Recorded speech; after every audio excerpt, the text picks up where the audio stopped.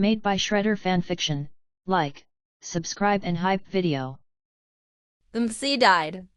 He will wake up inside of Marvel. He meets his system and learns the truth. He is able to get dinosaurs from showing them off to others. He later creates Jurassic Park, then upgrade and create Jurassic World. In the fictional universe, Jurassic World was a fully operational luxury dinosaur resort on Isla Nublar that functioned from 2005 to 2015. It was designed to succeed where the original Jurassic Park failed, hosting over 20,000 visitors daily before its permanent closure. MCU, what if I have Jurassic Park?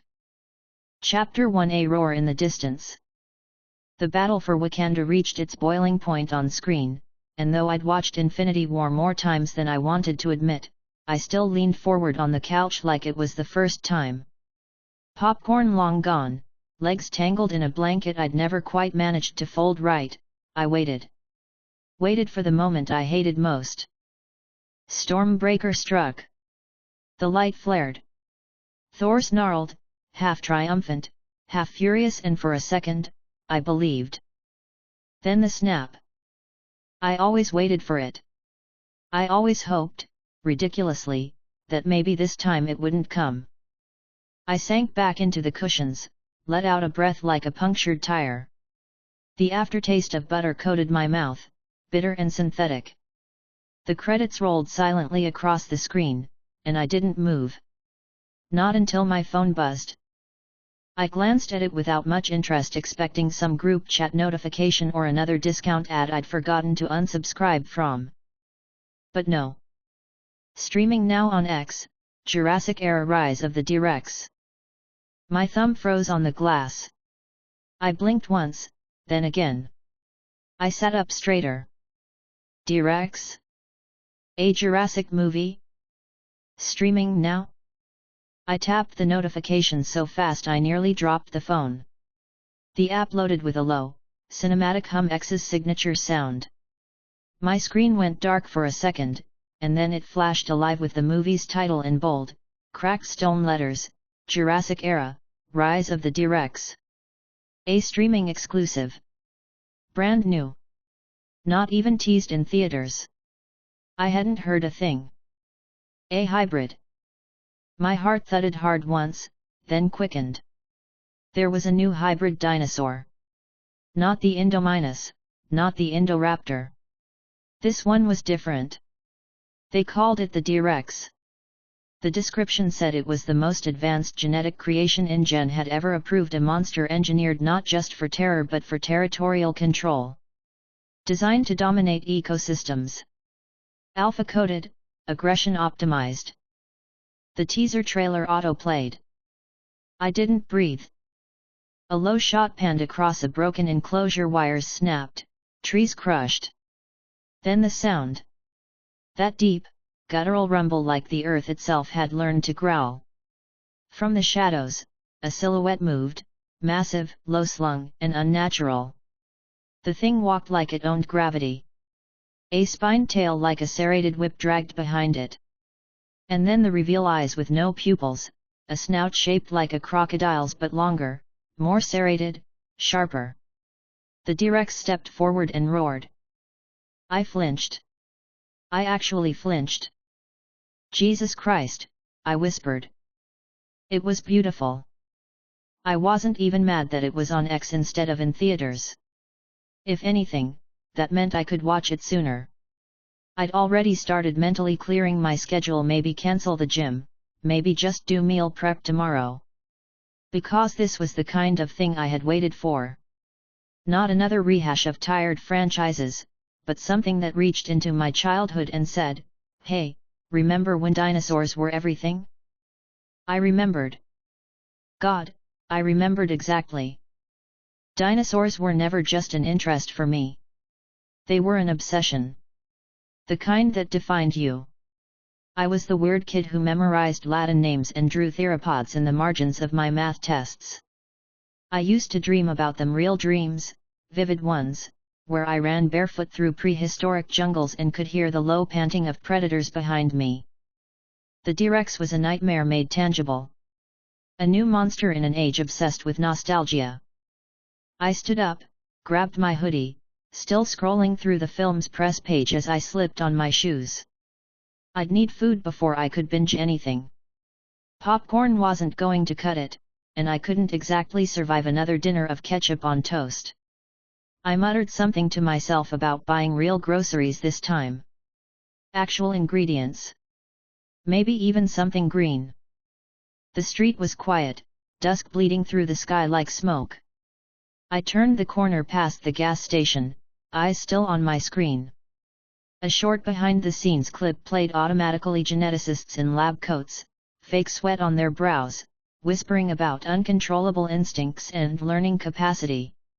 The T-Rex was faster, smarter. They weren't just making another predator. They were making a rival to everything. I grinned like a 10-year-old. The footage cut to a forest, tall pines bending under fog, and then that shape moved again, stalking through the brush. There was something about it that didn't feel like fiction. The way it waited. The way it observed. Another roar. Lower this time. Echoing. I barely heard the honk. It happened too fast for anything to make sense. Lights. Sudden and blinding. A scream of brakes, a flash of steel and glass. I didn't even look up in time. I only caught the corner of movement, a white streak, and then everything exploded. Pain wasn't pain at first.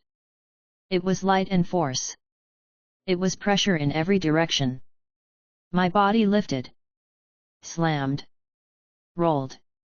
The sound of my phone shattering somewhere on the asphalt mixed with the roar still echoing from the trailer. Then cold. Then nothing. I opened my eyes to sky. Blue turned to black. The taste of iron in my mouth. Someone yelled. Footsteps ran toward me. Hands touched my shoulders, my arm. Shredder? Can you hear me? I tried to answer. I think I did. But everything felt far away. My ears rang. My chest wouldn't rise right. Out of the corner of my eye, I saw it, my phone, face down in the street. The screen was cracked wide open. Through the shattered glass, the final frame of the trailer still flickered, the T-Rex, mid-roar, smoke curling from its jaws. I smiled, or I thought I did. Then the world dimmed. And the roar in my ears turned to silence. Chapter 2. The eyes of another. I woke to pain, but not the kind I expected. There was no dull ache, no throb of impact, no ringing in my ears like after an accident. There was only disorientation. My breath caught in my throat as I shot upright, heart pounding. I was sitting on the edge of a narrow cot, in a small, military grey room that smelled faintly of antiseptic and metal. A vent hummed somewhere above me. The light was too white. Too clinical. Where the hell? I stood, slowly, the ground too solid beneath my feet. I caught a glimpse of motion in the corner, something in the glass across from me. A mirror. My legs moved without thinking. I stopped when I reached it, stared. And stared. That wasn't my face. The man looking back at me was older than I remembered. Not old, but not me. Broader shoulders. A stronger jaw, lightly stubbled. Tan skin, windswept hair. Eyes that weren't mine, sharp, blue, familiar in a way that set off a firestorm of recognition. I took a step closer. Touched the mirror. It was him. Owen Grady. From Jurassic World. The realization landed like a thunderclap, and I stumbled back, nearly tripping over the cot. My breath came fast now, too fast. I gripped the edge of the metal frame like it might keep me from flying apart. What the? Ding. A sound not external, not environmental, but internal. It reverberated through my skull like a tuning fork. My eyes darted around the room, expecting screens, speakers, something. But the voice that followed didn't come from outside. It came from inside me. Welcome, user. I froze. System has been successfully bound to host. What system? I muttered aloud, trying to anchor myself in the absurdity. What the hell is happening to me? System is designed to guide host through the multiverse convergence protocol. What the fuck is the multi? Host has been selected due to unique mental compatibility and cross-franchise narrative flexibility. What? Objectives: accumulate exposure points through direct or meaningful interaction with primary Marvel Universe characters. Marvel? Exposure to key plot figures, Avengers, known villains, interdimensional entities will yield points. Points may be exchanged for companion units, item upgrades, or environment modifiers. You're what? Gamifying the multiverse? Correct. I rubbed a hand across my face, but it wasn't my face. It was Owen's. And it felt real. Every scar, every line. This has to be a coma. Or a hallucination. Or my voice cracked. I was hit by a truck. Correct. I swallowed. There was a pause, a strange stillness in my own mind. Then. Host inquires about starter gift pack. I blinked. Wait. I get a starter pack. Affirmative. Initial bonding unit now transferring. The air in the room shifted, something sharp, electric, coiling behind me. I turned too fast and staggered, catching myself on the table. The lights flickered. The hum of the vent stopped. Then I heard it. That sound, low, chuffing, cautious. A raptor's breathing. She stepped into view with slow precision, eyes locked on mine. Feathers not quite bird, not quite reptile rippled along her forearms and tail. Her skin was a kaleidoscope of blue and steel. Familiar in a way that stopped time. Blue. She didn't growl. She didn't charge. She just tilted her head, considering me with the eerie intelligence that had made her famous. I didn't move. I didn't dare. Then she chirped. I took a breath I hadn't realized I was holding. She's real, I whispered. She's actually real. Alpha bond confirmed. Unit, Blue. All dinosaur class units will obey host unconditionally. I turned toward the mirror again, slowly this time. Owen Grady stared back. The trainer. The ex-Navy, ex-whatever guy who'd run with raptors and survived. And now. I was him. I looked back at Blue. She made a soft warble and leaned her head forward until it rested gently against my arm.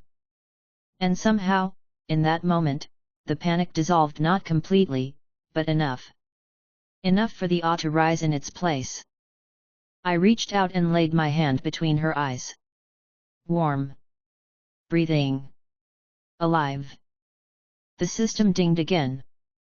Current exposure points, 0.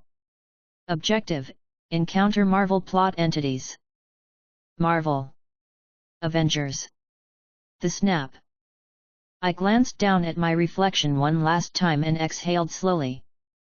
All right, I said aloud, voice steadier than I felt.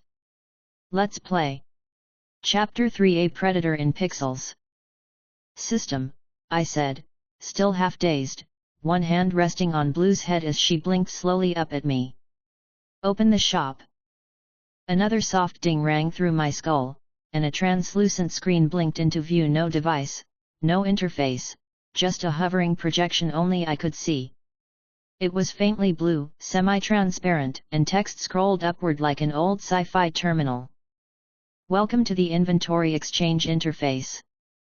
Available items. Basic civilian clothing set 5 points. Standard cell phone, model unknown, 10 points. Jurassic access keycard, tier 1, 50 points. Velociraptor companion upgrade, pack bonding 200 points. Advanced Predator unit, Carnotaurus 7000 points. Indoraptor, aggression calibrated, 25,000 points. Indominus Rex, full control variant, 99,500 points. I gawked at the last one. Almost 100,000? For the Indominus. I muttered. What is this, DLC hell? Correct. The Indominus Rex is classified as a Tier S predatory asset. High exposure cost reflects threat level and value. Of course it did. I scrolled further, eyes darting past items I couldn't afford and didn't understand yet. Specialized saddles. Scent suppressors. Multi-universal transfer anchors. The more I looked, the more it felt like a survival game crossed with some insane gacha simulator. Then I saw it. Standard cell phone 10 points. Just a phone. A regular, functional, utterly mundane smartphone. 10 points. I blinked. Wait. I have points. Affirmative. Initial exposure to blue has earned you 10 exposure points. So she counts, I said quietly, glancing over at her. Blue met my eyes and made a chirping sound, head tilting. Even though she's not from Marvel. Companion units that generate significant narrative alteration are considered point-worthy. Blue's presence is a deviation from all known multiversal plotlines. I didn't understand half of that, but I didn't need to. I just needed the phone. Fine. Redeem 10 points. Buy the phone. Purchase confirmed. With a shimmer, the screen disappeared and with it came a sudden, weirdly weightless tingling in my right palm. I opened my hand instinctively. The phone was there. It was black, sleek, slightly curved at the edges. A little generic looking, but it lit up when I touched the side and unlocked with a scan of my new face. Owen Grady's face. Somehow, it had signal. Somehow, it had apps. Familiar ones. Chrome. YouTube. Camera. Messaging. A few that didn't belong, ones labeled System, Exposure Tracker, and Asset Vault. I stood dumbly for a few seconds, trying to process the sheer absurdity.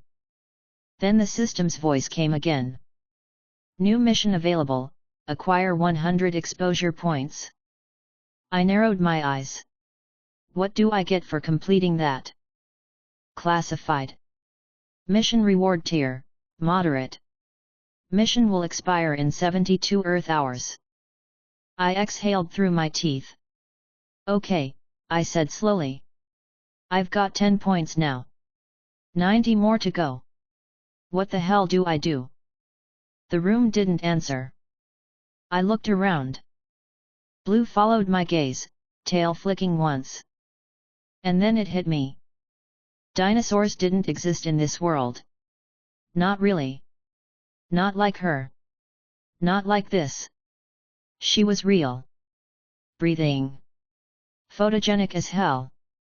And if I posted a video of her of a living, intelligent raptor on YouTube? Even if people thought it was fake, the views would come. And views meant exposure. Right? I opened the camera app. Blue's eyes followed the phone, unblinking. Her claws flexed slightly against the concrete floor. I knelt down, careful to keep the frame tight close enough to show detail, not so wide that the weirdness of the room gave it away. The record button blinked. Okay, I murmured. Let's try this. The camera was live. This is, day 1, I said, my voice calm and clear despite the adrenaline still in my blood. I don't know how to explain what you're about to see. But this is real. I turned the phone slowly, capturing her whole body muscled, coiled, twitching with life. Her nostrils flared. She gave a low, questioning chirp, as if she somehow understood the significance of what I was doing. This is Blue, I whispered. A living velociraptor. She stepped closer, and I instinctively backed up a little, but she didn't bare her teeth. She just lowered her head beside mine and made a soft, rising purr. My hand was trembling as I stopped the recording. No cuts. No filters. Just a single take. I uploaded it to YouTube in silence. The title was all I wrote. Real Raptor? Jurassic World IRL. Within seconds, the video went live. Now I could only wait. And hope that somewhere in the endless digital noise of the modern world, people would see it. And believe. Chapter 4 This world has nothing. I stared at the number for a long time. 5,012 views. The video was still rising. Likes, comments, shares. YouTube's algorithm was doing its thing. I should have felt something excited, vindicated, shocked. But what I felt instead was a kind of flat, unsteady cold. The kind that starts in your spine when something doesn't line up right. I backed out of the app and tapped into Chrome. If blue existed here, really existed, then maybe this world was hiding more. Search, Jurassic World. Enter. The wheel spun. Then the screen filled with results. But none of them were right. No trailers. No Wikipedia pages. No movie credits or interviews. Just dry academic links about the actual Jurassic period sedimentary rock strata, evolutionary timelines, photos of fossils in glass cases. A dusty blog post with 20 likes theorizing about the behavior of early theropods. I scrolled faster. Nothing. No Isla Nublar. No InGen. No Owen Grady. No Claire Deering. No anything. I tried again. Search, Jurassic Park. Same result. Barely a flicker. No Spielberg. No franchise. Just a book review from 1990 and a Reddit thread arguing over whether the cloned dinosaurs would have had feathers. It hit me in the gut like a slow-turning blade. It didn't exist. Jurassic Park had never been written. Jurassic World had never been filmed. There were no movies. No toys. No screaming raptor memes or bootleg VHS nostalgia. I wasn't standing in a world where I could play off what I had by calling it cosplay or animatronics or AI. This world had no context for what I'd just posted. Which meant my video was the only one of its kind. And I was the only one who could explain it. A laugh bubbled out of me, short and bitter. Well, shit. I looked at Blue. She blinked once, slow and unafraid, her snout tilted as if reading me. She was calm, attentive. She trusted me. No handler, no leash, no clicker commands. Just me. And a world that wouldn't know what the hell to do with either of us. My phone buzzed. Exposure earned, plus 0.5 EP. I narrowed my eyes. System. That's it. Affirmative. Online viewership from unnamed individuals yields low exposure value. 5,000 people just watched a real raptor breathe on camera. And I get half a point. Correct. Exposure from mass anonymous sources provides diminishing returns. In-person encounters yield greater results. I ran a hand down my face. Okay, so what? Talking to a barista on the street gets me more than 5,000 YouTube views. Potentially. Named characters yield more.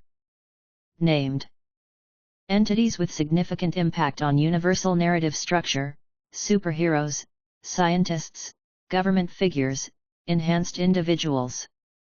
Higher narrative weight equals greater exposure yield. Right. The important people. The people who mattered in this world. I leaned back against the wall, phone in hand, legs stretched out in the gravel. So if I show Blue to the right person, I score big. Affirmative. And if it's a major Marvel character? Exposure reward increases exponentially based on significance. I sighed. Okay. And we're in early stage MCU right now, yet. Correct. Subject, Tony Stark has recently escaped captivity. First generation arc reactor prototype completed. Public emergence as Iron Man pending. Great, I muttered. So the world's still half asleep. Blue made a low, soft chirp beside me. Her head pressed lightly against my leg, testing, grounding me. I scratched the scales between her eyes without thinking. The early timeline meant everything was still vulnerable. S.H.I.E.L.D. was still building its empire. Hydra was still coiled deep in its belly, pretending it didn't exist. Tony was still mostly human, still learning what legacy even meant. If I took Blue into public now, into New York, DC, anywhere, I'd get exposure. Hell, I'd probably be on every screen in the country within an hour. But I wouldn't just attract views. S.H.I.E.L.D. would come knocking. Hydra might come shooting. The Pentagon would call me an asset. The CIA would call me a threat. I'd be locked in a black site within the day if I wasn't careful. But I looked at the exposure tab on my phone again. 0.5 points. Enough to buy nothing. Not even another shirt. But I had to hit 100 for the first mission. That was the game now. That was the rule. And I didn't come all this way to keep my head down. I stood up. Blue moved with me, smooth and silent, eyes scanning the street like a sentinel. Okay, I muttered. Let's go break the world. Chapter 5, Teeth in the Light. Blue's claws clicked softly on the sidewalk beside me, each step light, deliberate, controlled. She was fully visible now, no hiding, no shadows, no subtle exits. Feathers shimmered under the muted daylight, not bright but unmistakably real. People froze. Conversation stopped mid-word. A woman across the street dropped her coffee, and it shattered in a wet pop on the pavement. We just kept walking. The dings in my head came fast and constant. Ding. Plus 0.1 exposure. Ding. Plus 0.1 exposure. Ding. Plus 0.1 exposure. Each noise hit like a mosquito whine against my skull. Dozens of them, maybe more, piling into my thoughts like pebbles in a bucket. I clenched my jaw and tried to breathe through it, but the cadence was maddening. System, I muttered under my breath, lips barely moving. Can I shut those off? Notification audio may be muted. Would you like to disable real-time exposure alerts? Yes. Confirmed. Silence. Blessed, clean silence. I let out a slow breath. People were following now. Phones out.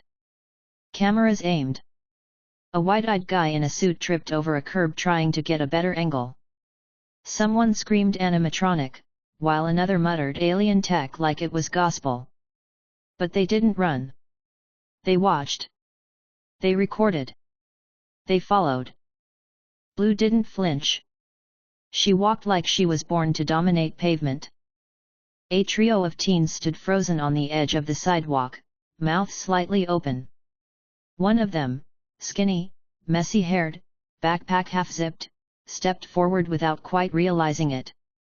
He had big brown eyes, clear skin, and the quiet energy of someone used to being overlooked. Is that, he started, then corrected himself.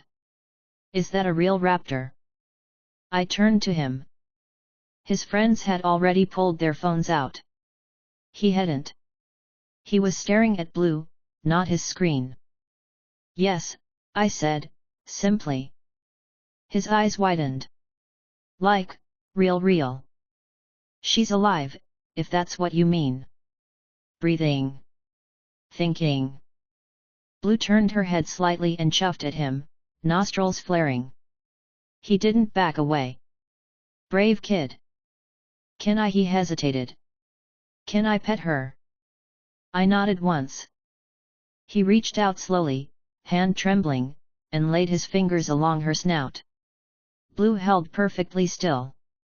The kid let out a breath like he'd been underwater. She's warm, he whispered. And her skin's not like scaly. It's like smooth leather. Told you, I murmured. He turned to me, smiling now, half lost in amazement. Can I take a picture with her? Go ahead. He lifted his phone, angled the lens, and Blue posed like she'd done this 1,000 times. As the shutter clicked, I caught his full face in the screen's reflection.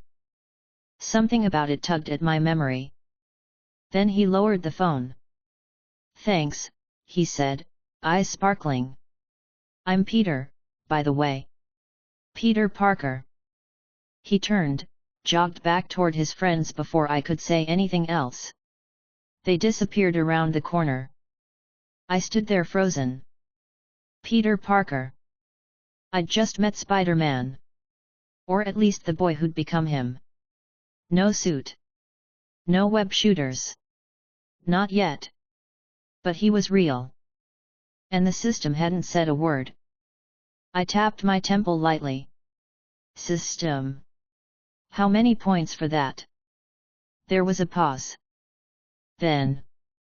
Exposure logged, Peter Parker, narrative significant entity. Duration, 68 seconds. Context, companion interaction. Total exposure earned, plus 150 EP. I blinked. 150. I whispered. Affirmative. I glanced down at Blue, who was licking the tip of one claw with casual detachment. I laughed softly, half disbelieving, half euphoric. That was more than I'd earned from 5,000 viewers. For 60 seconds. A conversation. A name. A photo. I pocketed my phone and scratched behind Blue's head. She leaned into it, eyes half-litting with contentment. Guess we're doing this for real now, I murmured. We turned the corner. And kept walking. Chapter 6 Numbers and Names. By the time I made it back to the safe house, still no clue who built it or who thought I belonged here. My legs were aching and my head buzzed from the echo of footsteps, voices, questions. The world hadn't seen anything like Blue before, and now it wouldn't shut up about her. Cameras followed me for blocks. People whispered like I was carrying nuclear secrets on a leash. I let the metal door swing shut behind me. The room felt smaller now, almost claustrophobic after the noise of the street. Blue padded in after me, unbothered, tail high, her claws ticking lightly on the floor before she circled once and collapsed with a huff beside the cot like she owned the place. I dropped into the chair, rubbed at my eyes, and pulled out the phone. Still warm. System, I said aloud, letting my head tilt back. How many points do I have now? There was a soft ding, but thankfully no verbal fanfare. Current exposure total, 1,195 EP. I sat bolt upright. What? Exposure total, 1,195. My breath caught. Break it down. I want to see everything. Breakdown follows. Peter Parker, plus 150 EP. Aunt May, via shared appearance and recorded footage, plus 50 EP. Ned Leeds, MJ, in-person interaction, plus 100 EP. Peter Parker's video upload, viral exposure, plus 500 EP. Direct bystander exposure, approximate 2,000 individuals, plus 200 EP. Surveillance/monitoring views from the following individuals, online only. Natasha Romanoff, plus 100 EP. Nick Fury, plus 100 EP. Maria Hill, plus 50 EP. Agent Phil Coulson, plus 50 EP. I stared at the screen. Then I read it again. Then a third time. I couldn't stop the grin from breaking across my face. You're kidding me, I whispered. Fury, Romanoff, Hill, Coulson. All watching. All logged. And Peter? Peter had uploaded a video.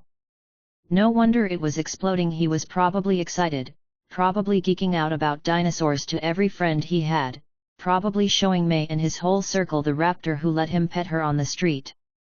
And the views. 5,000 earlier today. Now? Millions. I opened YouTube again and there it was, 4.7 million views in under 10 hours. It had trended globally. Comments were flooding in. News sites were reporting it. Theories, breakdowns, frame-by-frame analysis. There were already gifs of Blue's blink. Conspiracy threads debating how I animated her snout. None of them knew the truth. But the system did. And it was giving me credit for every second. I looked at Blue, who cracked open one eye at me and flicked her tail like a queen granting me audience. I had almost 1,200 points. More than enough to start doing something. I leaned back, heart hammering, adrenaline surging in a delayed wave. "We're in," I murmured. "We're really in." Chapter 7 Pack of 4. I tapped open the system's menu again, still giddy, still half disbelieving that I'd somehow gained exposure into real, spendable progress. The interface glowed faintly, that cool blue overlay hovering over my vision like a dream I hadn't woken up from. There was a new icon blinking in the top corner. Mission complete. I tapped it. "Congratulations, host. You have completed your first mission, reach 100 exposure points.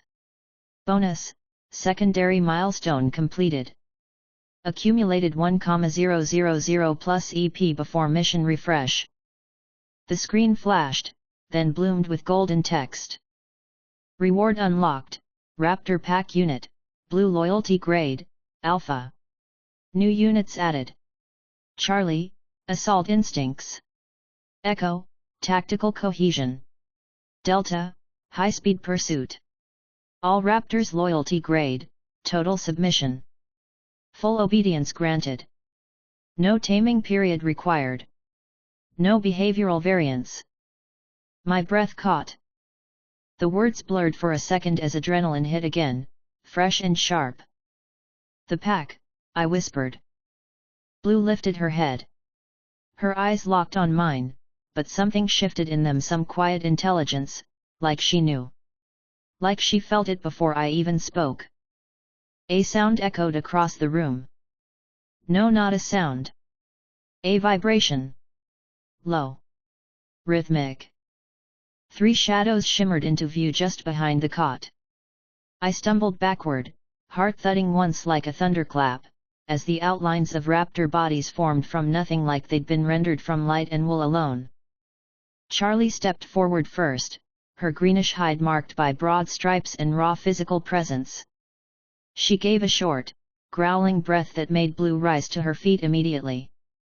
Echo and Delta followed, flanking like they always had in the movies I used to watch 100 times over. Except this wasn't a movie. This wasn't some nostalgic callback or fan-made dream. They were real. Breathing. Watching. And they were mine. I swallowed hard, stepped toward them slowly, cautiously. But none of them bared teeth. None of them snapped. They dipped their heads slightly, all 3 of them in a slow, synchronized motion. Recognition. I was their alpha. I felt something crack wide open in my chest. It was joy. Terror. Awe. All at once. The kind of feeling you could never buy, never fake. You either lived it or you didn't. And then my stomach growled. Hard. The whole room fell quiet. Blue tilted her head. Delta gave a low chirp. Right. Food. My pulse still pounding, I walked toward the small metal cabinet near the rear of the room. I'd barely noticed it before in all the noise and shock, but now it felt like a lifeline. I pulled open the doors. Inside was a dusty pack of rice, a half-empty bag of flour, a can of beans, and a battered box of protein bars. Enough to get through a day, 2 at most. Nowhere near enough to feed 4 intelligent, muscle-packed carnivores. I turned back to the room, muttering under my breath, "How the hell am I supposed to keep you fed?" Host appears concerned. The system's voice, ever calm, ever just behind my thoughts, floated back in. Currency update: exposure points may be exchanged at 1 EP equals $1,000 USD. I froze. Wait. What? Exchange rate fixed. No transfer fee. Withdrawals available in multiple currencies. Location appropriate delivery available through system approved methods. I stared at the cabinet. Then I stared at the phone in my hand. System, I said, quietly. Convert 1.1 EP converted to $1,000 USD. There was a brief flicker in the air beside the table.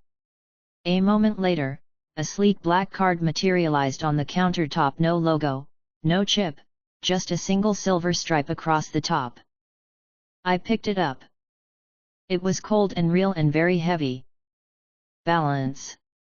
I asked. Current linked funds, $1,000 USD. Card connected to a secure global access account. Untraceable. Anonymous. I grinned. Not just dinosaurs. Not just exposure. Now I had money. And a pack.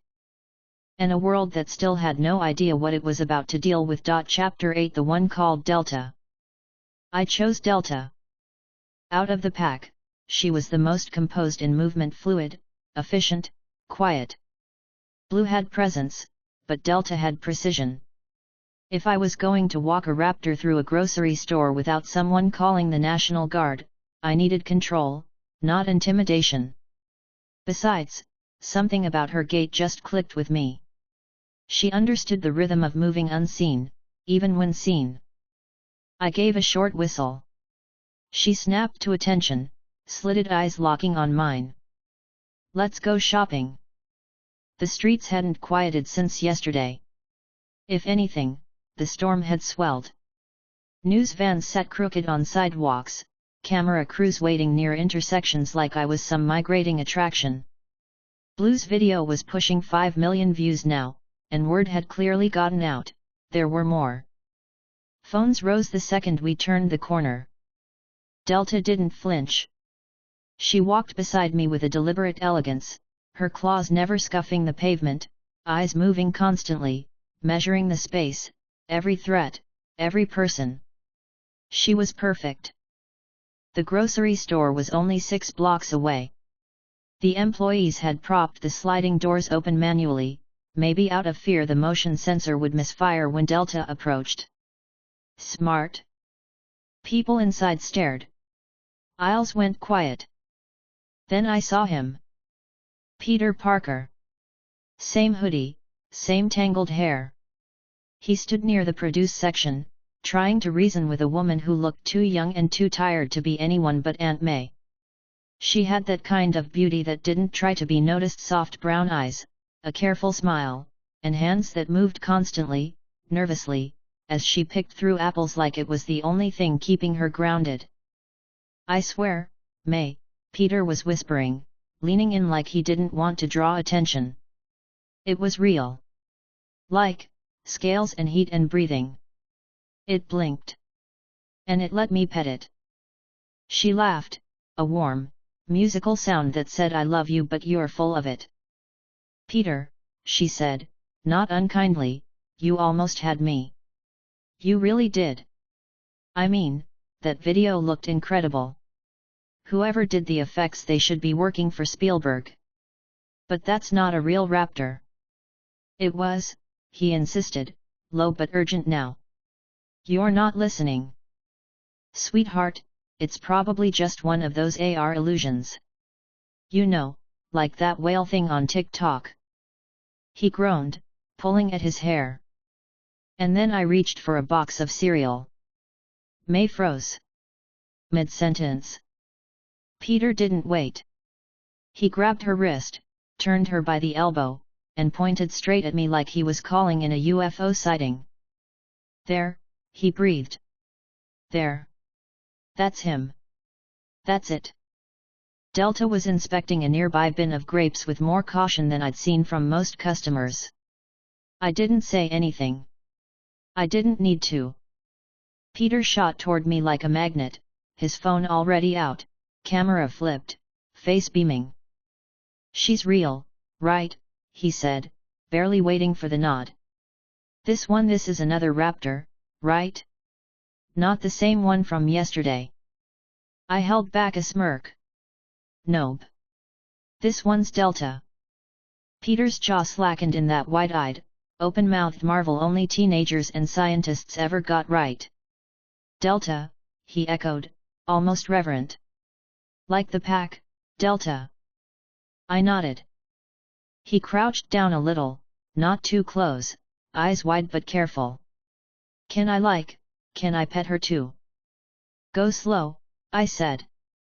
He reached out. Delta studied him like she was reading biometric data off his pulse, but didn't growl. Her feathers rustled once, faintly, and she let his fingers touch the back of her head. Holy crap!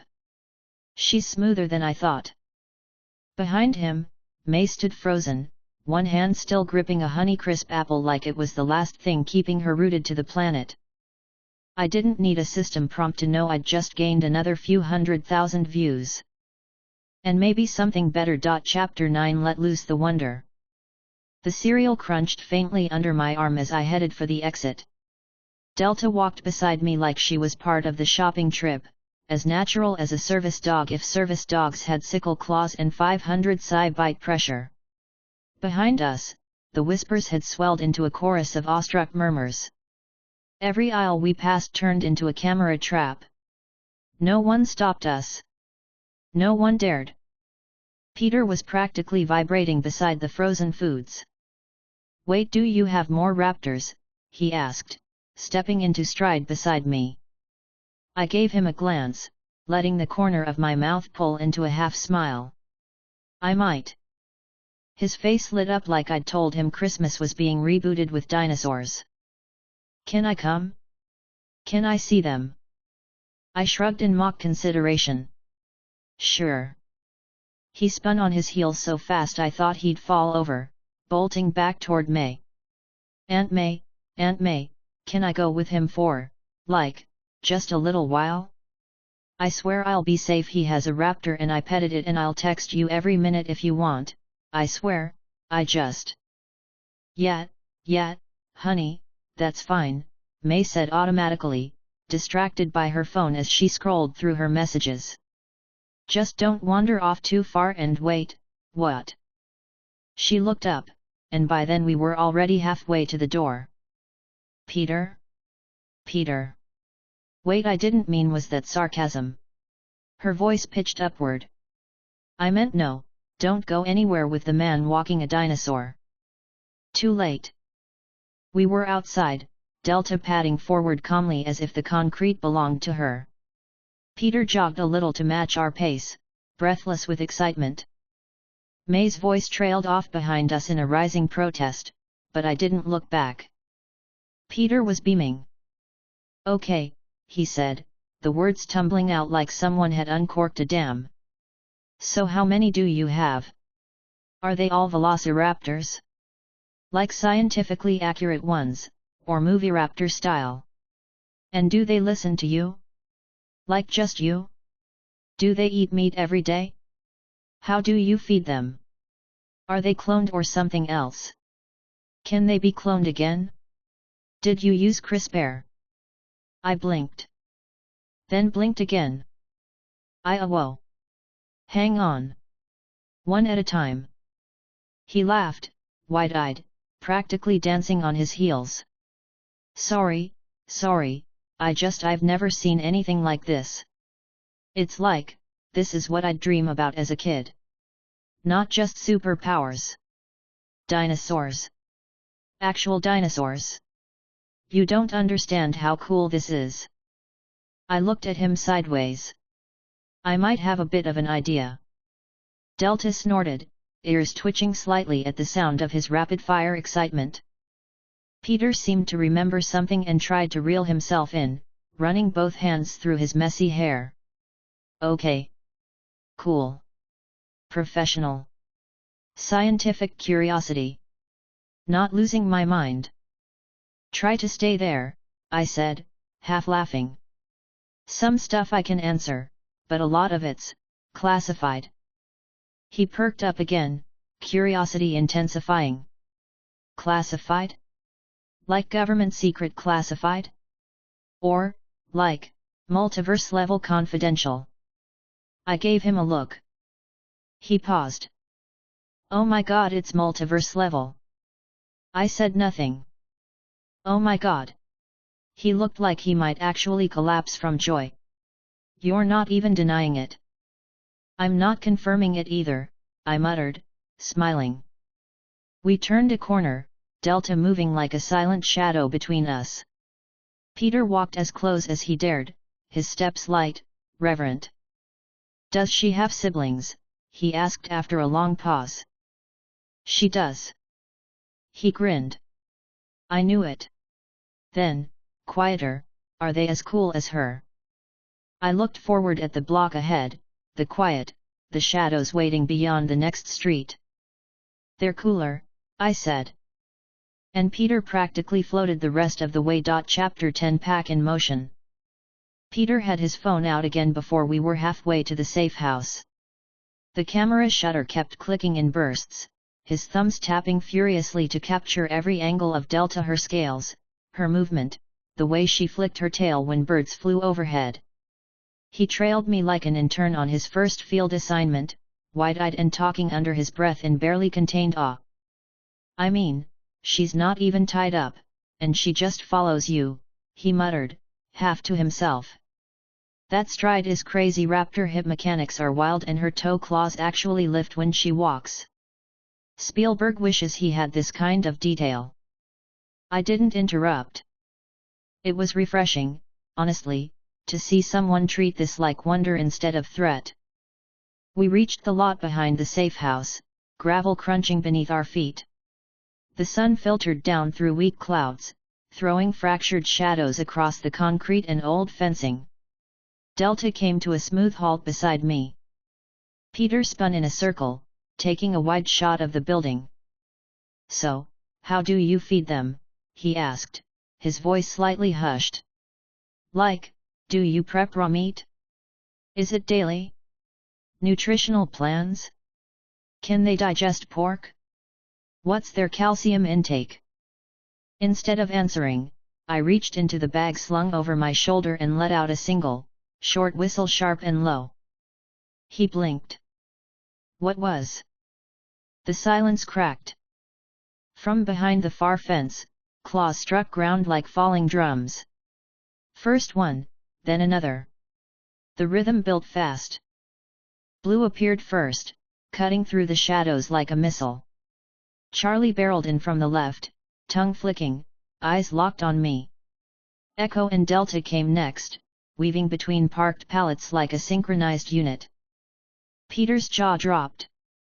They surrounded me in seconds, 4 apex predators circling like clockwork, waiting. I pulled out a thick cut of red meat from a sealed pouch. It glistened in the air as I held it up with one hand, judging the arc behind me. Peter stepped back instinctively, eyes wide. Then I threw it high, backward, over my shoulder. The pack moved like lightning. Delta leapt first, her tail snapping to counterbalance the spin. Charlie undercut her, Echo close behind. Blue held back just a half second. She always held back and then launched, twisting in the air to snatch the meat mid-fall. The others hit the gravel a second later, flaring up dust as they skidded, adjusted, snapped teeth around empty air. Peter let out a strangled sound somewhere between a gasp and a laugh. Dude! He grinned, completely breathless. That was the coolest thing I've ever seen. I mean, they're fast, but like fast. That's not even human reaction speed. I smiled. The raptors circled back, panting lightly, satisfied. Peter checked his phone. His lock screen lit up with a contact labeled Aunt May, and the default ringtone chimed once before he groaned. She's calling. I gotta go. I nodded. I figured. He hesitated, looking from me to the raptors and back again. Can I come back sometime? Like later? I promise I won't bring anyone. I studied his expression. Honest. Hopeful. Still lit with that impossible kind of wonder you only ever saw in kids or people who hadn't had the magic crushed out of them yet. Yeah, I said. You can. His eyes widened again, but then narrowed with sudden realization. Wait, I forgot to ask last time. The video I took of Delta? And yesterday, with Blue, can I post those? I considered it for a beat. Go ahead, I said. You've got my permission. Seriously? Seriously? He gave a quiet whoop and turned to go, still texting as he walked. I watched him disappear down the block. Then I looked at the pack. They watched me back. Silent. Ready. And I had the strange, certain feeling that today had been the easy part. Chapter 11 Milk and Momentum. The bowl of cereal clinked softly as I dropped the spoon in. Nothing fancy, just cornflakes and milk, half stale from the dusty cabinet. I sat at the old metal table with the window cracked, the breeze pulling in the smell of rust and heat off the gravel yard outside. The sun was starting to drop behind the skyline, casting everything in orange-gold angles. Delta lounged nearby, curled like a cat but with predator eyes that didn't blink much. Every now and then, she'd lift her head just enough to scan the perimeter before settling again, satisfied. I chewed slowly, phone balanced in one hand, spoon in the other. System, I said aloud. How many new points? Current exposure total, 2704 EP. I let the number settle. Damn. I didn't even ask for the breakdown. I didn't have to. Peter's video had gone live. That much was obvious. He'd been filming almost the entire time, from Delta's calm posture in the store to her mid-air twist for meat outside the safe house. And now, the whole world had seen it. Not just seen, but reacted. Exploded. I'd felt the shift the moment it happened, an uptick in pings, in glances, in the sheer energy around the air. The phone had buzzed constantly for 20 minutes before I finally muted all notifications. 2,000 points in a day. And it was only just starting. I finished the cereal, pushing the bowl aside, and wiped my hand on my jeans. I leaned back, phone still glowing in my palm. All right, I murmured. Let's think bigger. Points were power. I had money now. I had dinosaurs. I had the kind of presence that rewrote headlines. But I needed space. The safe house was a gift, temporary, isolated, but it wasn't enough. Not if I wanted to keep the pack fed, secure, unobserved. Not if I was going to scale this into something more. So I opened the browser and searched. Land for sale, tri-state area. Zoned industrial or rural. Low population density. Pages loaded fast. I scrolled slowly, one finger moving with deliberate weight, chewing the inside of my cheek as I checked the filters. There were a few spots: old farmland in upstate New York, a burned-out horse ranch in Pennsylvania, a shuttered power station on the edge of Jersey woodland. Prices varied, but all of them were within range. Some even looked perfect. I bookmarked 3 listings and stared at the map pins. Tomorrow, I said under my breath. Tomorrow, I'd pick one. Tomorrow, I'd go see what kind of sanctuary I could carve out in a world that had no idea what was coming. And the raptors? They would have room to run. Chapter 12 Walk soft, strike fast. The knock came before the sun had fully crested the skyline.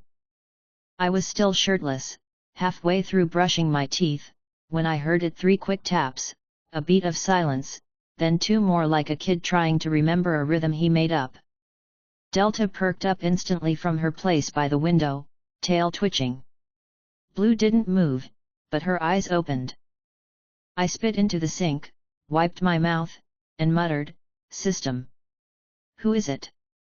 "Identified, Peter Parker." I sighed. Of course it was. I opened the door with one hand on the knob and the other still tugging down my shirt. Peter stood there with his backpack half-zipped, phone already in hand, and a breakfast sandwich clutched in the other. "Hey. Good morning. Sorry, I know it's early but I couldn't sleep and I figured hey, maybe raptors are morning creatures too, right? Are they? Or are they more nocturnal? Or crepuscular? I guess I should have asked. Do they get cranky in the morning?" "Peter," I said slowly, rubbing my temples. He stopped. Blinked. Then gave a sheepish grin. "Sorry. It's just. I'm still freaking out a little. In a good way." I stepped back and let him in. "Come on." The pack was already up. Charlie was prowling near the rear door, sniffing around as if she knew a change in location was coming. Echo yawned like a wolf, jaw stretched wide. Blue gave Peter a single chirp as he passed, almost like a greeting. He beamed at her. I sat down at the table, opened a protein bar, and took a breath. "Peter. Yet. I need you to shut your mouth for like 5 minutes. His eyes widened. "Right. Sorry. Again." I held up a hand before he could spiral. "You're excited. I get it. But you've been here less than 60 seconds and I already want to build a noise-canceling dome around my head." He laughed awkwardly. "That's fair." I took a bite. Chewed. Swallowed. Then said, "I'm planning on opening a park. For the raptors. Private land, self-funded, remote. No cages.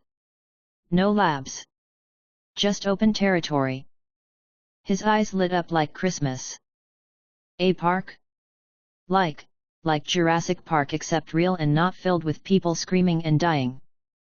"Exactly. That's oh my god, can I help? Please? I'll clean poop. I'll sort food. I'll brush their claws." Brush their claws? I don't know. What do people do for raptors? I sighed, grabbed the spare harnesses I'd made with the system's inventory earlier this week, and tossed him the set for Blue and Echo. "You wanna help? Take them. I'll walk Charlie and Delta." He caught the leashes with trembling hands. Blue sniffed his wrist once and gave a low, approving grunt.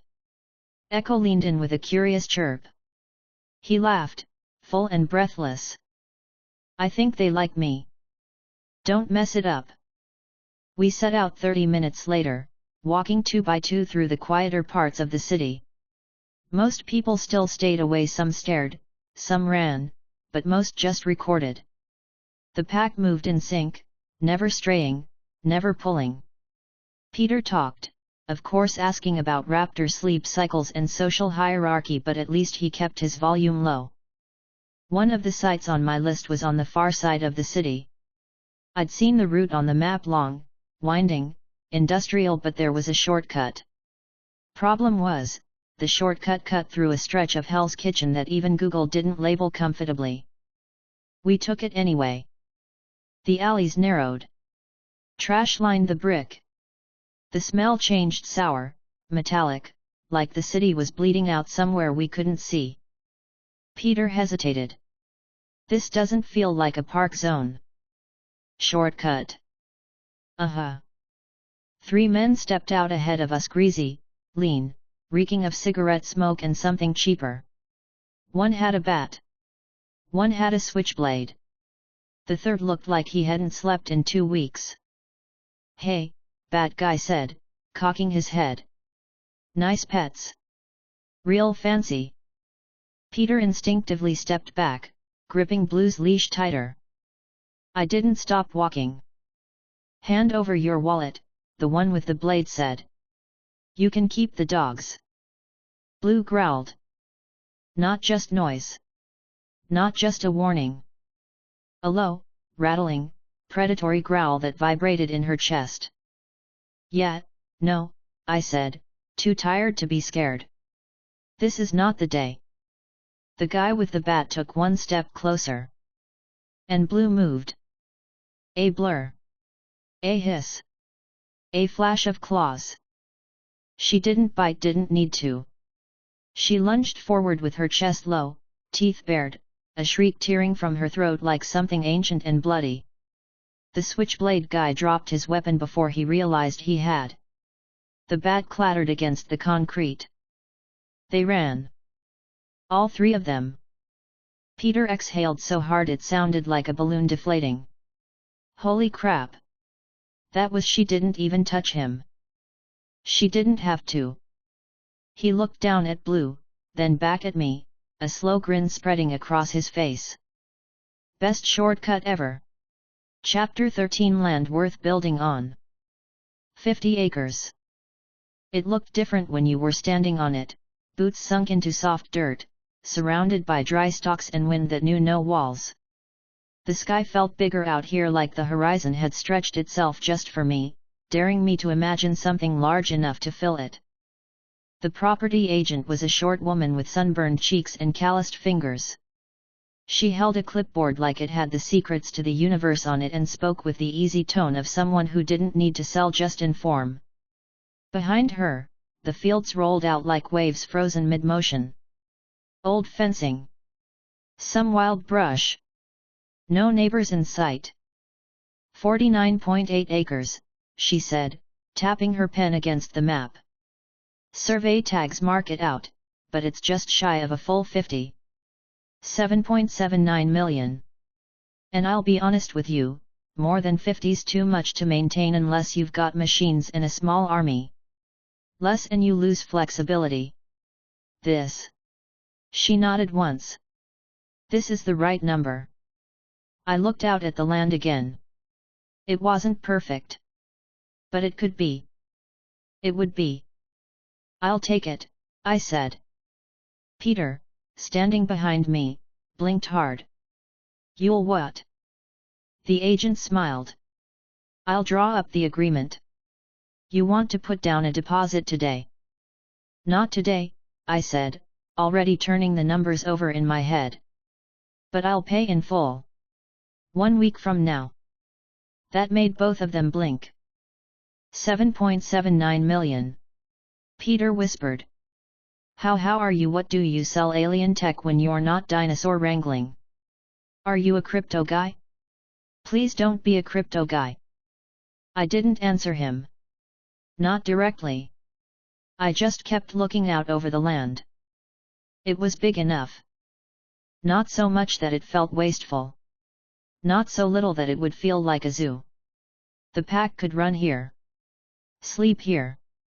Hunt artificial prey if I wanted to code something into the environment. The system would help. It had to. If I could climb from 0 to nearly 3,000 points in 3 days, I could push the rest by the end of the week. I just had to keep going. More exposure. Bigger ripples. More names. More eyes. System, I said silently in my head. New target, 7,790 points. Target confirmed. Current balance, 2,704 EP. Projected time frame, 7 days. I nodded to myself. We're building something real. The agent looked up from her tablet. You can come on the property today, by the way. Full access. Walk it. Feel it out. We've got paperwork, but it's yours if the check clears in 7. It will, I said. Peter stepped beside me, quiet for once. He was staring at the land now too, wide-eyed, like he could already picture the fences, the trails, the raptors running under open sky. Are you seriously building a real Jurassic? I cut him off with a look, half grin curling at my mouth. Not a park, I said. A home. Chapter 14 7 Days of Fire. A week passes fast when every hour feels like it might change everything. Every day, Peter was there before the sun. Sometimes with muffins, sometimes with questions, always with a backpack half unzipped and a mind spinning faster than the leash in his hand. He walked Delta like she was a Labrador, asked Blue if she dreamed in color, tried to teach Echo hand signals, and once tried to get Charlie to play fetch with a traffic cone. It didn't work, but he called it progress. He became part of the rhythm. And I didn't stop him. The world outside kept boiling. Online speculation had metastasized into full-blown obsession. The first wave of videos Peter's, mostly had ballooned across every platform. Experts were debunking them with certainty and trembling voices. One paleontologist on national television declared that what people were seeing was either a sophisticated AI deepfake, or a very expensive and dangerously irresponsible prank. Meanwhile, I had a pack of 4. And a goal. Every day I walked them. Every day I let them be seen. Sometimes subtly passing through crowds, catching phone cameras. Sometimes deliberately at parks, through street festivals, anywhere attention felt sharp and immediate. One afternoon, someone in a shield van tried to follow me. They didn't make it far after Charlie stared them down in traffic until they reversed into a mailbox. By day 4, people were calling me the dinosaur whisperer. Someone started a subreddit. A trending hashtag. I kept walking. And I kept checking my numbers. Now it was the 7th morning. The air had that brittle, silver coldness of late spring bright sun, but it didn't warm your bones. I stood on the roof of the safe house with a mug of weak coffee, watching traffic from 6 stories up, and called to the system in my head. Status. Point total. Current exposure total, 11,290 EP. The heat that bloomed in my chest wasn't just satisfaction. It was momentum. Fuel. System, I said. Convert 8,000 points to US dollars. Confirmed 8,000 EP converted. Balance, $8 million USD. EP remaining, 3,290. I exhaled. That was it. Full payment. No loans. No paperwork delays. No strings. Just $8 million, pulled out of relevance itself. Peter arrived 5 minutes later. He burst through the door like he'd been holding his breath for days. Okay, I was thinking last night, and tell me if I'm crazy, but do you have a feeding rotation set up for the park? Like, with automated scheduling? Or maybe a drone-based delivery system? Also, can I build a drone-based delivery system? I held up a hand. Pause. He paused. A rare event. I took a slow sip of coffee and met his eyes. Today's the day. What day? The day I buy the land. He stared. You're actually buying it? Like, no delay? No payment plan? Full payment, I said. In cash. His jaw opened. Closed. Then opened again like a goldfish trying to remember how to breathe. Wait, you're not getting a mortgage? I raised an eyebrow. Would you mortgage land for dinosaurs? I mean, I guess not, he stammered, pacing now, gesturing with both hands. But that's like, insane. You're just buying land. 50 acres. Like it's gum at a gas station. I'm not buying gum, I said evenly. I'm building something. He laughed breathlessly. You're building a kingdom. You know that, right? Like, we're one step away from needing a national flag and a defense budget. Delta leaned her head into the kitchen doorway then, yawning loudly, tongue curled like a serpent.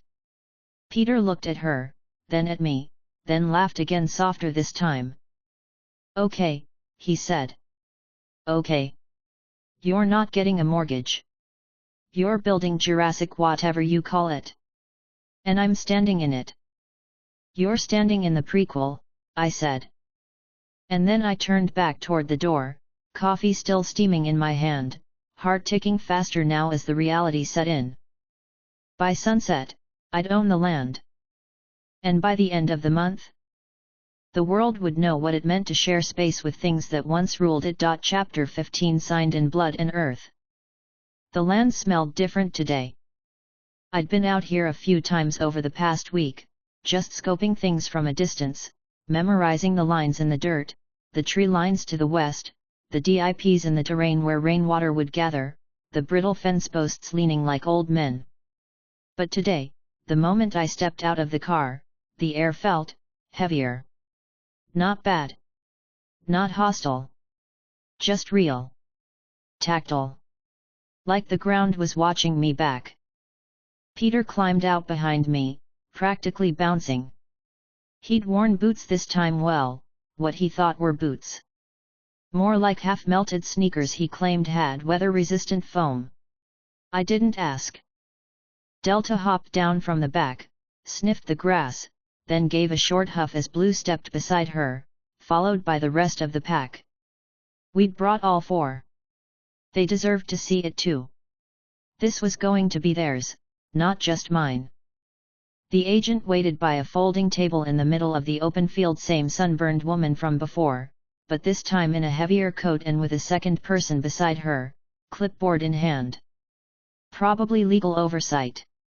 They weren't smiling. Not in a bad way, just the kind of professional calm you get from people who don't blink anymore. I've got everything ready, the agent said. We just need signatures. You're still paying in full. I pulled out the system-issued black card. It caught the sunlight with a dull shimmer. Every cent. She didn't even flinch. Just nodded, pulled the documents out, and began flipping pages. Peter leaned toward me, whispering, "This is so weird. Like, shouldn't this be done in a bank or a government building or something? You're buying 50 acres, not a sandwich." "Sometimes doing it in the field is better," I murmured. "Makes it harder for people to ask questions." "Is that a normal sentence or a secret agent one?" "Depends on the day." The paperwork was thick but straightforward. I read every word. I didn't skim. Not today. Not when this land would become the foundation for everything. One clause caught my eye: an optional services provision at the bottom of page 4. It detailed maintenance requests, clearing overgrowth, reinforcing existing fencing, checking irrigation systems, removing rusted debris. I slid the pen back to her. "I want all of that done," I said. "Everything in that clause." The agent blinked. "That adds an additional." "I know what it adds." She nodded. "We'll get the crews out this afternoon." Peter leaned in again. Wait, you're paying for the extra cleanup too?" "I'm not starting this place with half a fence and a field full of broken glass." Peter looked around at the dry weeds, the old fencing coiled with thorn vines, the rusted-out fuel tanks tucked against a collapsed shed. "Okay, but this is like a lot of work. This is going to take teams. Hours. Probably weeks." "I'm paying in full," I said quietly. "So it gets done." And it did. The moment the card cleared, the second agent nodded once and walked off with a phone to their ear. Within 15 minutes, I could hear engines in the distance, diesel rumbles, big machines moving with purpose. Not loud, not fast, but steady. Reliable. A flatbed truck pulled up with supplies. A mower started in the distance. Weed whackers buzzed like hornets. The transformation had begun. Peter just stood there, turning slowly in place, his phone forgotten in his hand. "You're seriously doing this?" he muttered, mostly to himself. "Like, actually doing it?" I didn't respond right away. I knelt down, ran my fingers through the grass. It was wild, Sure, but not ruined. The earth was good. Thick. Rooted. The kind that would grow back strong once it had something worth growing around. Blue approached, nosed my shoulder, and let out a small, soft exhale. Delta followed, curling to sit beside her. Charlie and Echo patrolled the edge of the clearing, tails twitching, claws clicking against old gravel. I'm not building a zoo, I said softly. Peter turned toward me. Then what are you building?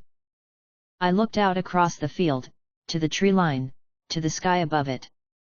A beginning. Chapter 16 Cover stories and pack footage. The ride back into the city felt quieter than usual, even with Peter next to me in the passenger seat fidgeting with his camera.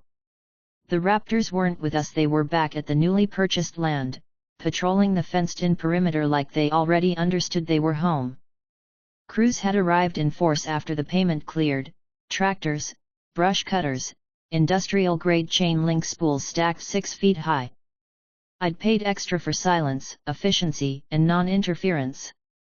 The kind of labor that didn't ask questions or snap photos. Still, it would take time. There was too much overgrowth, too many collapsed sheds, rusted equipment, and shattered fencing left behind by whoever last tried to tame this patch of the world. The place had been abandoned, not just forgotten. But now it was alive again. It was mine. And the raptors needed food. And I needed footage. We hit the freeway just before dusk.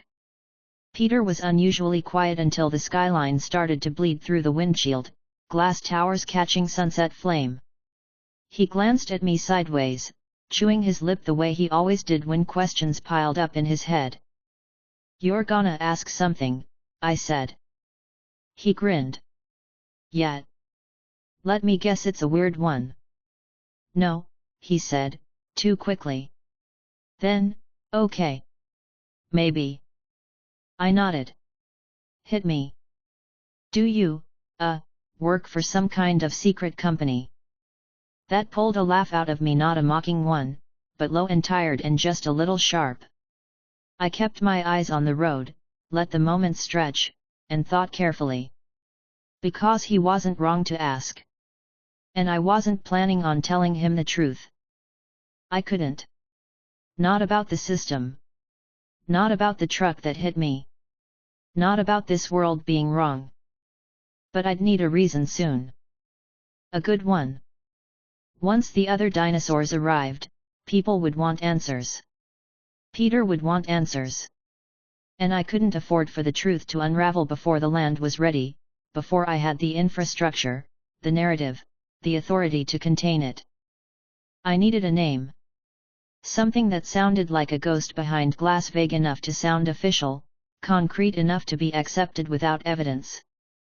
InGen, I said, calmly, eyes still on the road. Peter blinked. InGen. International Genetic Technologies. Private operation. Old money. You won't find much online scrubbed back in the 90s. He leaned forward, suddenly locked in. That's who you work for. I don't just work for them. They gave me jurisdiction over the project. The raptors are just the beginning. His mouth dropped open. Wait. You mean there's more? When the land's ready, yes. Like, how much more? I shrugged. Enough to make the world uncomfortable. Holy crap. He leaned back, staring at the ceiling of the car like it had a map of the stars etched across it. I could practically hear his brain short-circuiting. I thought you were just some kind of rogue scientist or something, he muttered. But this is legit. Like, secret government buried level legit. You're telling me you're running a full-scale dinosaur operation? I'm telling you, I said slowly, that what you've seen so far is step 1. Peter stared out the window, face slack with awe. We arrived at the safe house just after sunset. The raptors were still at the land, but I had food here: pre-stocked meat, feed supplements, emergency rations. I grabbed a few sealed containers from the fridge, loaded them into the back of the truck. Peter trailed behind me, still buzzing with thought. "Hey," I said, halfway through locking down the cooler. "I need more footage." His head snapped up. "You want me to take more videos?" "Yeah. Clean shots. Blue in motion. Echo tracking. Charlie and Delta doing formations. If you can get pack behavior without scaring the camera guy, even better." Peter's face lit up like a stadium floodlight. "Oh my god, yes. I'll film everything, I'll cut a highlight reel, I'll add music. I've got editing software at home and I can borrow Ned's tripod." I held up a hand. "No full body cameos of me. Just the raptors. Focus on their movement, their reactions, the way they listen." He nodded so fast I thought his neck would snap. "Got it. Documentarian mode. Spielberg meets Attenborough." I let him ramble as I closed the truck bed and leaned against it. The sky was fading from blue to black overhead. Quiet, except for the occasional bark of a stray dog in the distance. Peter's voice lowered slightly. "So. InGen." I turned to him. "If they're doing all this, why haven't I heard of them before?" "Because no one who did ever got the full story," I said simply. He stared at me a moment. Then smiled. "Cool." He didn't question it after that. Instead, he followed me back into the safe house, phone already in hand, already planning his shots. And in the back of my mind, the system was already spinning. Because soon, I'd need more than just Peter and his camera. Soon, I'd need power. I'd need a cover story so airtight it could smother fire. And when the next dinosaur arrived, I'd need the world to believe it had always belonged to me. Chapter 17 Small Teeth, Big Plans. The sun had barely risen when I pulled the truck off the cracked highway and onto the long gravel drive leading into my land. 50 acres. Mine. Every inch of it legal, paid in full, and for the first time since this whole thing started fully real. Peter wasn't with me this morning. He'd been up late editing footage and finally remembered he had school like a regular human being. "I'll come after," he'd said between bites of cereal, still barefoot and juggling 3 SD cards. "Just save me something cool to film." "Sure," I told him, half smiling. "Go pretend to be normal for a few hours." Now, alone, I rolled past the new security gate. The fencing was up 12 feet tall, reinforced steel mesh with embedded posts and magnetic lock zones. The brush had been cleared completely. The crews had done their job faster than expected, and better. What was once a neglected lot now looked like a cross between a nature preserve and a military installation. And tucked into the far side of the property, shaded by a patch of still-standing trees, was the raptor pack. Blue raised her head first. The others followed in sequence: Echo, Charlie, Delta, all relaxing in a semicircle where the brush had been left intentionally uncut, like a man-made thicket. I'd left it for them on purpose. They needed some wildness. Something instinctual to root into. A place that felt like home. They didn't rise. Didn't bare teeth. They just watched. I parked. Killed the engine. Let the silence settle before speaking. "System," I said aloud. "Point total. Current exposure total, 9,974 EP." My eyebrows lifted slightly. Peter's videos had clearly gone nuclear overnight. "System, open store." The interface snapped into view instantly, blue light bending into icons, items, categories. I scrolled past the high-tier predators, the exotic genetics packages, the heavily restricted hybrids. I wasn't ready for another apex just yet. But something smaller. There. Listed under Tier I: minor prehistoric fauna. Compsognathus 500 EP. Unit behavior, scavenger class. Disposition, nervous pack intelligence. Maximum loyalty level, intermediate. Combat instinct, minimal and less swarming. I tap to expand. Little scavengers. Chicken-sized, fast, sharp-eyed. Mildly aggressive in groups but otherwise harmless.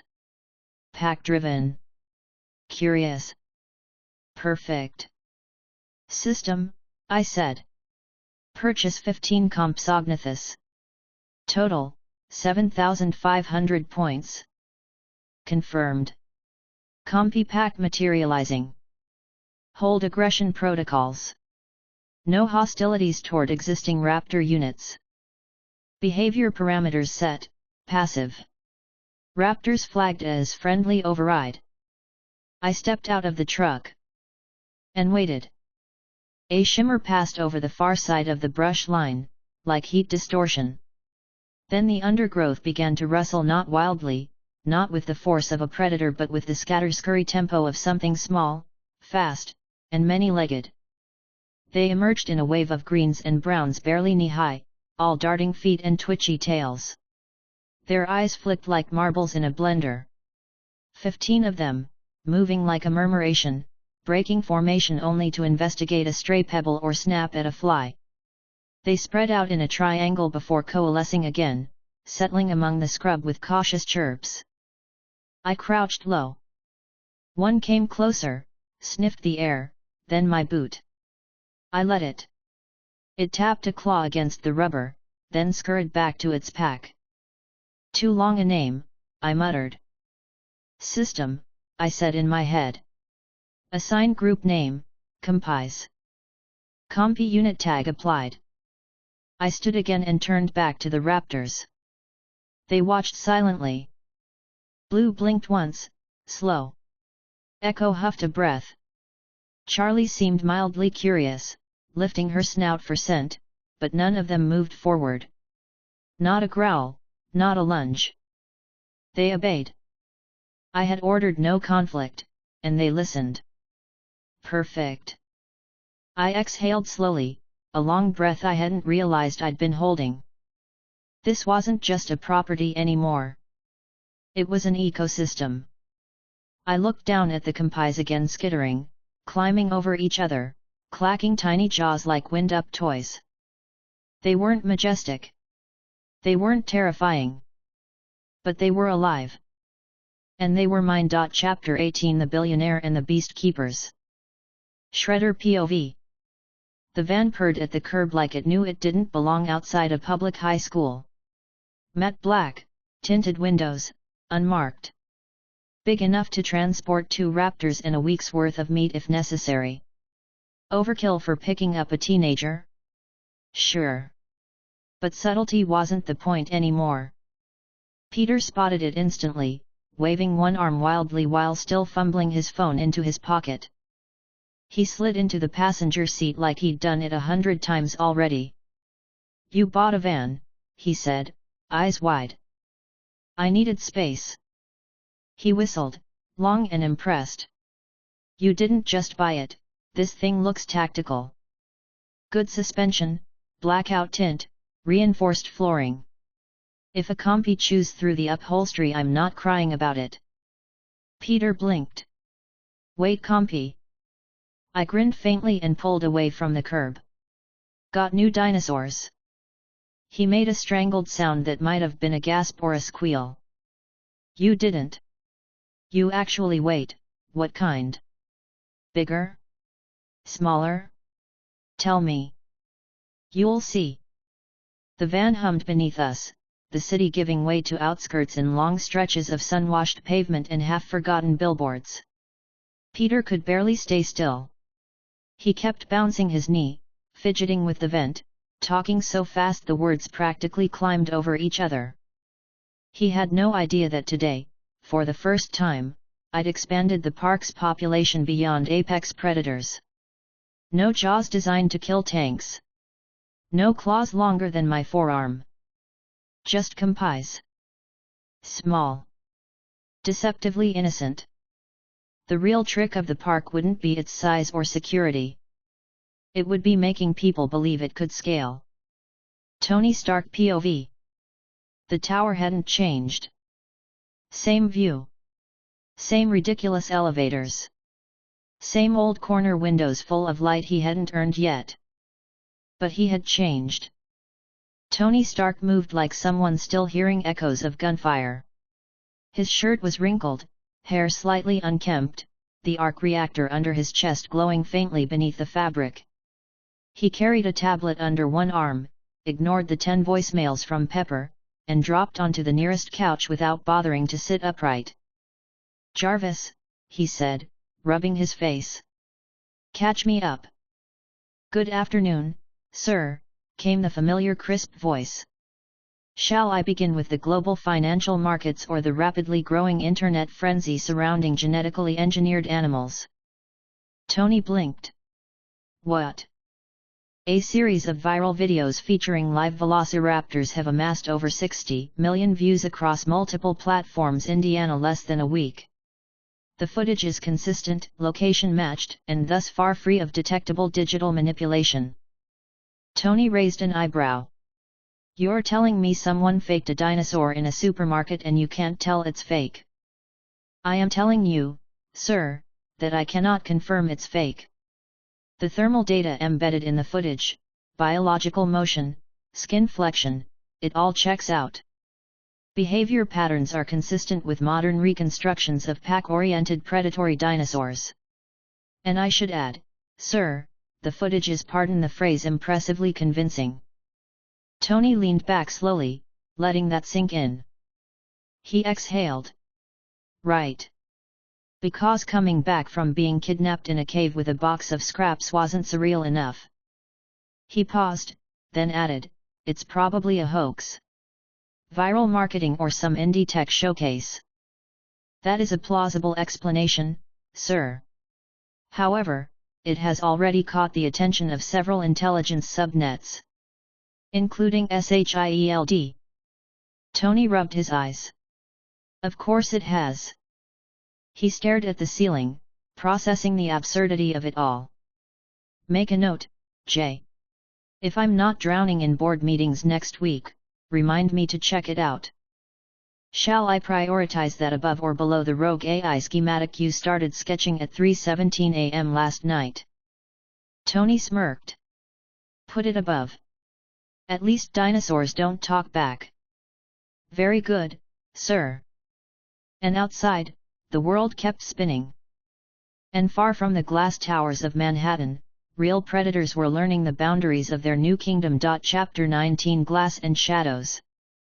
Shredder POV. The van creaked a little as Peter jumped out before it fully stopped, backpack flung over his shoulder, his eyes already darting around the field with a kind of focused anticipation most people saved for roller coasters or unboxing videos. "Where are they?" he asked immediately, scanning the tall grass. "You said new dinosaurs." "Plural. I've been thinking about it all day, and I swear if you got a T-Rex without me." "No T-Rex," I said, stepping out of the van and sliding the cooler into a side compartment. "Not yet." Peter groaned in exaggerated disappointment. "Not yet? So you are planning on it?" I ignored that and motioned toward the bushes where the brush still grew thick on the far eastern edge of the property. The compis were already active, darting in and out, little greenish blurs with flashing eyes and twitchy tails. Peter saw one. Then two. Then 5. His jaw dropped. "Wait. What are, oh my god, are those compis?" 15 of them, I said. "Fast, coordinated, easily overlooked. Ideal for background movement." Peter practically skipped toward the fence. "They're so weird looking. Like chickens mixed with lizards, but kinda smart. They feel smart." He turned back. "Do they bite?" "If they swarm," I said. "But I've ordered them passive. The raptors ignore them. No food competition." He nodded, watching them with wide eyes. "Okay, seriously, this is insane." But awesome. Like, awesome. But, are you really just gonna keep all this to yourself? I smiled, just slightly. No. Not forever. He tilted his head. Wait, are you saying? I'm opening it. Peter blinked. Opening what? This land, I said. The whole park. Once it's stable. Once there are enough species. Visitors, footage, controlled exposure. It'll be private at first, by invite only. But eventually, people will see this. His brows furrowed. Okay, but like, how? You can't just let people walk around in a field with raptors. I chuckled. That's why I'm building a bridge. A bridge. Glass. Elevated. Suspended above the enclosures. Fully reinforced. Observation-based. No direct contact. They'll walk above the pack, above the compis, above whatever else comes next. Safer than a cage and twice as immersive. Peter's face slowly transformed from confusion to awe. That's, actually a really good idea. I pulled out my phone and tapped into the system's synced contact list. One of the recommended vendors had stellar construction clearance, no paper trail issues, and a reputation for don't ask, don't tell work on high-risk projects. I hit call. The foreman picked up in under 2 rings. Yes. The voice was gravel-thick, no nonsense. I've got a private site. 50 acres. Need a suspended glass observation platform across half the property. Structural anchors already plotted. You paying cash? Wire. Anonymous. There was a pause. I'll be there tomorrow to walk the layout. Full crew in 3 days if we like what we see. I hung up, satisfied. Peter grinned. Man, it's really happening. Like, I'm gonna tell people someday I saw this before it became the place everyone dreams about. You'll still be allowed in, I said, smirking. Maybe. Nick Fury POV. The Triskellion's main briefing floor was quiet when Nick Fury entered, too quiet. That usually meant Hill was already waiting. Sure enough, she was by the holodesk, day top hat in one hand, posture rigid. Something's new, Fury said without preamble. Hill nodded. More developments on the dinosaur footage. Let me guess, he said, approaching. The kid with the camera uploaded another highlight reel of his pet murder lizard. Yes. But this time it wasn't the raptor. She tapped the pad. A screen lit up. This time, something smaller. Footage rolled 15 fast, skittering shapes weaving through underbrush. Chicken-sized, reptilian, unnervingly alert. Compsognathus, Hill said. Also called compis. Second species confirmed in the same location as the raptor footage. Fury watched the loop without blinking. Same quality. No tampering. Movement patterns consistent with small pack terrestrial predators. Several independent AI detection filters ran the footage. None could verify forgery. He turned away from the screen and walked slowly toward the window, hands clasped behind his back. I want a name. The guy who's posting this. Not the kid. The one with the leash. We're working on it, Hill said. But so far, no digital signature. No GPS metadata. The account uploads are routed through multiple ghost nodes. Fury grunted. Professional. What do we do? He watched the skyline. Nothing. Hill raised an eyebrow. Sir. Fury turned. We don't move until we know what he wants. Right now, he's just showing off. But if he starts selling tickets to Jurassic World, I want someone in the front row. Hill nodded. Understood. Fury narrowed his eye. Keep an eye on it. Then he walked out, coat trailing behind him like a warning. Chapter 20 Steel, Glass, and Strangers. Shredder POV. The morning started with Peter texting me in all caps. Can I skip school? I didn't reply. 20 seconds later, another text came. Aunt May said yes. I raised an eyebrow and chuckled. Just as I set my phone down, it buzzed again. She wants to come too. Says she didn't really see them last time and she's been thinking about Blue ever since. Well, that was unexpected. But not unwelcome. By the time they arrived, Peter vibrating with excitement, May trailing behind him with cautious curiosity. The first construction truck was already rolling down the gravel road, dust curling behind its heavy tires. The foreman stepped out first, big guy, sun-darkened skin, white hard hat, clipboard in one hand, tablet in the other. He took one look at the fencing, then another at the open enclosure space, and finally at the raptors, lounging beneath a half-shaded brush like apex royalty. He didn't flinch, but his voice was careful. They bite. No, I said, arms folded. Not unless I tell them to. That earned me a long, skeptical look. Yeah? He asked. I whistled once. Blue perked up, but didn't move. Delta yawned. Charlie rolled lazily onto her side. Echo chirped once and swatted a low-hanging branch like a bored cat. The foreman gave a low whistle of his own. Well, I'll be damned. Peter leaned into his aunt, whispering, See? I told you they were like, chill murder puppies. May whispered back, that doesn't make me feel better. The foreman nodded, checking his clipboard.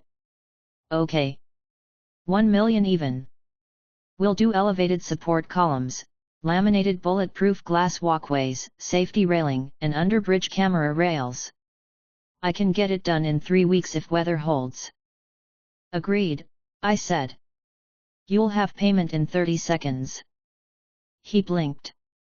Wait. Too late. I tapped into the system silently and converted 1000 EP. The black card shimmered into my hand from thin air. I handed it over without ceremony. He ran it. Approved. He stared at me like I'd just bought a spaceship. All right then, he muttered. I'll call the crew. They're gonna love this. He walked off with the phone already pressed to his ear, barking instructions to men who had no idea they were about to build Jurassic World 2.0. I turned toward Peter and May. Bridge construction starts today. You'll get a better look soon. May smiled, a little wide-eyed. Just make sure they don't jump up at the bridge. They won't. I'm not sure I believe you. Peter was already filming Blue with a GoPro. I let him. He'd earned it. Bruce Banner POV. His feet hurt. His ribs ached from where the last tranq dart had hit, and the edge of his shirt was still soaked in river water and mud. He didn't know where he was. All he knew was that it was quiet. Finally. He'd run half the night. Thunderbolt Ross had nearly caught him outside of Harrisburg, a patrol drone sweeping too low, too fast. Bruce had barely dodged a net fired from the back of a blacked-out Humvee before sprinting into the woods. The monster hadn't come out not yet, but it had whispered. Just under the surface. Now he stood at the edge of something massive. A fence.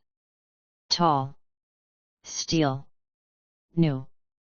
The smell was odd, rich, earthy, but layered with musk, like an animal sanctuary. He hadn't seen any dogs or horses. But there were tracks in the dirt.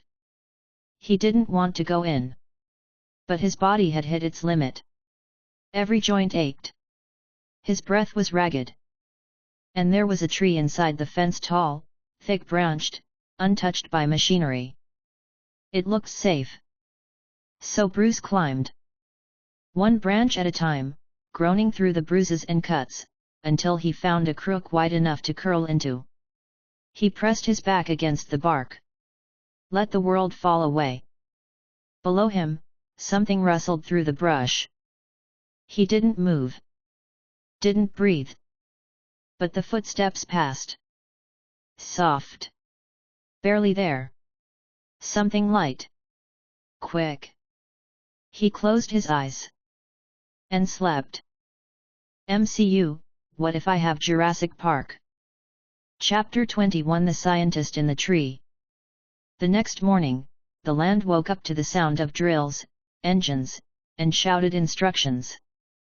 The construction crews arrived early, 6 trucks, half a dozen tool carts, reinforced steel beams, and pallets of tempered glass stacked like they were building a fortress. They moved quickly, but not confidently. Not at first. Hard to blame them. The raptors were out. Not roaming wild, but definitely visible. Blue and Charlie were curled under a half-grown tree watching everything with the kind of unblinking focus that reminded people why they weren't house pets. Echo paced along the edge of the brush line like she was inspecting the blueprints herself. Delta sat perfectly still, her head tracking the bobbing of the surveyor's laser with eerie precision. The compis weren't helping either, skittering across the gravel, climbing over toolboxes, sniffing bootlaces with zero concern for personal space. One of the welders jumped when a compy darted under the scaffolding. "You sure they don't bite?" he called over his shoulder. "Positive," I said, hands in my jacket pockets, standing in full view just behind the safety line. A few of them had already pulled out their phones. I didn't stop them. That was part of the plan. Footage meant exposure. Exposure meant points. And besides, if the world was going to believe in this place, it needed witnesses beyond me and Peter. I let them take pictures, long shots of the raptors, close UPS of the compis peering out from under cargo tarps, time lapses of the pack moving together like shadows. Everything was under control. Until I saw the tree. It stood further out from the clearing, thicker, older, tucked behind the staging crates where a small path dipped out of view. It had seemed unremarkable yesterday. But now there was someone in it. I frowned and picked up a fist-sized rock from the dirt. Tossed it once. Then hurled it. The impact cracked through the morning stillness like a gunshot. There was a grunt, a flailing rustle of branches, and then a man hit the ground with an oof and a heavy thud. The crews froze. The raptors looked up, but didn't move. I walked toward the man slowly, boots crunching over gravel. He stood. Slowly. Warily. Messy hair. Deep bags under his eyes. Clothes torn, dusty, and clinging to him like they hadn't been washed in days. Bruce Banner. He rubbed his shoulder, trying to play off the fall like he hadn't just dropped 10 feet out of a tree. I didn't blink. "Why are you here?" He opened his mouth. Closed it. Tried again. "It's nothing. I'll go." I tilted my head. "You sure?" He hesitated. Looked past me toward the raptors, toward the compis, toward the crews who hadn't realized who he was yet. His eyes settled back on mine. He looked tired. The kind of tired that ran deeper than muscle. The kind that lived in the blood. I softened my voice just slightly. "You don't have to go. You can stay. Work here." He blinked. "Work. Fix things. Help with logistics. Stay out of the cameras. Get paid. And what, just live here?" he said slowly. "No questions."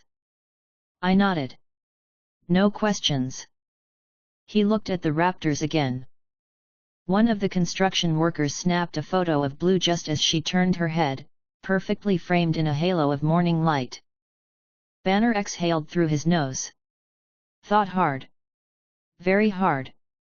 He needed money. He needed quiet. And if he stayed in the woods, General Ross would find him. But here? Here there were shadows bigger than his. Creatures that could make the Hulk look small. This wasn't just hiding. This was disappearing. He looked back at me and gave a slow nod. "All right," he said. "I'll stay." I nodded once. And just like that, I had a new employee.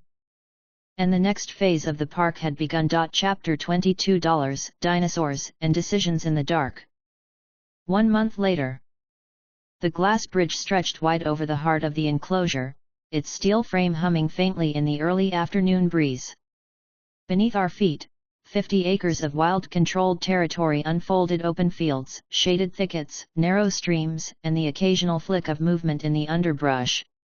The raptors were out in the sun, sprawled in their usual lazy half-vigilant poses. Compis darted along the brush line, their scaly bodies shimmering like quicksilver under the light. Peter walked between Banner and me, phone in hand, his sneakers scuffing across the laminated safety glass.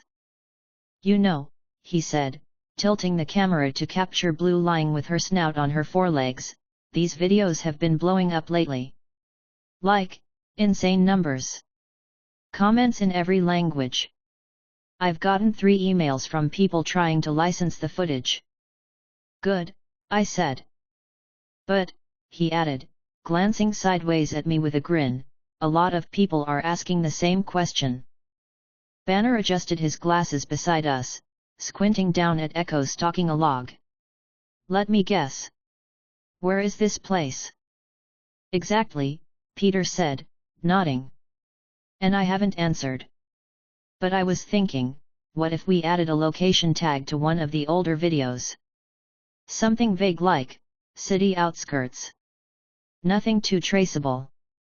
And then just, set up a payment page. $50 a visit. Just for the bridge.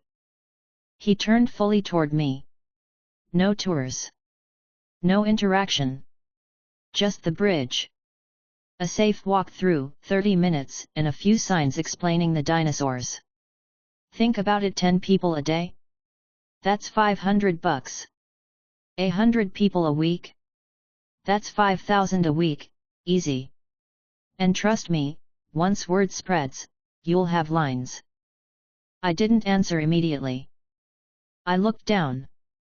Blue rolled onto her side and scratched behind her ear like a dog. Echo huffed, annoyed, and Charlie flared her claws into the dirt, clearly unimpressed with the weather. Then I looked at Banner. He shrugged mildly. It wouldn't be hard to set up. Payment system, basic check-in counter. I could even run it, if you want.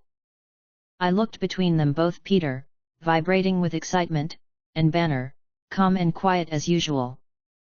Fine, I said. You collect. He markets. I watch. Peter gave a tiny fist pump and started recording again, slowly turning to capture a wide, panning shot of all 4 raptors in frame. This place is gonna be legendary, he said under his breath. I nodded. But my thoughts were already elsewhere. Later that night, driving home. The van rattled quietly over the dirt road as we left the enclosure behind. The sun had just dipped below the horizon, the last light turning the sky to molten gold. Peter slouched in the back seat, humming to himself as he scrolled through his clips. I glanced at him in the rearview mirror. You good? Yeah. Just gonna upload the pack bonding footage. It's already getting attention. He yawned, content. Today was amazing. We dropped him off near his apartment, his hoodie already pulled up and his bag slung over one shoulder. He waved before disappearing into the evening buzz of Queens. Banner and I drove the rest of the way in silence, the headlights slicing through the rural dark. When we got to the house, modest, isolated, reinforced, I locked the door behind us and headed for the kitchen, then paused. System, I said, quietly. Point count. Current exposure total, 39,087 EP. The number hung in my mind like a lit fuse. I exhaled. Almost 40,000. Banner, I called out. You're good to crash. He nodded from the couch, already flipping through a field manual I'd left out earlier. I'm fine. Don't wait up. I walked down the hall and closed the door to my room behind me. Then sat at the desk, lit only by the cold glow of my phone screen. System, I whispered, eyes narrowing. Tonight, we expand the park. Chapter 23 The New Kingdom. Night Shredder POV. The park was a different creature at night. The glass bridge gleamed faintly in the moonlight, a black ribbon stretched above a sleeping kingdom. The raptors were quiet, curled in their thickets, breathing slow and steady. The compis were restless, of course, always twitchy, always circling, but that was their nature. I walked the perimeter once, boots whispering over the earth. Then stopped in the shadow of the control shed, where the floodlights didn't reach. I didn't need light. Just silence. And the system. System, I said into the dark. Open store. The menu flickered into view, ghostly blue icons, shimmering options. Pages of DNA profiles, behavior matrices, territory requirements. Names I remembered from old documentaries and grainy books I used to dog-ear as a kid. I didn't hesitate. I wasn't here to browse. I was here to build. Points available, 39,087. I started spending. Stegosaurus X2 5000 EP. Parasaurolophus X5 7500 EP. Gallimimus X10 8000 EP. Ankylosaurus X2 6000 EP. Pachycephalosaurus X3 3000 EP. Dilophosaurus X2, aggression dampened, 5500 EP. Total spent, 35,000 EP. Remaining balance, 4087 EP. Deploy immediately, I said. Assign zones. No aggression toward existing units. Set territorial tolerance. Confirmed. Deployment underway. Arrival estimated in 30 seconds. The air shimmered. And then they began to appear slowly, softly emerging into the night like ghosts returning to claim old ground. The long silhouettes of herbivores moving cautiously through moonlight. The clicking tread of armored bodies. A flicker of crest. A low warbling call that rippled through the quiet like a dream. I stood still. And smiled. Tomorrow, the world would change again. Morning Park, Shredder POV. Peter practically ran out of the van. Banner stepped out more carefully, blinking in the sunlight. You said upgrades, he murmured. You didn't say how many. I wanted it to be a surprise, I said. We walked through the main gate, past the growing ticket stand and the new welcome signage. Peter's camera was already rolling. Then he froze. What the? The glass bridge offered the best view. From above, it was undeniable. Stegosaurus moved like tanks made of ivy, their plates gleaming with dew. Gallimimus herds darted in tight clusters, their speed almost unnerving. The Parasaurolophus stood tall and regal by the stream, calling to one another in musical bellows. Banner just stood there, eyes scanning, stunned. You added all this last night, he asked. Peter couldn't stop filming. This is insane. Like full-blown Jurassic migration footage. And the colors, are you seeing this? They're real, I said. And they're ours. An hour passed in a blur of videos, notes, Banner taking readings from behind his tablet, Peter narrating like he was auditioning for National Geographic. Even May texted to say the morning stream had made her cry a little. But then... voices. Outside the gate. People. Visitors. 6 of them. Then 9. Then 12. Word had gotten out. Maybe it was the soft launch Peter had hinted at on his socials. Maybe it was the location tag he'd finally dropped. Or maybe it was just time. They were here. And they were staring. Phones out. Eyes wide. One kid dropped his drink when a parasaur let out a guttural cry. No one screamed. They just watched. $50 per entry, Banner said quietly, stepping toward the booth. 30 minutes on the bridge. And no questions. I nodded once. The park was open now. And the kingdom had just grown teeth and thunder. Chapter 24 Viral Bloodlines. Shredder POV. By noon, the line outside the gate stretched all the way back to the gravel road. The sun was bright and relentless, baking the steel of the bridge supports, reflecting off the panels of reinforced glass like a second sky. I stood near the base of the viewing tower, arms crossed, watching as the crowd was processed one group at a time. Banner stood at the registration booth, quietly running payments with a disposable tablet, sunglasses on, hoodie up. His posture was casual, but I could see how his eyes scanned each face, not with fear, but with caution.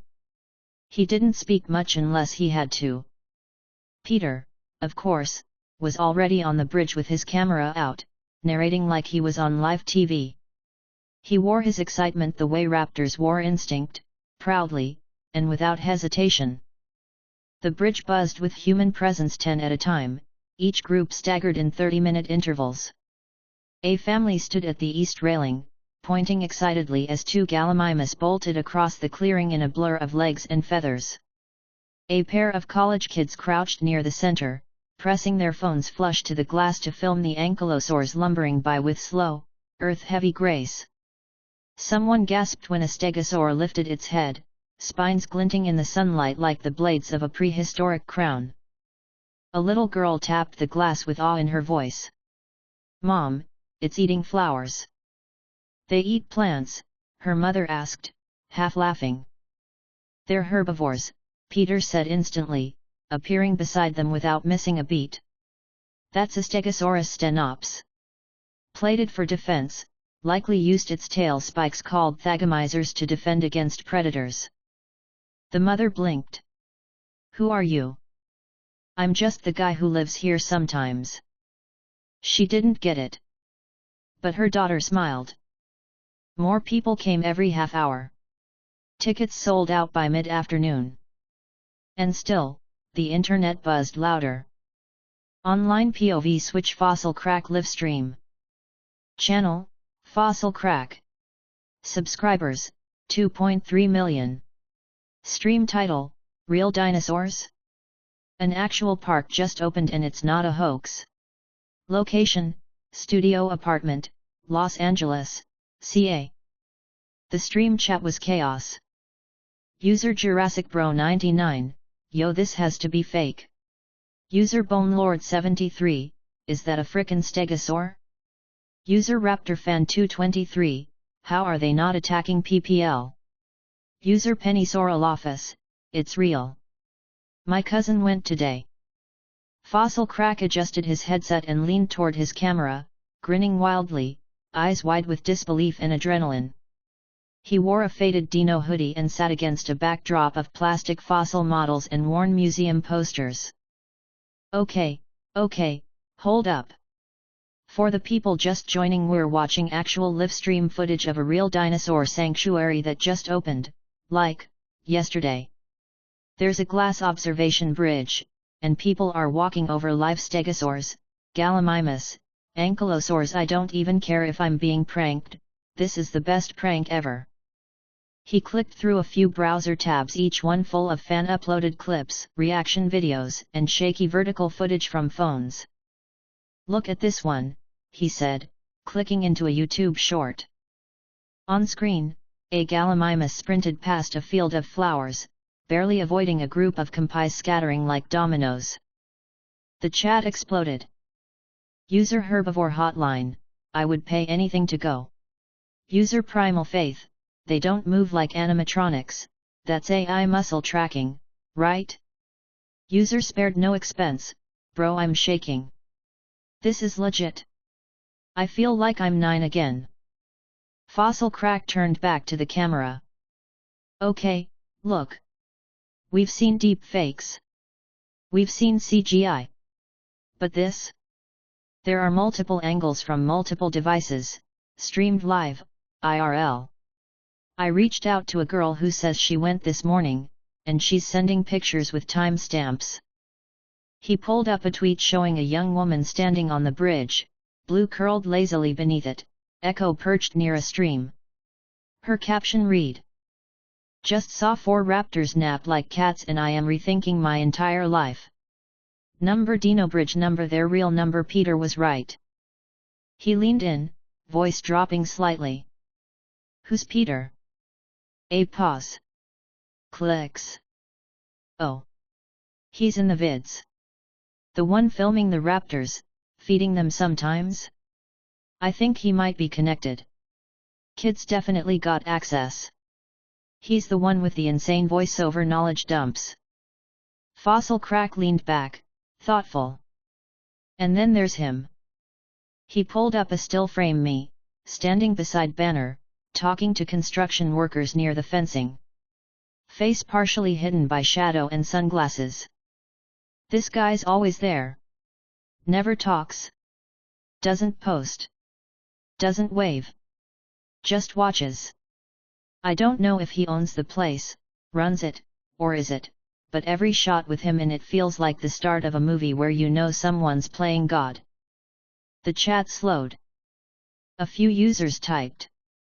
User Dig Site Dan, you think he made them? User Feathered Truth, is it a government thing? A test? A cover? User What Even, if this is real, it's history. Like, future of humanity stuff. Fossil Crack smiled slowly.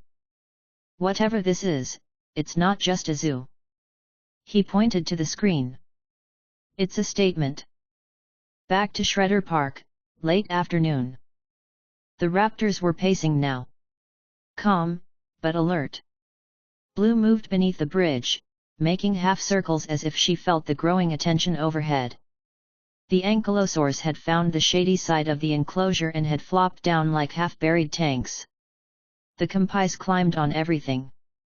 Peter jogged back toward me and Banner with a wild grin, hair sticking up from the breeze. 5 million views, he gasped, showing me his screen. In 7 hours. And people are asking if we're gonna live stream every day. Banner adjusted his glasses. I can automate a drone rig. Switch between fixed angles and real time. Do it, I said. Peter's face lit up. We're not just viral anymore. We're historic. I nodded slowly, looking out over the bridge, the crowd, the field of dinosaurs stretching beneath our feet. This wasn't a story anymore. It was a new reality. And I was the one shaping it. Chapter 25 Headlines and Shadows. Shredder POV. The next morning began with the low thrum of the generator kicking on at sunrise, the sound of a compy chasing a butterfly under the deck, and Peter yelling from across the field. 12 million views. I stepped out of the house and squinted into the light. The bridge gleamed in the golden hour, already filled with early visitors. Peter stood in the middle of it, waving his phone above his head like a victory flag. Banner trailed behind him, coffee in one hand, tablet in the other, blinking like he hadn't slept in 48 hours. He probably hadn't. I took the steps down 2 at a time and met them at the base of the bridge ramp. Peter beamed. The highlight reel from yesterday blew up overnight. Number 1 trending. All over TikTok. Everyone's reposting clips of Blue yawning like she's bored of humans. She probably is, I muttered. Banner offered me the tablet. Drone footage is clean. 2 new YouTube travel channels confirmed appointments. Also, he hesitated. BuzzFeed wants an interview. No, I said immediately. Peter made a face. What, you don't want to see a headline like "We touched real dinosaurs, and you won't believe what happened next"? I really don't. The morning crowd was starting to filter in. 15 tickets sold in the first 30 minutes. Not just kids this time. Adults. Teachers. Travelers. A few faces I recognized from TV segments and vlogs. And they weren't just filming now. They were studying. One guy stood silently for a full 10 minutes, filming a Parasoral office from every angle. Another had a notebook and was sketching Blue like she was a figure in an anatomy textbook. A woman with a telescoping camera lens aimed it at Charlie's tail and took 36 rapid shots. The shift had begun. They weren't here to laugh. They were here to learn. And with learning came scrutiny. I didn't need to say it aloud. Banner was already tapping through encryption protocols on his tablet, double-checking sensor data, rerouting the Wi-Fi through another mask server. Peter, to his credit, had learned not to post real-time locations without confirmation. The park was still a secret. But the idea of it, that was global now. I walked along the fencing line, eyes scanning the new species sectors. The Gallimimus had spread out near the stream, twitching nervously as usual, but healthy. The Stegosaurs grazed in peace. The Ankylosaurs, as expected, hadn't moved much from their shaded patch since yesterday. But it was the Dilophosaurs that gave me pause. They were quiet. Too quiet. In the far edge of their pen, both stood almost statue still, crests folded, eyes sharp. They weren't aggressive yet, but they watched the crowd above with a patience I recognized. Like they were waiting for a pattern to break. Like they were measuring. Banner noticed too. You sure about the aggression dampening? I had the system cap them. Response trigger only. They won't act unless provoked. Still. He frowned. There, thinking. I didn't answer. Just kept walking. Midday elsewhere newsroom livestream clip. Today on the morning roundup, are the raptors real? Yes. Do they bite? Also yes, but apparently not unless ordered. The host laughed nervously. The screen behind her showed a looped clip of a compy climbing into a guest's purse and stealing a granola bar. The park, still unnamed, by the way, has drawn thousands of curious viewers and visitors this week. But what's even more impressive than the dinosaurs themselves is the total lack of government oversight so far. We reached out to local authorities and got a statement that said, and I quote, "We're still figuring out if this is a prank." Cut to a paleontologist on Zoom, gesturing wildly. The gait is perfect. The musculature. The eye articulation. No animatronic can replicate that. So you think they're real? I think we're past that question. The real one is, how? Back to Shredder late afternoon. Peter sat on the hood of the van, editing clips as the last visitors filtered out for the day. Banner stood beside the generator, adjusting the thermal regulators for the enclosed water systems. I leaned on the gate, watching the sky darken. The compys were already piling into their usual nest beneath the rocks. The raptors were settling in Blue, watching the far tree line, Echo still pacing like she couldn't help herself. System, I said quietly. Listening. How many points? Current exposure total, 47,905 EP. Almost 50,000. I exhaled slowly. The next step was coming. I didn't know what it was yet. Another species? A new exhibit? More security? But I'd know by midnight. And whatever it was, it would shift the world again. Just like everything else that walked here now. Chapter 26 Plans too big for dirt. Shredder POV. The sun was just starting to dip when Peter asked the question. He'd been quiet for a change. Camera turned off, leaning against the bridge railing as the stegosaurs moved slow and methodical below us, half shadowed by golden light. That rare quiet usually meant his brain was going 100 miles an hour. I should have known it was coming. Is this too small? I didn't answer at first. The breeze drifted through the trees, catching the tips of Blue's feathers as she stalked the creek edge below. I looked over the land, 50 acres, fences humming, reinforced shelters half-built, crew cabins rising from cleared plots, observation posts forming skeletons of what would soon be permanent structures. Too small? I hadn't even gotten to 30 days of operation. I hadn't even finished the layout for Predator-class containment zones. And we already had visitors flooding in daily, calls from journalists, whispers from agencies I knew better than to acknowledge out loud. I wasn't expecting it to grow this fast. The first week had been just raptors and dirt. The next, a bridge and some curious influencers. Then bam, 20 different species, 15 million views, and an online following bigger than most news networks. The system kept feeding me exposure, and I kept spending it. But the ground beneath me felt smaller by the day. Yeah, I said finally. It is. Peter turned toward me. So, what are you gonna do? I didn't speak right away. I could buy the lots nearby. I could tear down 5, 10, maybe 15 houses. Build a dome. Create a suburban dinosaur corridor. But it wasn't sustainable. The land was boxed in by highways, towns, and people who'd eventually ask too many questions. I needed separation. Distance. Isolation. Out loud, I said, I think this land was only a starting point. Peter's eyes lit up. You're gonna buy the surrounding houses, hey? I gave him a look. He laughed.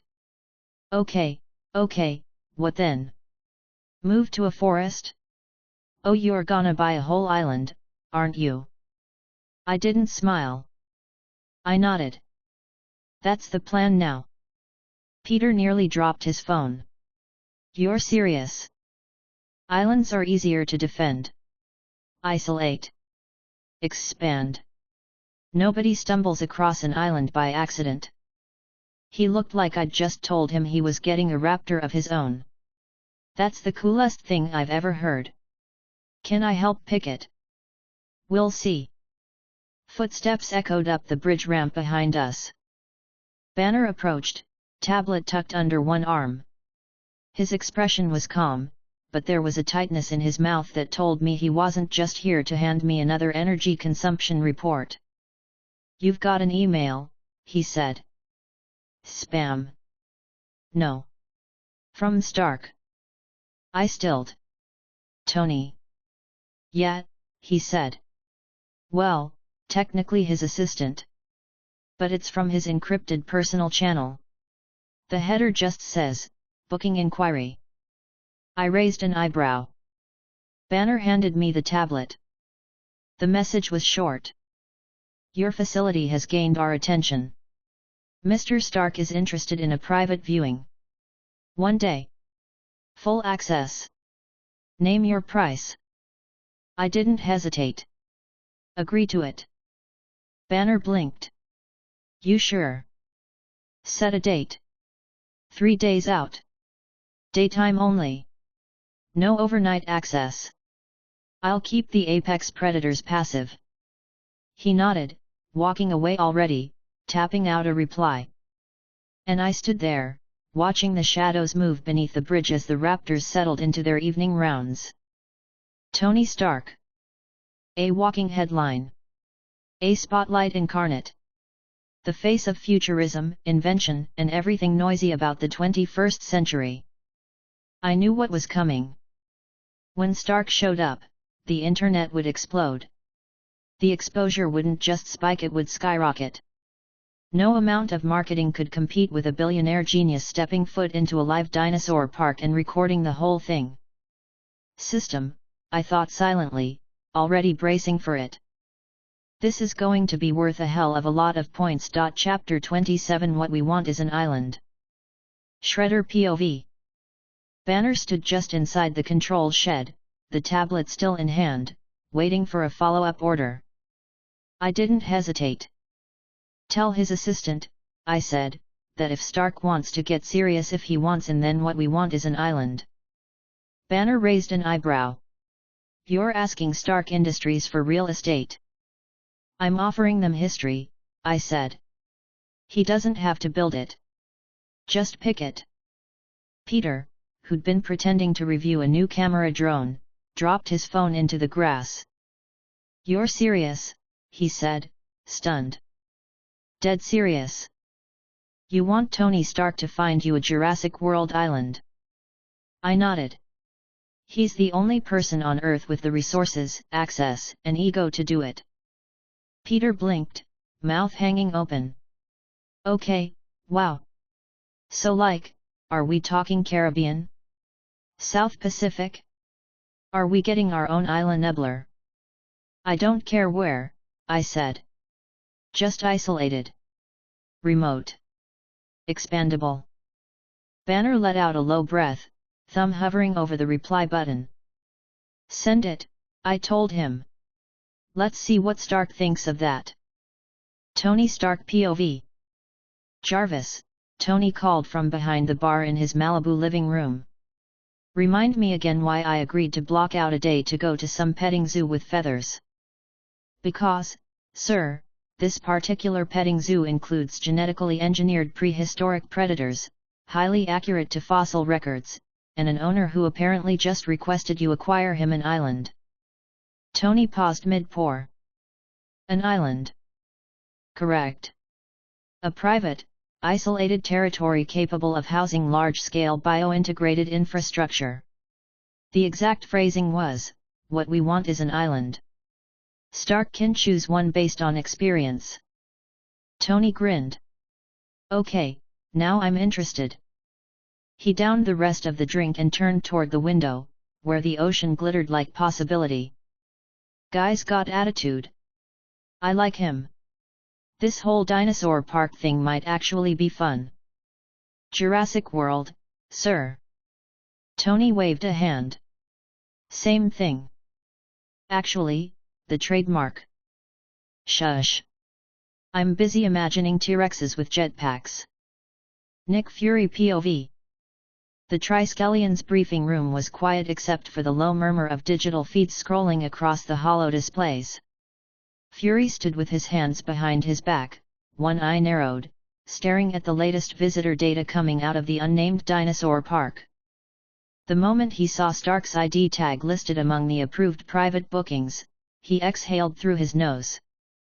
Tell me that's not real, he muttered. Maria Hill's voice came from behind him. It's real. Tony Stark's scheduled to arrive at the park in 3 days. 1-day private viewing. Rumor is he's considering offering funding. Fury didn't turn. He just stared at the screen and said calmly. Keep an eye on it.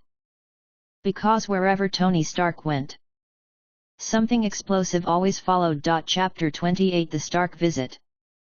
Shredder POV. 3 days had passed in a blur of preparations. The park was more than just the glass bridge now, it had become a full-fledged experience, with new fences, temporary paths leading between exhibits, and spotlights to keep the visitors' path lit well into the evening. We'd made sure to keep it pristine, nothing too extravagant yet, but enough to let the first real guest experience feel immersive. Peter was practically bouncing with excitement as he adjusted his camera gear near the ticket stand.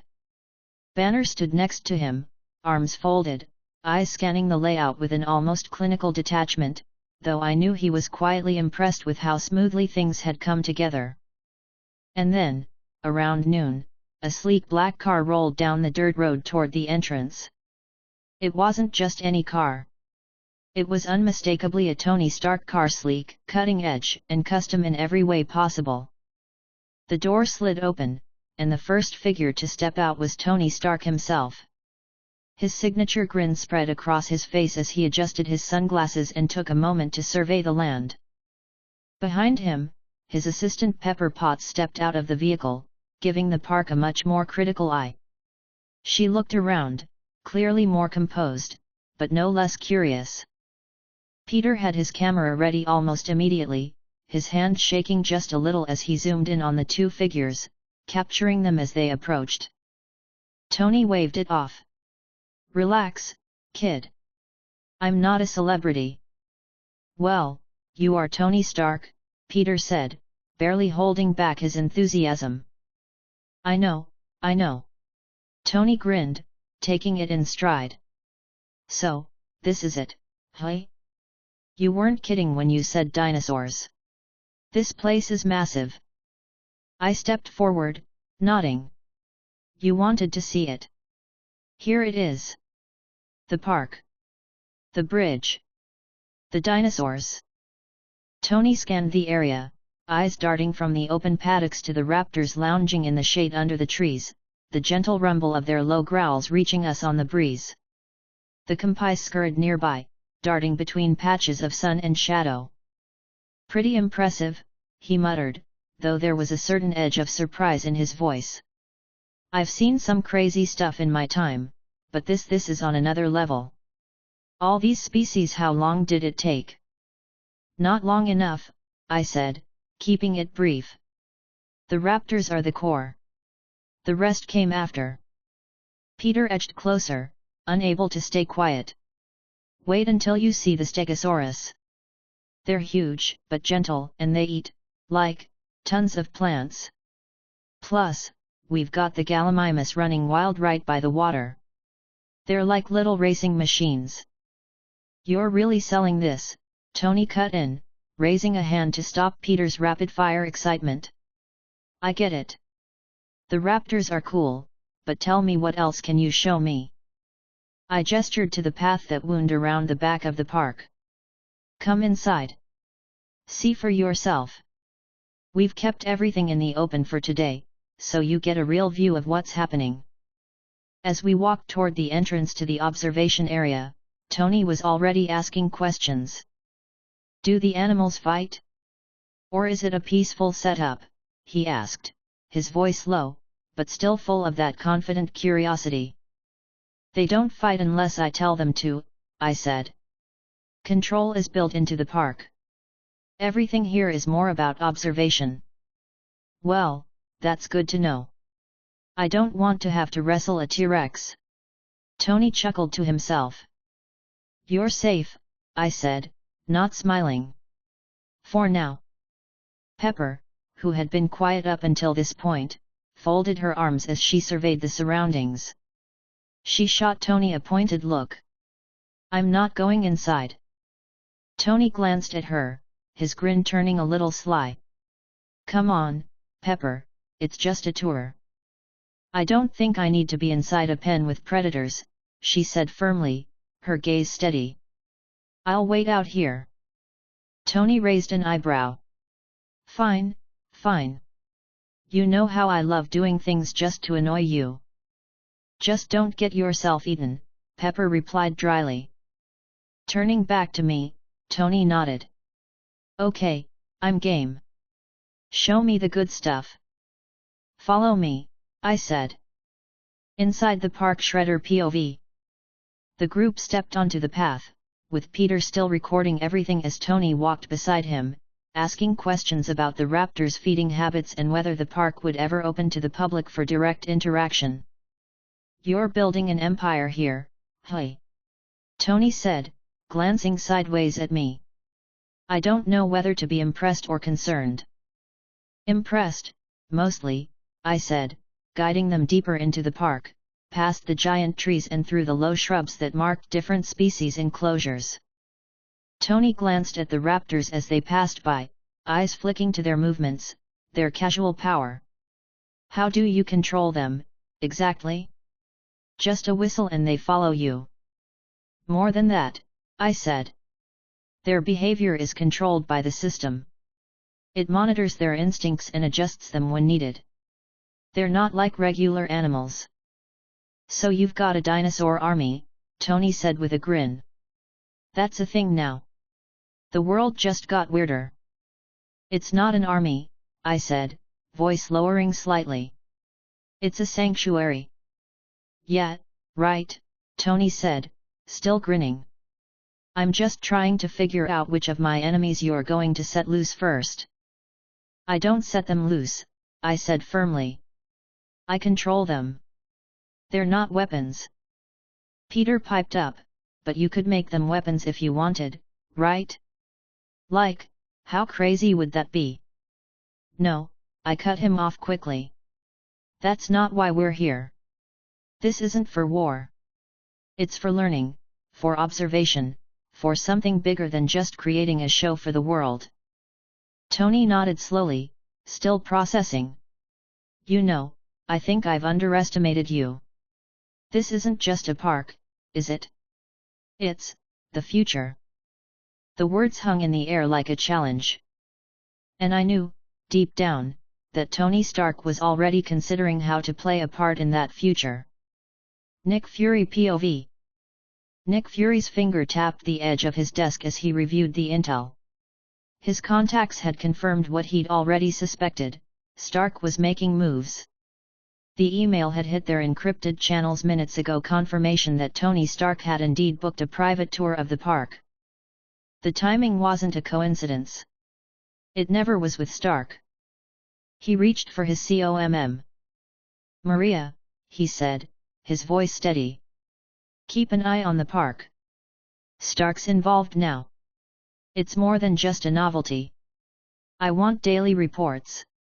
Someone needs to be watching, just in case. Yes, sir, Maria's voice replied. Fury stared at the screen again, his eye narrowing. This was only the beginning. Chapter 29: The Island and the Deal. Shredder POV. Tony Stark emerged from the park, looking satisfied after the tour. His smile was genuine as he walked toward me, his hands in his pockets, clearly impressed by what he'd seen.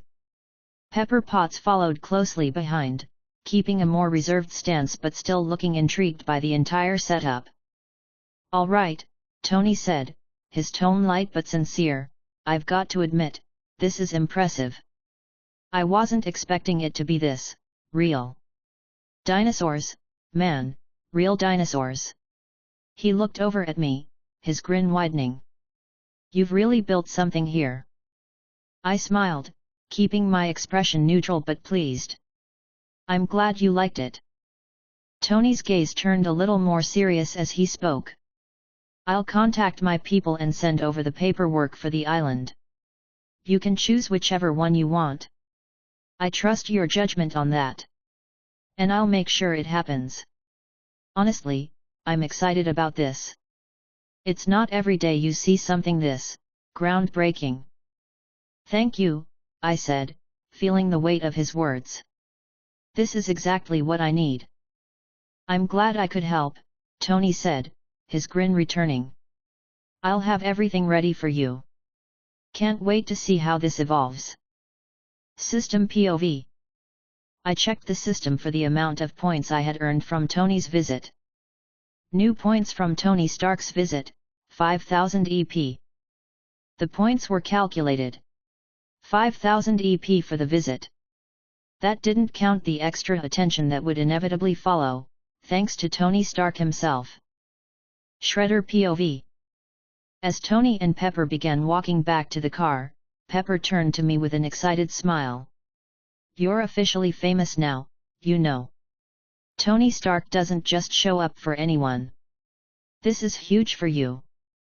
I nodded, trying to keep my excitement in check. It's just the beginning. There's a lot more to come. Peter, who had been recording the entire exchange, stepped forward. Man, that was insane. Tony Stark loved it. He said it's groundbreaking. Before I could respond, Banner approached us, his usual calm expression slightly more serious than usual. He held out a tablet and gave me a nod. The island Tony offered is one off the coast of New York, Banner said. It's isolated, but not too far from the mainland for logistical purposes. I looked at the map on the screen. The location was perfect. That's exactly what we need. Shredder POV. Later that day, I immediately started calling several logistics companies to help with the dinosaur transfer to the island. It wasn't an easy task, and I knew it wouldn't be, but I had to get it done. However, the responses were disappointing. Most companies turned me down, citing the risks and the special requirements of such a job. I was about to give up when the phone rang. Looking at the unknown number on the screen, I answered. "Hello." A calm, authoritative voice responded, "Hello, this is Natasha Romanoff. I understand you need assistance with transporting large creatures." I raised an eyebrow.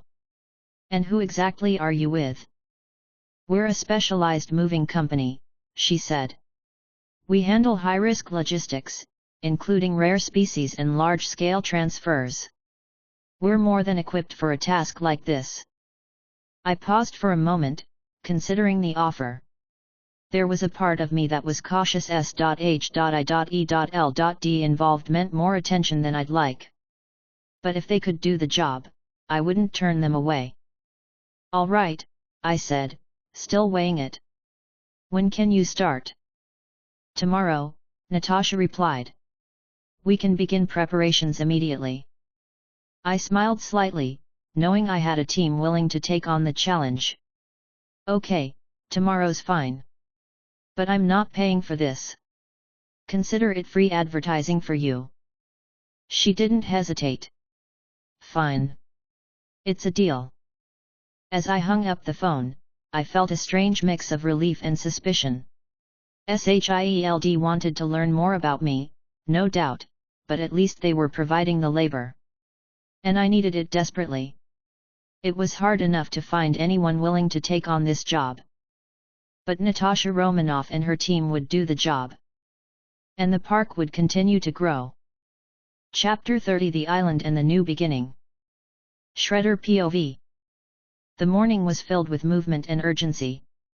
When Natasha's team arrived, it was like the calm before a storm. Everything had been carefully planned, but the reality of what was about to happen hit all at once. 30 trucks rolled in, one by one, their engines rumbling as they parked near the designated enclosures.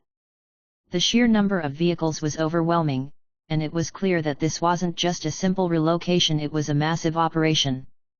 I watched as the crew unloaded cages, specialized equipment, and tools.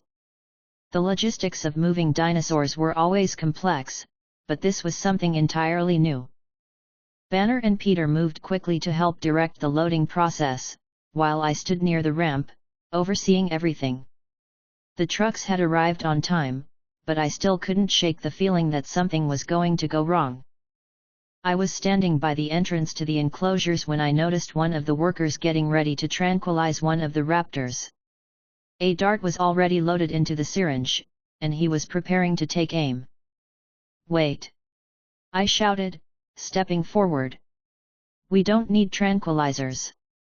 The worker hesitated, looking at me like I'd just told him the sky was green. "But we have to sedate them for transport. It's the safest way." I shook my head. "No tranquilizers.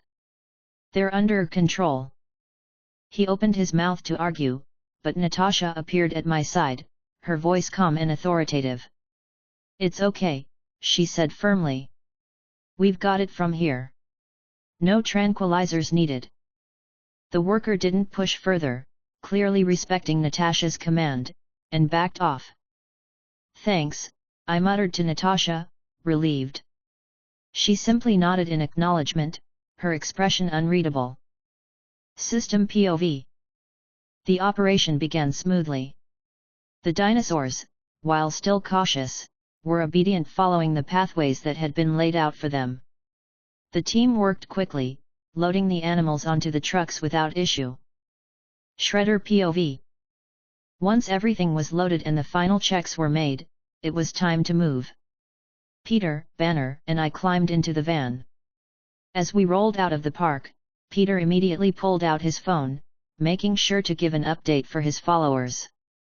"The old park is officially closed," he said into the camera, excitement evident in his voice. "Everything's moving to a new, bigger island. And trust me, you guys are gonna want to see where they're going. This is huge." I could hear the energy in his voice, and even though the reality of the situation still hadn't fully hit, I felt a sense of purpose. We drove for what seemed like hours, following the trucks down to the docks. The boats were waiting, ready to take us and the dinosaurs across to the island. It was a smooth operation, everyone moving efficiently without speaking much, knowing the importance of what was happening. As we reached the boats, I could already see the island in the distance, isolated and calm, waiting for the dinosaurs to be set free.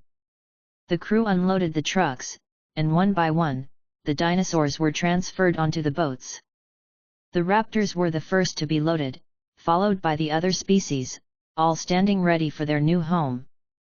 We set off across the water, the island drawing closer with each passing minute.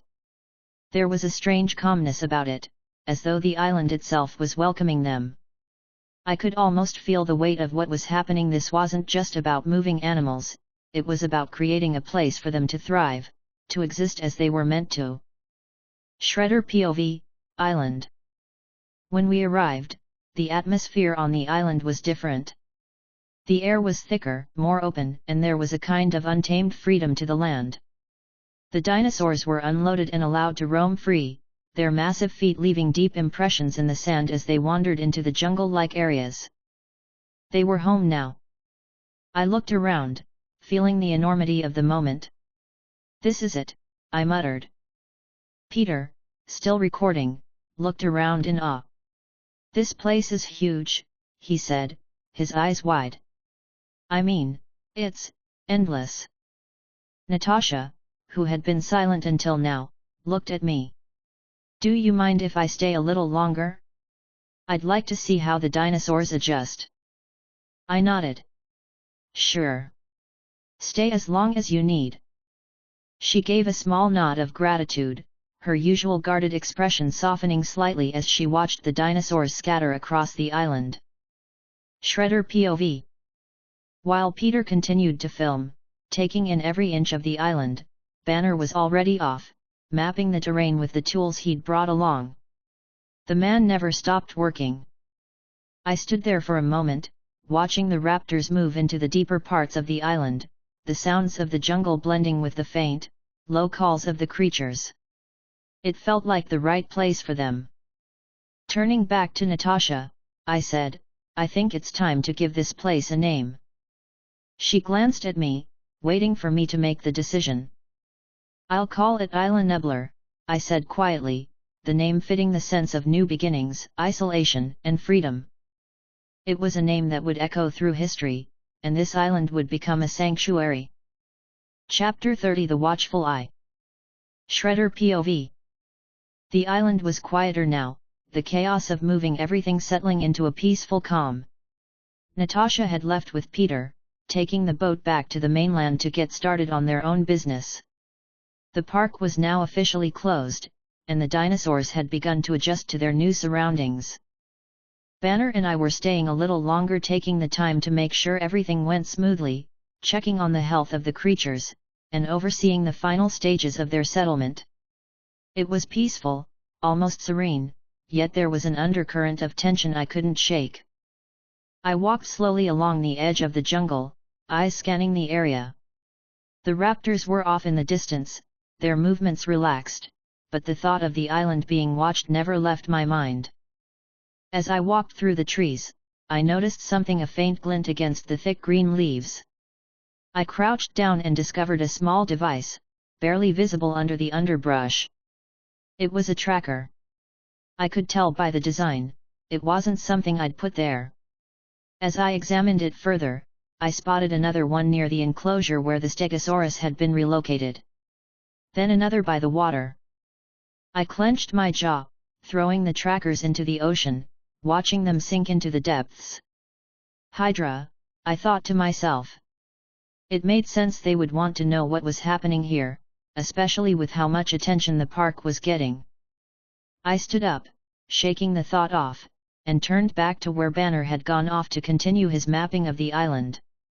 I knew I had to act quickly. There was no telling how long they had been watching. "Banner!" I called out, my voice cutting through the stillness. He appeared a moment later, his usual calm demeanor intact. "Everything okay?" he asked, glancing around at the trees. I nodded, keeping my voice steady. Yeah, everything's fine. But I want you to contact the old construction company we used for the park. We need them to start working on the new infrastructure here. Build new pens, living quarters, everything we need. Make it quick. Banner didn't ask any questions. He simply nodded. I'll get on it. I watched him walk off toward the small communications station we had set up on the island, then turned back to look around at the sprawling land. The raptors were moving again, now joined by a few smaller herbivores. The island was perfect for what I had in mind. And I needed to move fast. System POV. I focused my mind, accessing the system's interface as I stood on the island's edge, overlooking the vast expanse of land that was now under my control. Current points, 147,000 EP. I smiled, silently thankful for the wealth of points now available. It was time to make the island truly a sanctuary. I purchased 2 T-Rex, knowing they would add to the park's growing list of apex predators. Their size, power, and presence would make the island even more impressive. But that wasn't all. Purchases: 2x T-Rex, 3x Triceratops, 4x Brachiosaurus, 5x Ankylosaurus, 3x Velociraptors, to diversify the pack. Remaining points, 17,000 EP. Shredder POV. As I watched the new species begin to appear on the island, I felt a sense of satisfaction, though the nagging feeling about Hydra remained.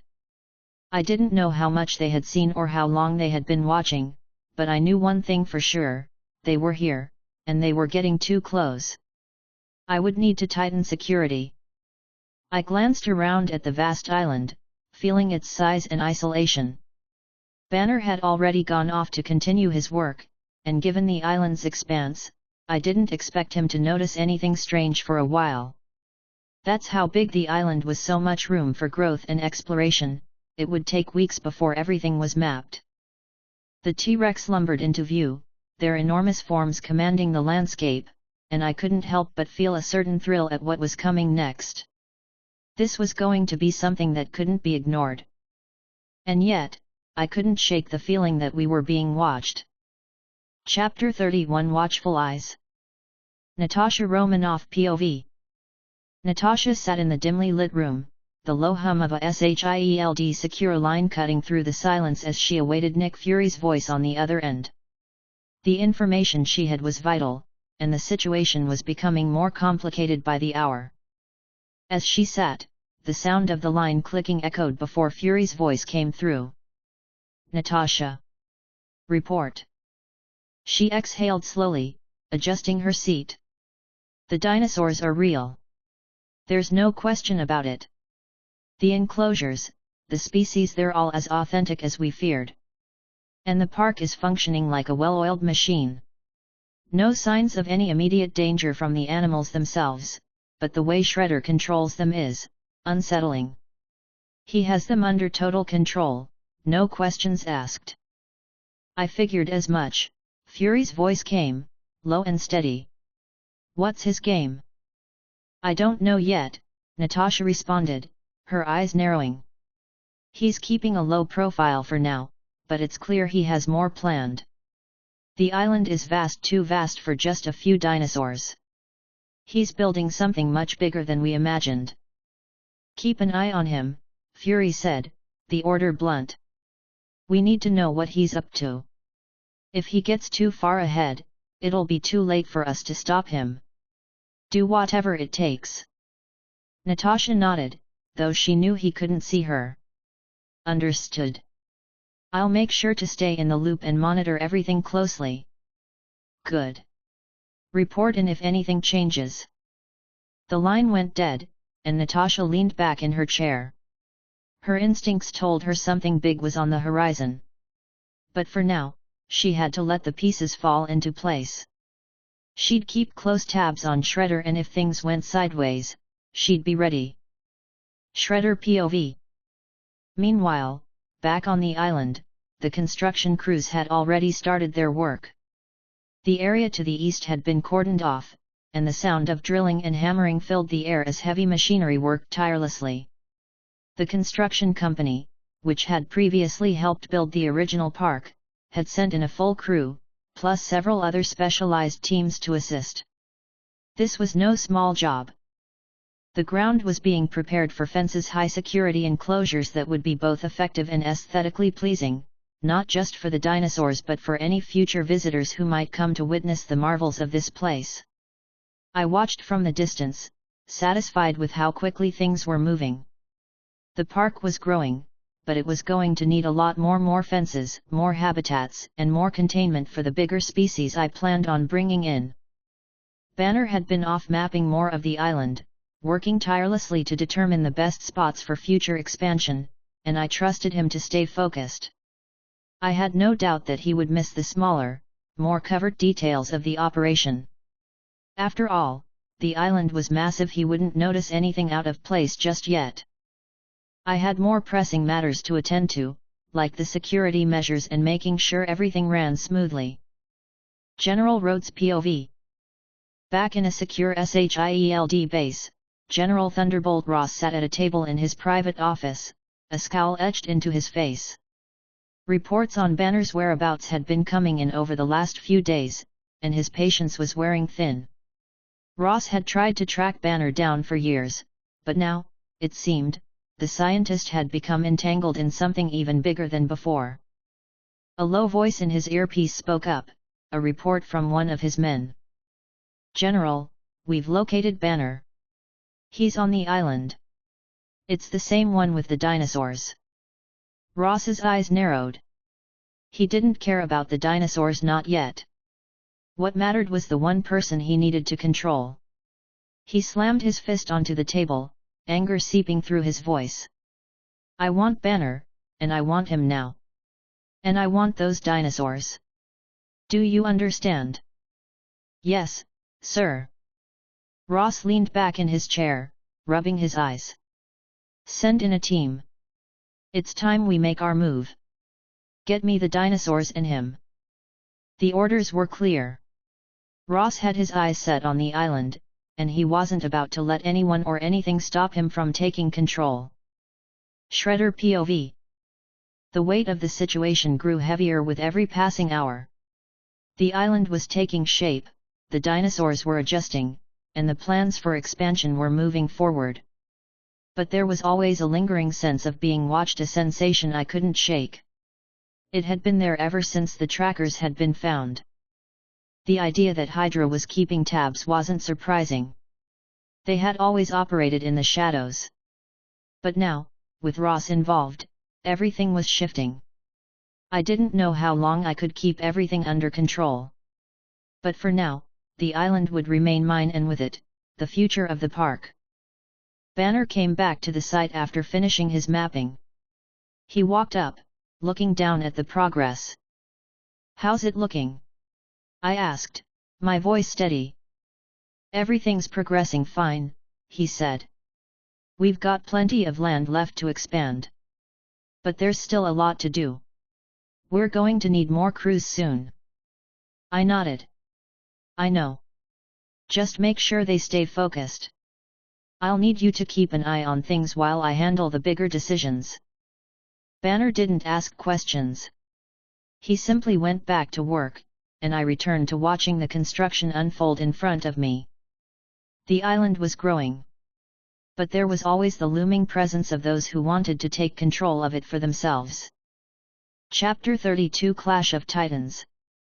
Shredder POV. The day was going smoothly as the construction teams continued to work, and Banner had been mapping the remaining areas of the island. The air was thick with the sound of drills and the movement of machinery, but it felt like everything was falling into place. The dinosaurs had adapted well, and the island was being transformed into something I could only dream of just months ago. I took a moment to look out over the island, satisfied with the progress. The view of the vast land, stretching out before me, was almost calming. The raptors were out in the fields, some of the larger herbivores were grazing near the water, and the sounds of the jungle echoed in the distance. That peace, however, would not last long. Banner POV. I stood alone by a small clearing, the sunlight filtering through the trees above, making the air feel almost surreal. I had been mapping the last untouched sections of the island, figuring out where we could place the next enclosures for the larger species. My focus was entirely on the terrain, trying to find the best way to make the expansion work. I didn't expect anything to go wrong today. Suddenly, a deep, earth-shaking roar echoed from the forest. I froze, my heart skipping a beat as I instinctively turned toward the sound. I saw a massive figure emerging from the tree, lean too massive. The Abomination. I couldn't believe it. How the hell had he gotten here?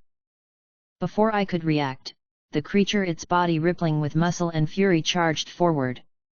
His movements were swift, and before I could even begin to think, I saw him swipe at something in the distance. It was one of the dinosaurs.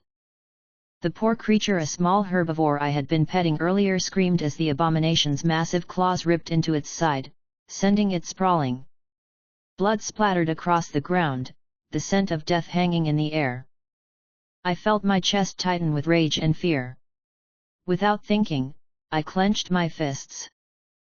My dinosaur was hurt. And the Abomination was the cause. Banner POV. I turned away from the scene, my body trembling. I was no longer able to hold it in. The rage, the fury, the helplessness, it was all too much. I felt the familiar pull, the swelling power inside me, the change I dreaded. I fought it. I tried to fight it. But the Hulk had always been a part of me, and when my anger reached its peak, there was no turning back. The ground shook beneath me as I felt the familiar rippling of muscle and bone. My skin burned as it turned green, and the transformation was complete. Hulk smash! With a furious roar, I rushed toward the Abomination. His monstrous form stood in the clearing, laughing as he tore into the helpless dinosaur. The sound of his deep, maniacal chuckles filled the air. But I was too far gone. I couldn't stop myself. The Hulk had been unleashed. I crashed into the Abomination with a roar that shook the trees. My fists collided with his chest, sending shockwaves through the ground. The creature staggered back, its monstrous frame taking the blow, but only for a moment. It turned toward me, its face twisted in a snarl. The fight had begun. Hulk POV. The Abomination swiped at me, his claws sharp and deadly. I dodged, barely missing the strike, and countered with a brutal punch to his side. His thick, green skin absorbed the blow, but the impact still made him stumble. He growled, showing teeth, and lunged forward, his massive arms swinging wildly. I blocked one of his swings, but the force of it knocked me back. My feet dug into the earth as I skidded, but I quickly regained my balance. He was strong. Stronger than anything I'd faced before. The Abomination roared again, charging at me with ferocious speed. I clenched my fists, ready for the impact. When he reached me, I met him head-on. The collision shook the ground beneath us, and we both stumbled back. He tried to land another blow, but I was quicker this time, ducking low and grabbing his arm. With all my strength, I twisted, throwing him to the ground with a deafening crash. But he wasn't down for long. He pushed himself up, eyes burning with fury. He wasn't done. Shredder POV. I stood frozen for a moment, watching the two titans of strength tear through the island. The trees around them splintered under their sheer force. The ground shook, sending waves of dirt and dust into the air as they exchanged blows, each more devastating than the last. The Abomination had taken down a dinosaur, and now he and the Hulk were locked in a brutal, all-out fight. I could see the destruction spreading, the land around them crumbling under their battle. But something inside me snapped. I couldn't let this go on. I couldn't let them destroy the park, the sanctuary that I had built. I ran toward the edge of the clearing, looking for a way to stop the fight. The sound of their fists meeting echoed in the distance, and I knew the island couldn't take much more of this. Hulk POV. The Abomination was relentless. He charged again, his eyes wild with hatred.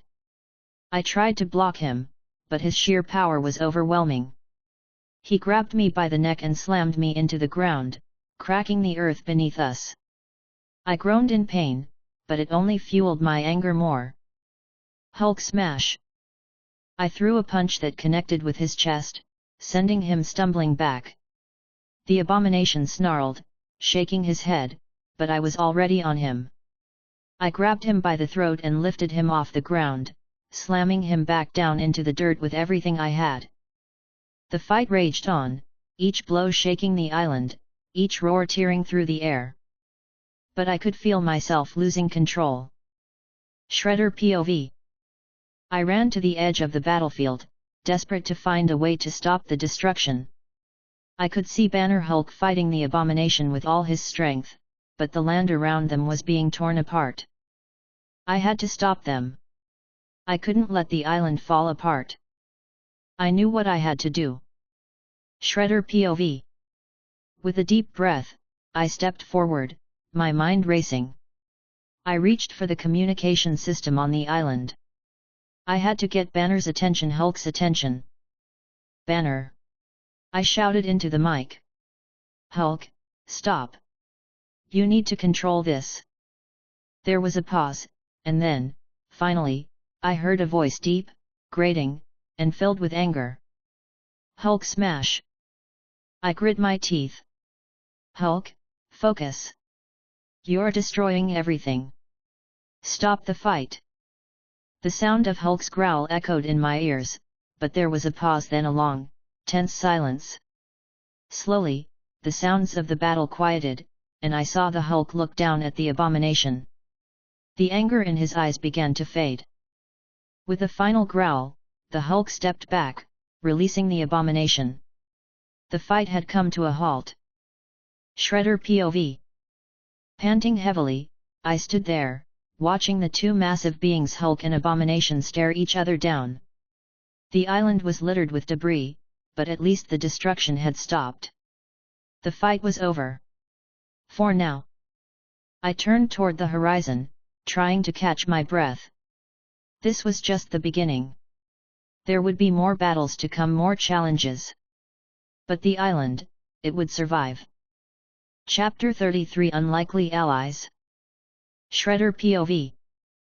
The air was thick with tension, the sound of cracking earth still echoing from the aftermath of the brutal battle between Hulk and the Abomination. The two titans stood a few feet apart, each one panting heavily, their eyes locked with fierce animosity. For a moment, everything seemed to quiet. The jungle around them stood still, the calm after the storm. But I could sense the danger wasn't over. The air was too heavy, too thick with impending chaos. As I stood at the edge of the clearing, watching them, I could hear the faint hum of helicopters in the distance. The sound grew louder, and I turned to see several military vehicles pushing through the forest, their engines roaring as they approached the site of the battle. The military had arrived. General Rhodes POV. General Ross sat in the back of a military vehicle, eyes scanning the terrain as they approached the island's edge. He had received reports of the Hulk's whereabouts, and now, as expected, it seemed like his precious Abomination was in need of backup. Ross wasn't one to leave things to chance. The helicopters landed first, soldiers jumping out, their weapons at the ready. Ross stepped out of the vehicle, his gaze settling on the battleground ahead, where the Hulk and Abomination had clashed. That green monster is still here, Ross muttered, clenching his jaw. And now we'll deal with it. He gestured to his men. Move out. Subdue the Hulk. I want him in custody, no matter what it takes. His men moved swiftly, setting up equipment and preparing to engage, all while the massive forms of Hulk and Abomination loomed nearby, their fight still unresolved. Banner POV. I stood at the edge of the clearing, still trying to catch my breath. The Hulk had turned back into Banner, his rage finally ebbing away. The sounds of the battle were still ringing in my ears, and I had to admit, I was still processing everything that had just happened.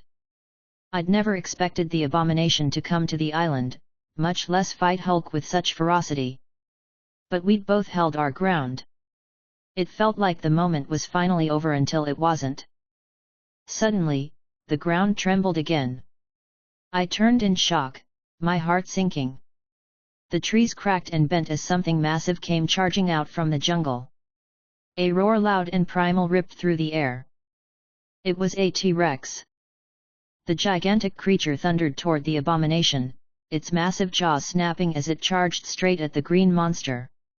The T-Rex bit into the Abomination's shoulder with a deafening roar, dragging him backward with immense strength. The Abomination howled in pain and fury, swiping wildly at the T-Rex's head with his claws. I stumbled back, my mind trying to process what I was seeing. A T-Rex had just appeared out of nowhere and was now locking horns with the Abomination, two forces of nature clashing before my eyes. The sheer chaos of the moment left me stunned. The Abomination fought back viciously, but the T-Rex didn't let up, biting, clawing, and battering its massive tail against the Abomination's body. I had no idea where the T-Rex had come from, but there was no time to think.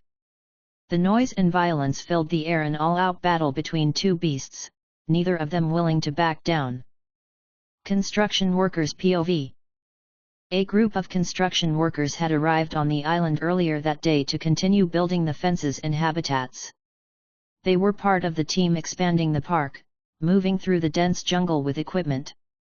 But as they reached a clearing not far from the battle site, they stopped dead in their tracks, eyes wide. "What the hell?" one of the workers gasped.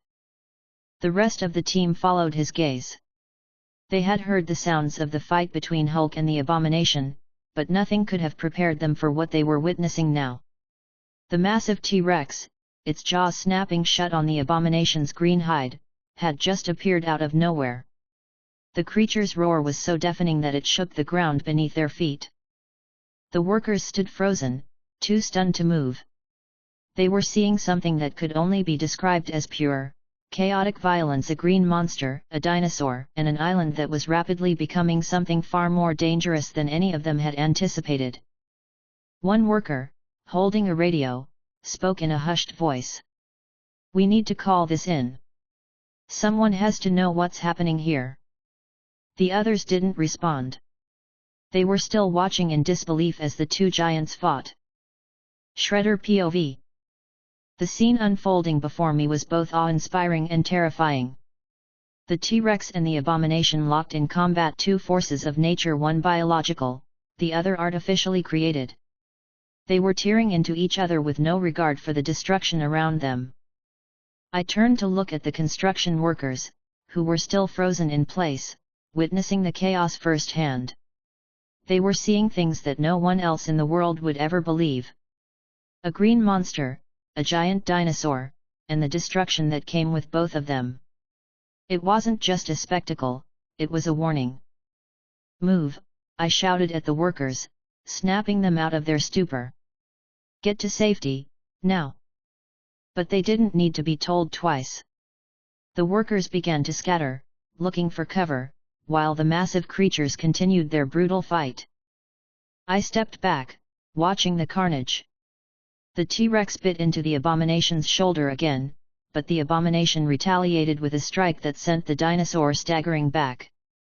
The island trembled under their massive power. I had to make a decision. The chaos on the island couldn't continue like this. I couldn't let it spiral out of control.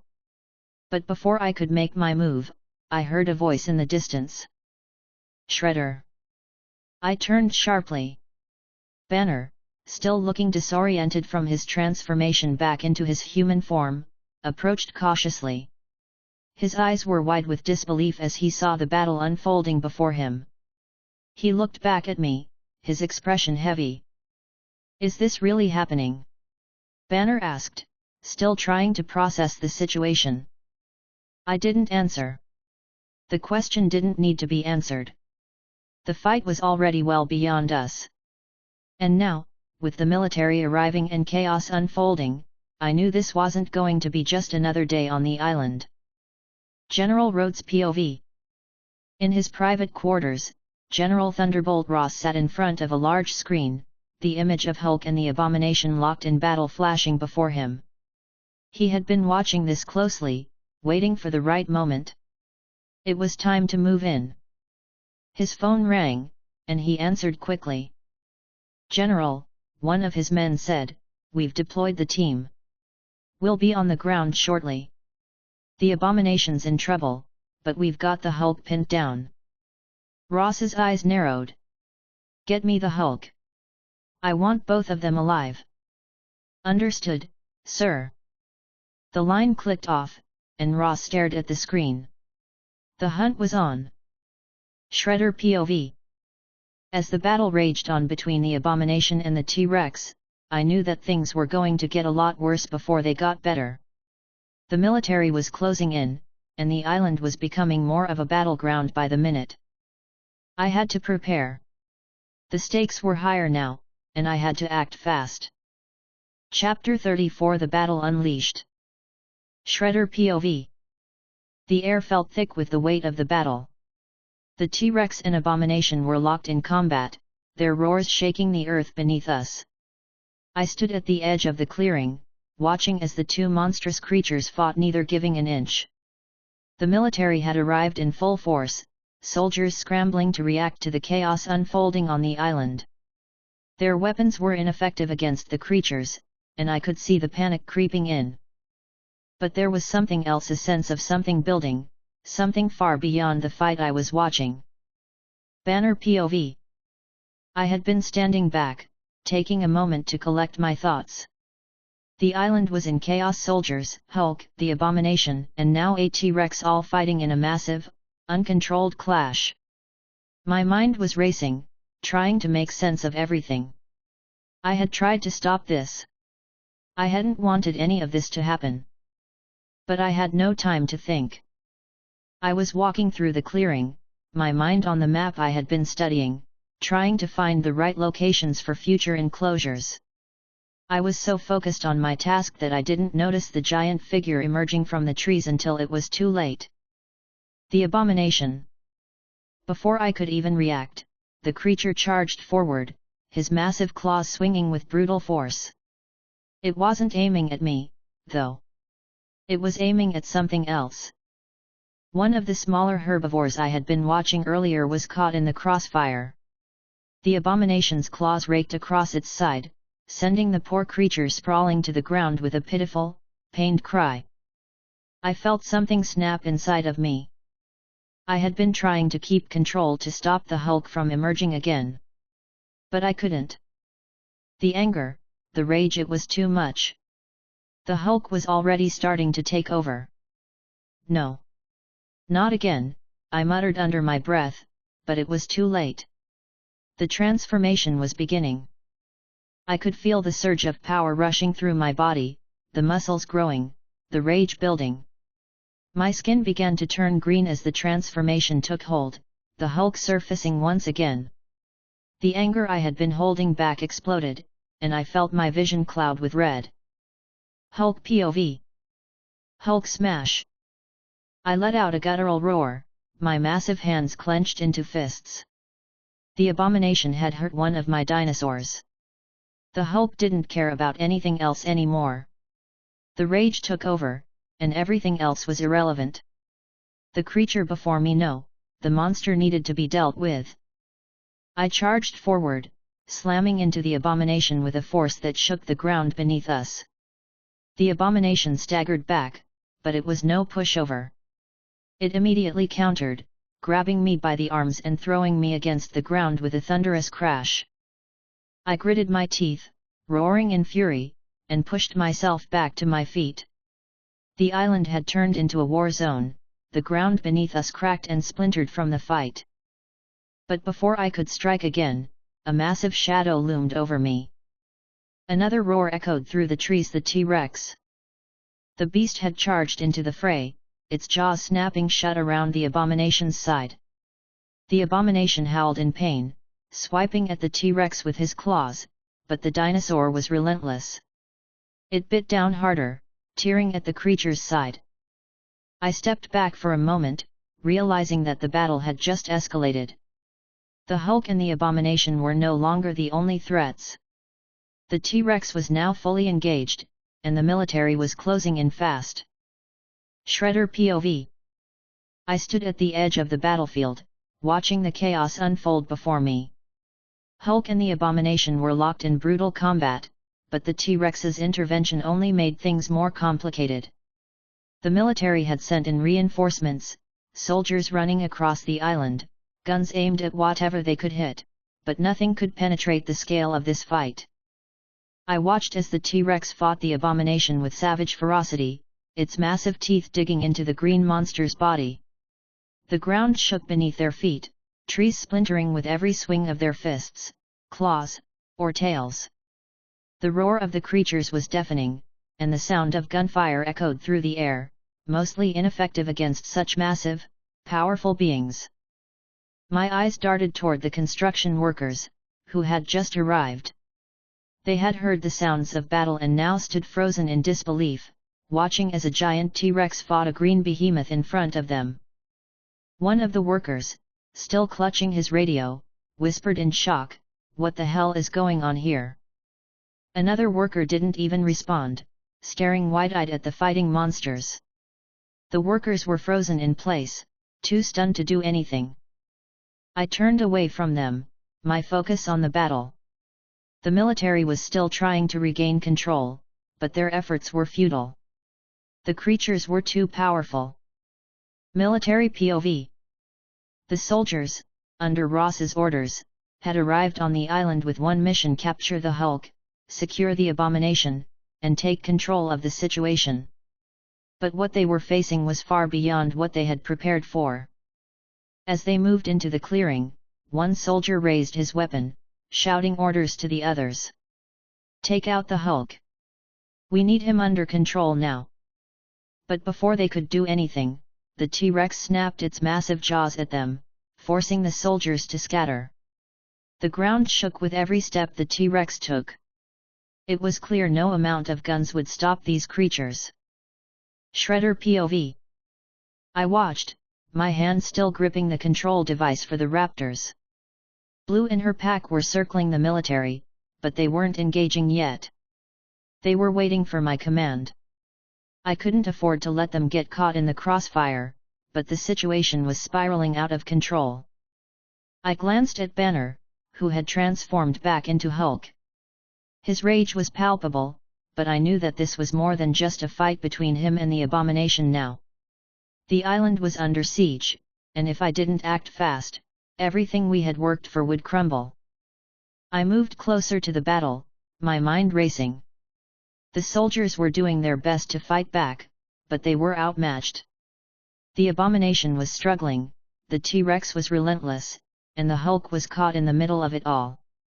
This was no longer just about fighting. This was war.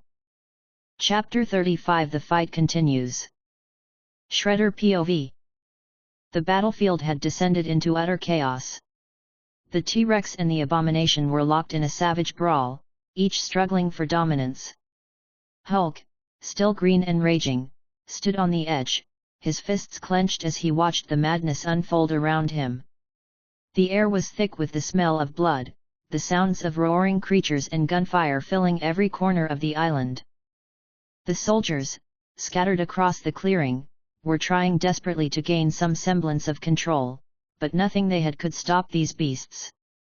The raptors Blue and her pack were still circling, waiting for the signal, their eyes locked on the military as they readied themselves for whatever came next. I stepped forward, my focus locked on the creatures in the midst of the fight. I couldn't afford to hesitate. If this continued, the island wouldn't survive. I had to act, but first, I needed to know what the Hulk was going to do. Hulk POV. The Abomination had been knocked back by the T-Rex, its massive body crashing to the ground with a deafening thud. But he wasn't down for long. He roared, his rage building, as he pushed himself up. His claws scraped against the earth as he lunged at the T-Rex, landing a vicious blow to its side. The T-Rex howled in pain, stumbling backward as the Abomination pressed forward. The sheer size of the two titans battling each other was almost surreal. The T-Rex's massive tail swung around, smashing into the Abomination's side with such force that it sent him flying into the trees. I could feel my rage swelling. I had been fighting for too long, and now, with these monsters tearing the place apart, I felt it all coming to a head. My fists clenched, my muscles rippling as the transformation continued to surge within me. I roared, charging back into the fray. Hulk smash! I ran toward the Abomination, launching myself into the air and slamming into his chest with everything I had. The force of the impact sent shockwaves through the ground, but the Abomination didn't falter. He swiped at me, his claws slashing across my chest. It didn't matter. Nothing mattered anymore. This was the battle that would decide everything. Shredder POV. The chaos around me intensified. The T-Rex and the Abomination were locked in an epic struggle, each trying to overpower the other. Hulk was smashing his fists into the Abomination's green skin with bone-crushing blows. The earth trembled under the force of each strike. I moved closer, watching carefully. The military was still scrambling, firing their weapons at the T-Rex, but they were nothing more than ants in the shadow of these beasts. The raptors were getting restless, sensing the danger, their bodies coiled in anticipation. The soldiers were losing control fast. Some were running, others were firing blindly at the monsters in the clearing. One soldier tried to aim at Hulk, but before he could get a shot off, Blue lunged from the shadows, knocking the rifle from his hands with a swipe of her claws. The rest of the pack followed suit, attacking the soldiers with precision. The Abomination roared in fury as Hulk landed another brutal punch to his side. The T-Rex, not far behind, lunged forward again, sinking its teeth into the Abomination's arm. The green monster howled, his claws raking across the T-Rex's scales, but the dinosaur held on, its jaws unrelenting. Military POV. The soldiers had regrouped, but it was clear they weren't ready for what was unfolding before them. A few of them tried to get closer to the battlefield, firing their rifles at the T-Rex, but the shots had no effect. They were fighting for their lives now. No one had signed up for this kind of battle. General Ross's orders echoed in their ears: secure the Hulk. Secure the Abomination. But as they watched the chaos unfold, it was clear they were out of their depth. The T-Rex and Abomination were too powerful, and now the raptors had joined the fray. The military was just a sideshow in this war between monsters. One soldier, trying to get a clear shot at the Hulk, barely dodged a swing from Blue. The raptor's claws raked across his shoulder, knocking him to the ground, his weapon clattering out of reach. He tried to get back up, but another raptor was already there, ready to strike again. It wasn't long before the soldiers were retreating in fear, realizing they were no match for the creatures they had been sent to capture. Shredder POV. I had been watching, waiting for the right moment. The military's efforts were now futile. They were retreating, and the monsters were not stopping. Hulk, the Abomination, the T-Rex, this was their world now, and I couldn't let the fight spill beyond this island. I turned to Blue. Command the pack. Keep them off the soldiers. She responded with a sharp, low growl and led her pack to engage the remaining soldiers, quickly overpowering them with their speed and agility. The soldiers couldn't even keep up with the raptors, who were now circling around, cutting them off from escape. Hulk POV. The Abomination was still trying to fight back, but every blow he threw only seemed to fuel my rage. The Hulk was unstoppable now, my fists smashing into his side with each strike. The ground trembled beneath us as we fought, each blow leaving a crater in the earth. The T-Rex roared, its massive jaws snapping shut on the Abomination's leg, dragging him toward the ground. The green monster howled in pain, swiping at the dinosaur with his claws. But the T-Rex wasn't backing down. With a final, powerful bite, it pulled the abomination to the ground, pinning him with its weight. I stepped back, panting heavily, my fists still clenched. I wasn't done yet. Shredder POV. The chaos around me continued, but the military was now in full retreat. The raptors were keeping the soldiers occupied, while the fight between Hulk and the Abomination raged on. The T-Rex had pinned the Abomination, and for now, it seemed to be winning. But nothing was over yet. I could feel the weight of everything pressing down on me. The island was my domain, but there were forces at work that I couldn't control. Hydra was still out there, lurking in the shadows, watching. And General Ross wasn't done yet. I stepped forward, watching as the battle raged. There was more to come. There always was. General Rhodes POV. General Ross stood at the edge of the battle, watching as his soldiers retreated, overwhelmed by the creatures on the island. His jaw tightened in frustration. This wasn't how it was supposed to go. Get the backup, he ordered, his voice cold. We need to take control of this place. If we can't get the Hulk, we'll take the dinosaurs. His eyes narrowed. The island would be his. No matter the cost. Chapter 36 The battle rages on. Shredder POV. The chaos on the island showed no signs of slowing.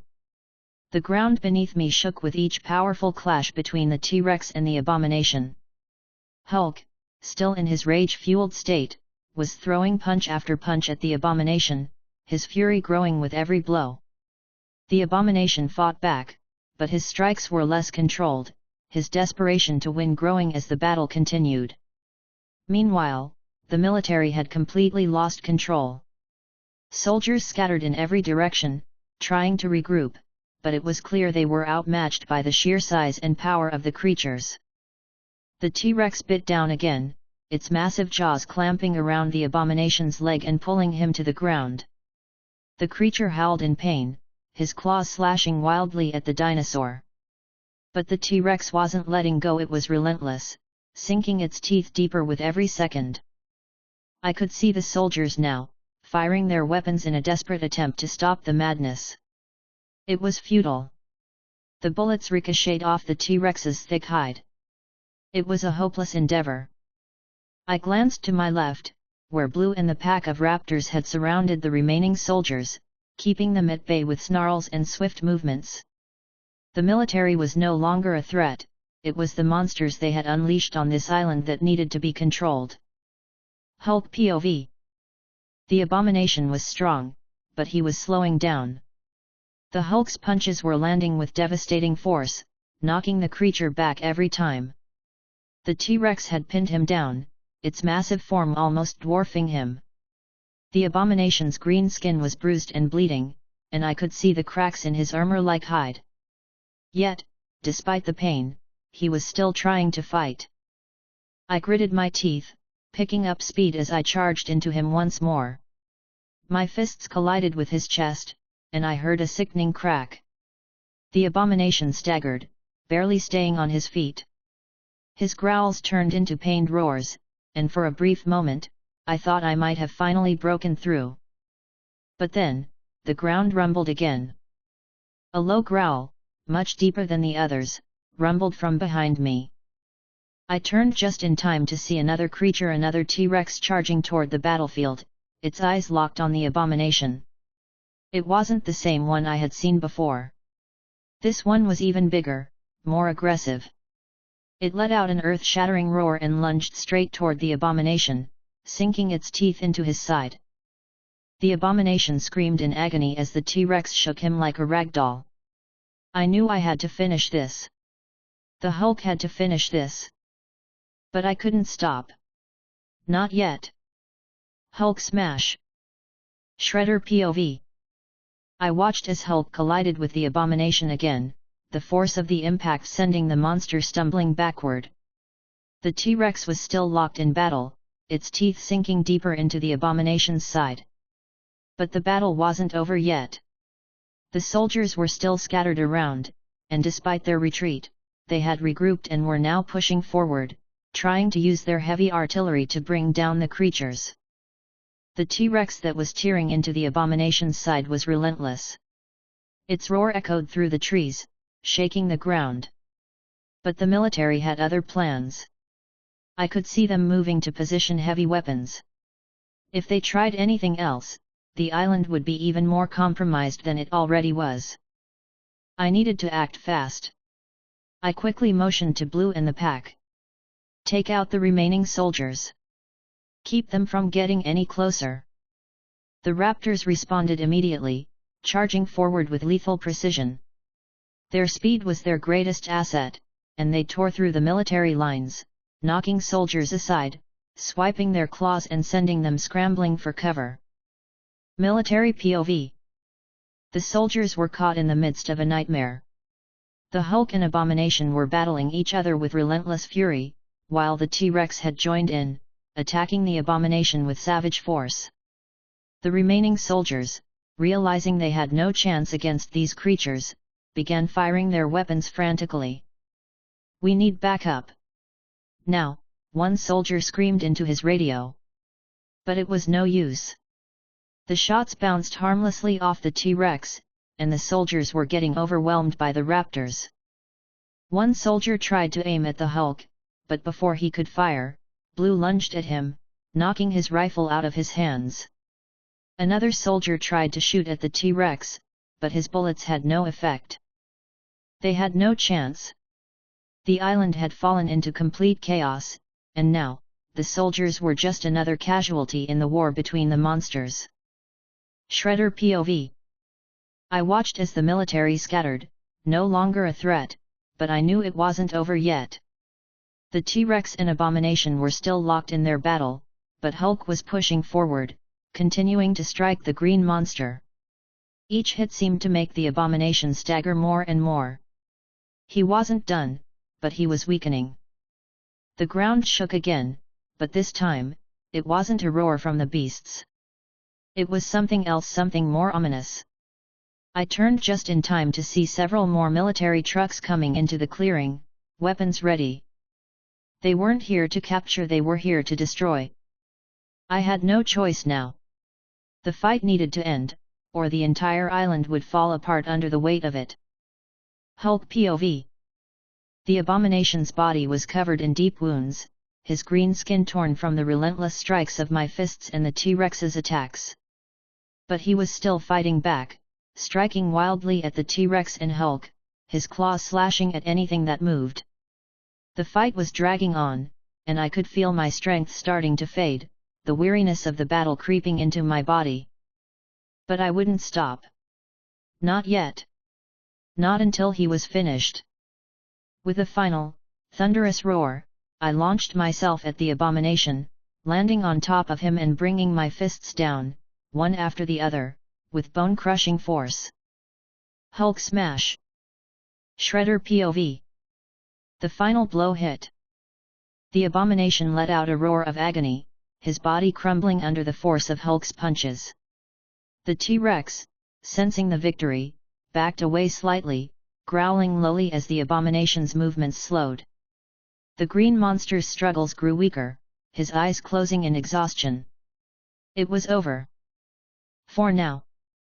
But as I looked out over the battlefield, my eyes falling on the wreckage, I knew this wasn't the end.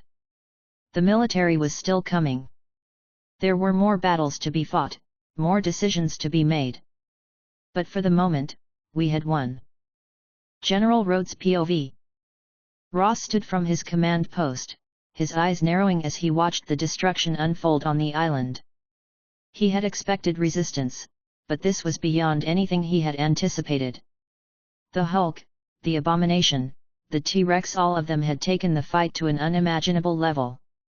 But Ross wasn't done yet. "Send in the backup," he growled. "We're not losing control of this place." The fight wasn't over. Not by a long shot. Chapter 37 The End of the Battle. Shredder POV. The battle had raged for what felt like hours, with the T-Rex, the Hulk, and the Abomination locked in a fight of titanic proportions. The military had been caught in the chaos, their efforts to subdue the monsters futile against the raw power and rage on display. The land was scarred, the ground trembling with every roar and every blow that shook the earth.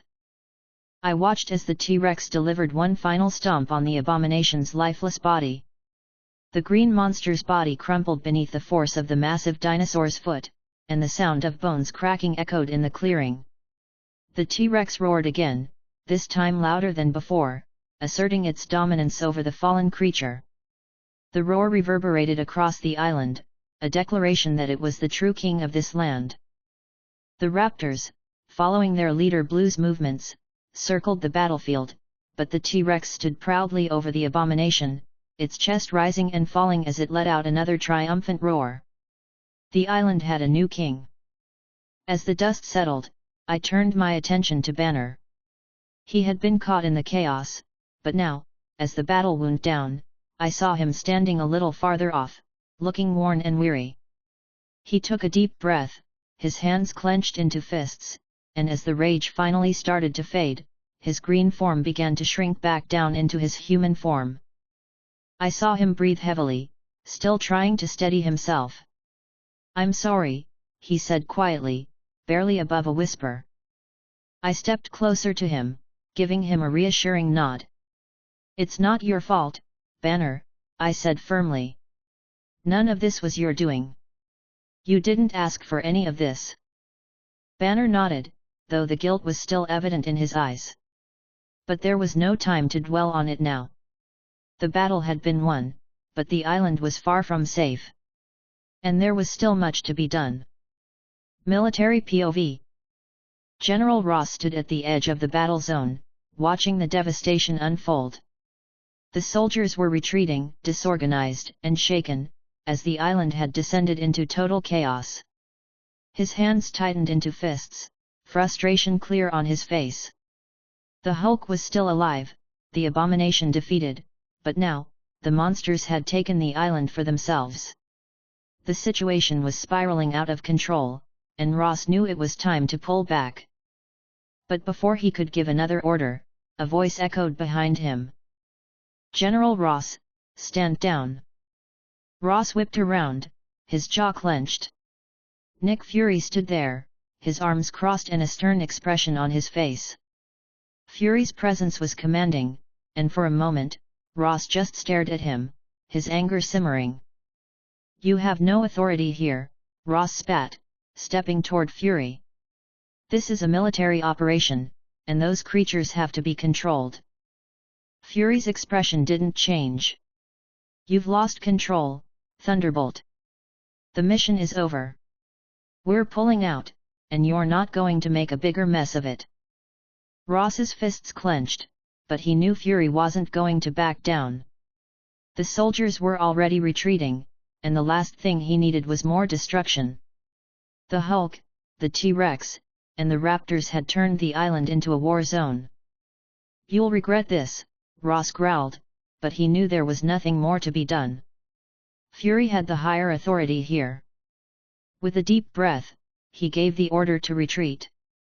The remaining military personnel turned and began to fall back toward their vehicles, heading for the boats that would take them off the island.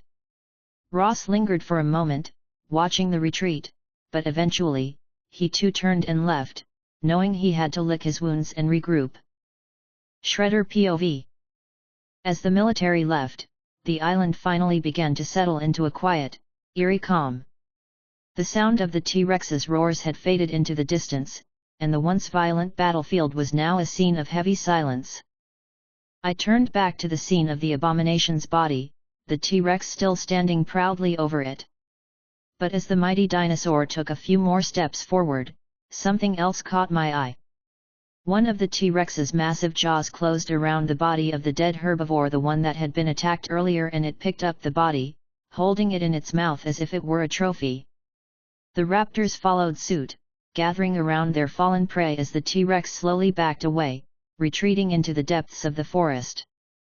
The creatures were leaving the battlefield behind, returning to the jungle, out of sight and out of mind.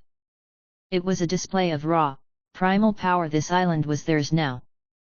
I watched as the T-Rex and the pack of raptors disappeared into the trees. Their territory. Their domain. Shredder POV. I exhaled slowly, the weight of the situation settling in. The battle was over, but there was still so much to do. The construction teams, who had scattered during the battle, were now slowly returning to their tasks. They had watched the chaos unfold, but now, they seemed to understand their role here. It wasn't just about building enclosures, it was about securing the island, making sure it could sustain everything we had started.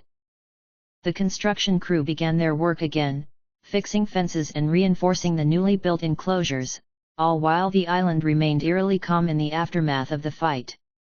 The workers were moving cautiously, clearly shaken, but they were getting back to the task at hand. There was no turning back now. Banner, still looking weary from the transformation, began walking back toward the map he had been working on earlier. The fight had taken its toll, but he was still here, still working. The island had changed, but he couldn't change that. The future of this place was in his hands as much as it was in mine. I stayed where I was, watching everything unfold. The island was safe, for now. The creatures had claimed their territory, and the humans, both military and civilian, were beginning to understand the stakes of what we were dealing with. Banner POV. I walked back to the map, my head still spinning from the transformation. I felt weak, the power of the Hulk still lingering in my muscles. But there was work to do. The island had to be mapped, new areas had to be secured, and the raptors and dinosaurs had to be monitored. I couldn't afford to let my mind wander. This wasn't over.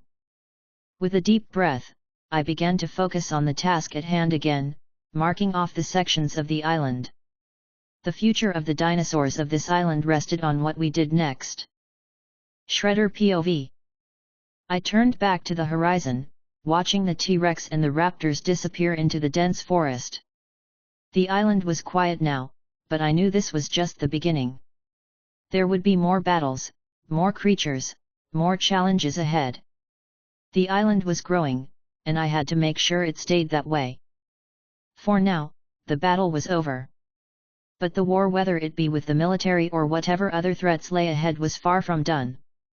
Chapter 38: A New Discovery. Shredder POV. The island had finally settled into a strange calm after the chaos of the previous battles. The ground still trembled slightly under the remnants of the monstrous clashes between Hulk, the Abomination, and the dinosaurs. But now, there was an opportunity to reflect and observe what had been unleashed on the island.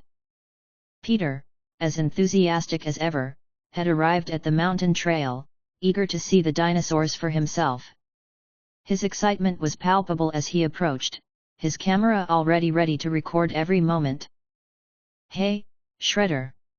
Peter called, his voice practically vibrating with excitement as he jogged toward me. He was practically bouncing with energy. "I've been reading all the comments on my latest video. People are going nuts about the T-Rex footage. You're sure there are more of them, right?" I nodded. "I think you'll find that the island holds more surprises than we can count." Banner, who had been quietly observing the ongoing changes on the island, looked up from his notes. "It's amazing that something like this still exists," he murmured. "It's like a world out of time." Peter didn't need much more than that to fuel his excitement. "This is going to be so big. The dinosaurs, the T-Rex, everything. It's going to be viral, for sure." I raised an eyebrow at him, noticing his eagerness. "How about you follow me, and I'll show you one up close?" Peter's eyes lit up as he nodded rapidly. "Yes. Show me. Lead the way, Shredder." I motioned for both of them to follow me as we began to make our way toward the mountain trail. The path was familiar to me by now, but the excitement in Peter's step and the calm focus in Banner's eyes were palpable. It was clear that, even though the island was filled with danger, it had become a place of wonder as well.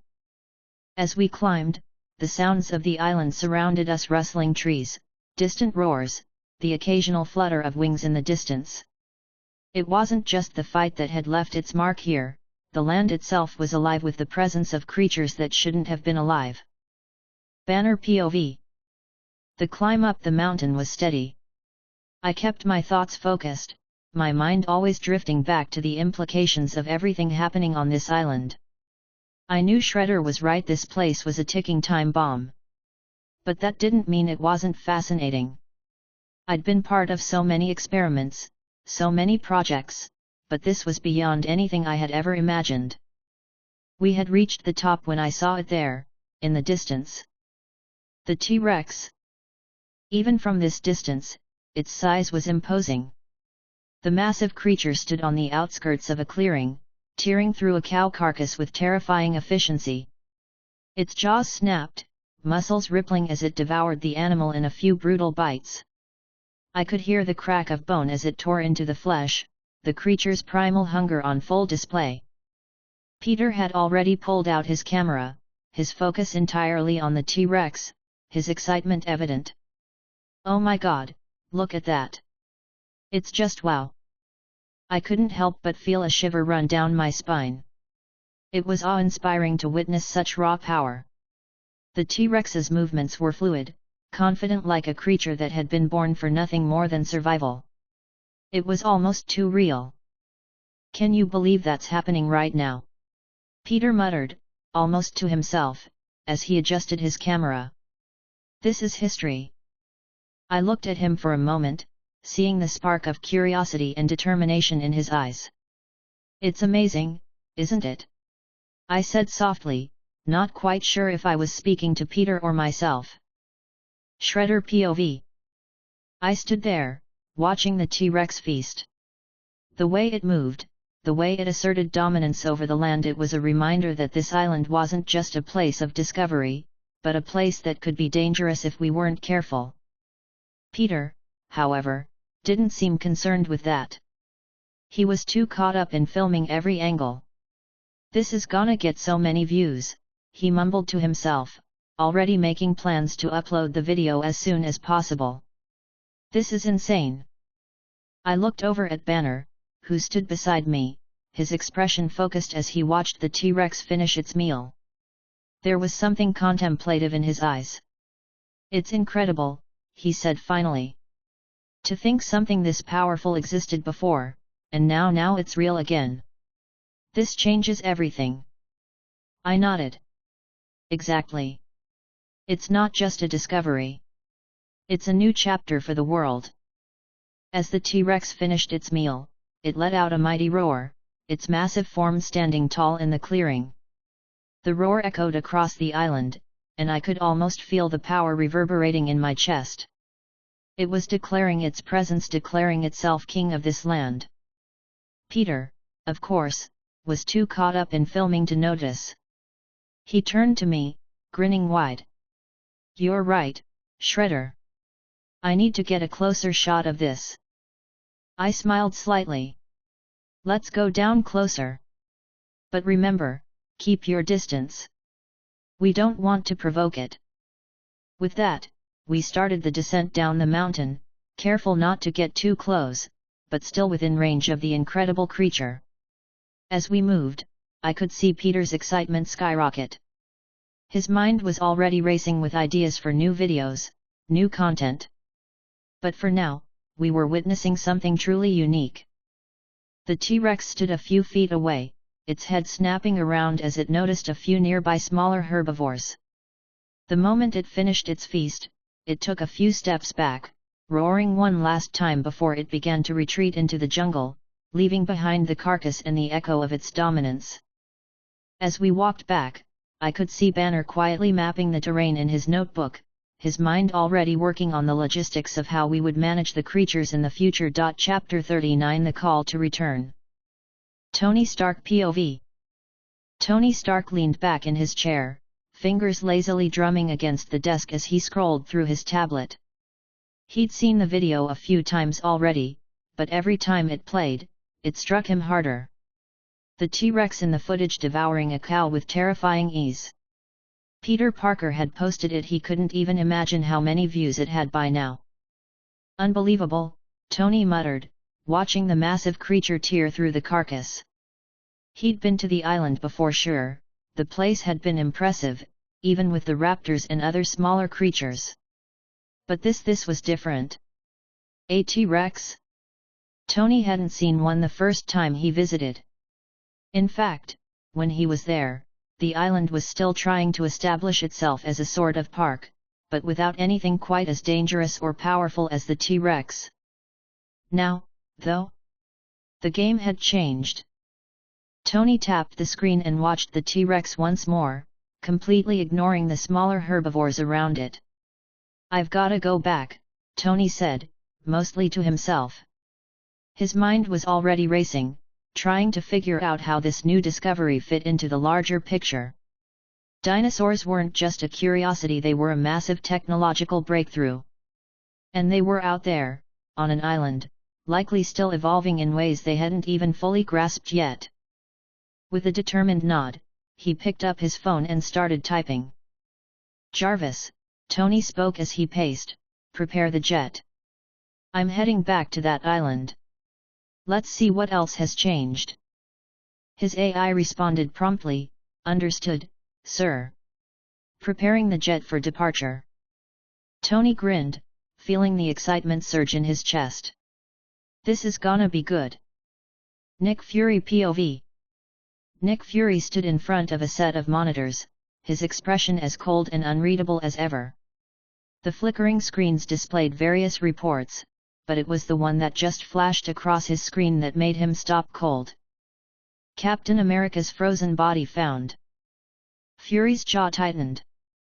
Steve Rogers, the man lost in time, presumed dead, the super soldier who had sacrificed everything for his country, was now found. The implications were far-reaching, and Fury knew better than anyone how much this could alter things. The body had been preserved, likely in ice, in a way that suggested someone had hidden it, had kept it frozen for years. The question wasn't how it had been preserved, it was why it had been kept. Fury was no stranger to surprises, but this was huge. Steve Rogers had been a beacon of hope, a symbol of everything SHIELD stood for, and now that symbol was back alive or not, his body was a link to a past that Fury had long considered closed. "Coulson," Fury barked, his voice unwavering. "I want a full analysis. Find out who found him, how, and where. If anyone's using Rogers' body for something they shouldn't be, I want to know." "Yes, sir," Coulson's voice came through the comms, calm and clear. "I'll get on it immediately." Fury stood for a moment, his mind racing. The discovery of Rogers' body would have massive ramifications for SHIELD, the Avengers, and the world at large. It had to be handled carefully, and that's exactly what he intended to do. But Fury's thoughts didn't stay on the past for long.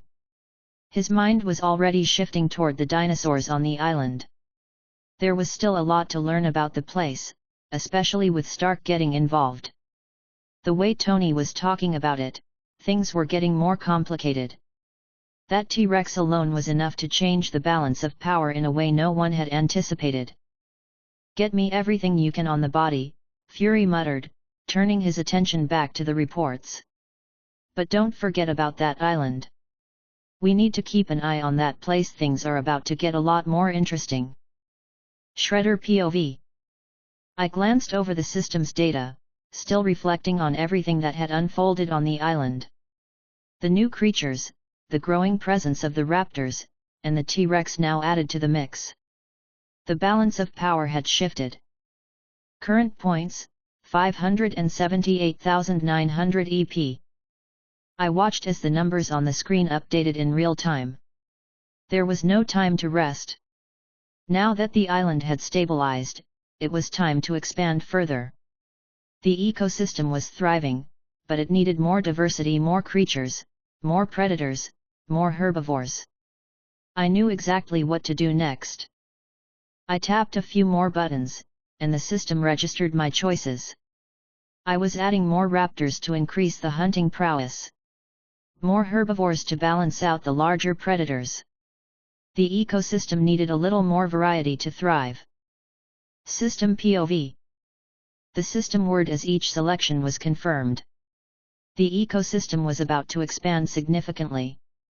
Purchase complete. 2x Raptor packs, 10 Raptors total 5 in each pack. 3x T-Rex, adding to the apex predators.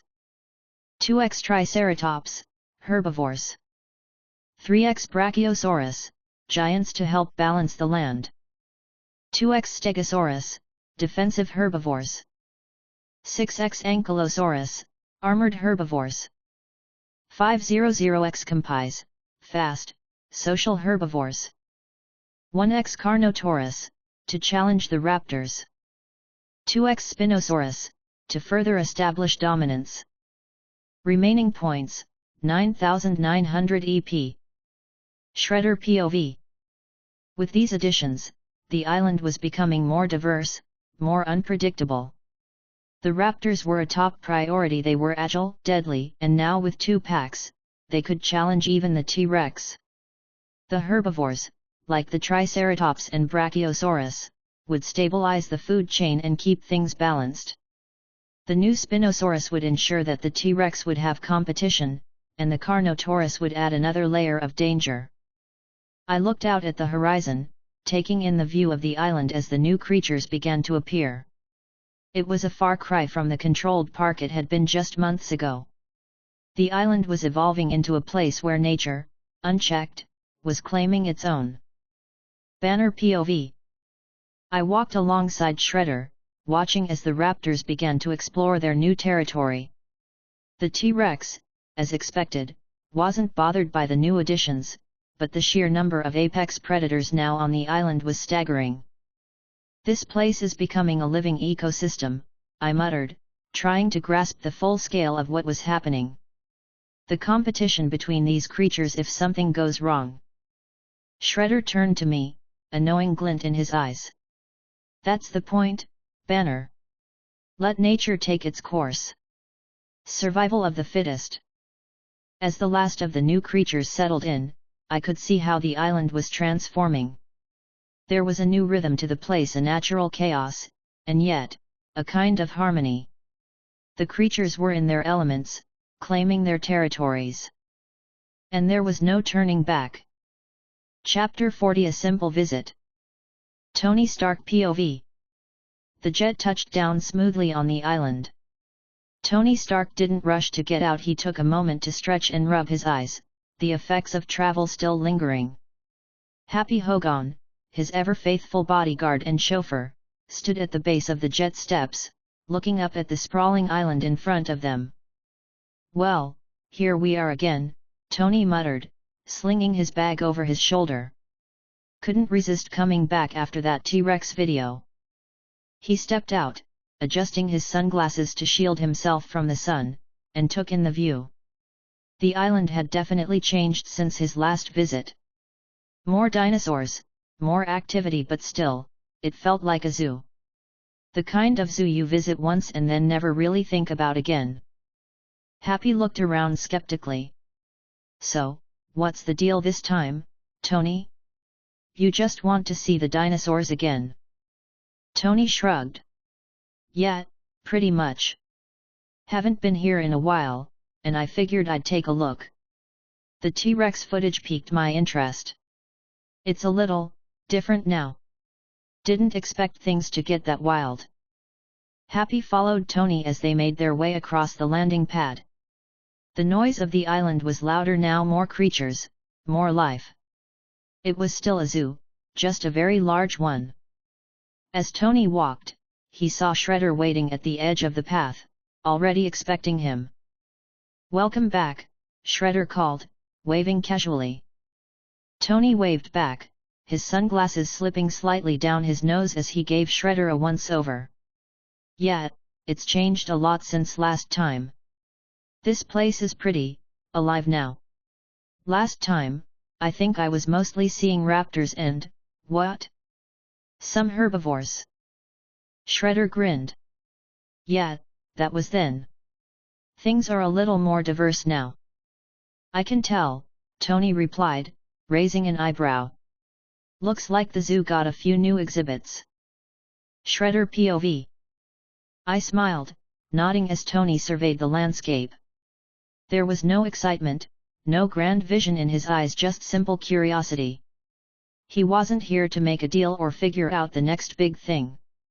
He was here to see the dinosaurs, no more, no less. Let me show you around again, I said, motioning for him to follow. We've got some new additions since you last visited. As we walked, Tony casually glanced at the various enclosures, nodding politely as he observed the creatures. The Brachiosaurus, now grazing peacefully in a large section, didn't seem to get much more than a passing glance. The Triceratops was, for the most part, ignored in favor of a few smaller raptors darting through the underbrush. So, same as before? Tony asked, clearly trying to make sense of the place. Yeah, I said. But bigger. More species, more room for them to roam. It's becoming more self-sustaining. Tony gave a little half-smile, not quite convinced. Right, a bit like a wildlife park with a few more teeth. We reached a higher point on the island, and I motioned toward the distant clearing below. Tony Stark POV. From the mountain path, Tony's eyes followed the view across the island. He could make out the distant movements of the creatures, all doing their own thing. Then, just as he was about to take a step forward, a loud roar echoed across the island, cutting through the noise of the wildlife. Tony raised an eyebrow. What the hell was that? I turned, hearing the familiar growl myself. Looks like we've got a show. We made our way to the edge of the mountain trail where the clearing below was in full view. Tony stood still for a moment, eyes narrowing as he watched the chaos unfold below. The T-Rex was engaged in a battle with another creature, a Spinosaurus, their massive forms clashing with incredible force. That's new, Tony said, a little more intrigued now as he watched the dinosaurs fight. Wasn't expecting a full-on fight to break out. I nodded. Yeah, the T-Rex isn't the only apex predator here anymore. Below, the T-Rex and Spinosaurus exchanged vicious blows. The T-Rex swung its massive tail at the Spinosaurus, which countered with a swipe of its claws. The sound of the battle was deafening, and Tony stood there, mouth slightly open in disbelief. Yeah, Tony said after a beat, this place definitely got more exciting. Just as the two dinosaurs were locked in a powerful struggle, Tony heard the familiar sound of a camera clicking. He turned to see Peter Parker, a few feet away, already filming the battle with his phone. I need this footage, Peter said, grinning as he adjusted his camera. This is gonna get me so many views. Tony shook his head with a smirk. Is there anything that kid doesn't do? I chuckled. Not much, no. Tony Stark POV. Tony stood there for a moment longer, his attention split between the fight and the action unfolding in front of him.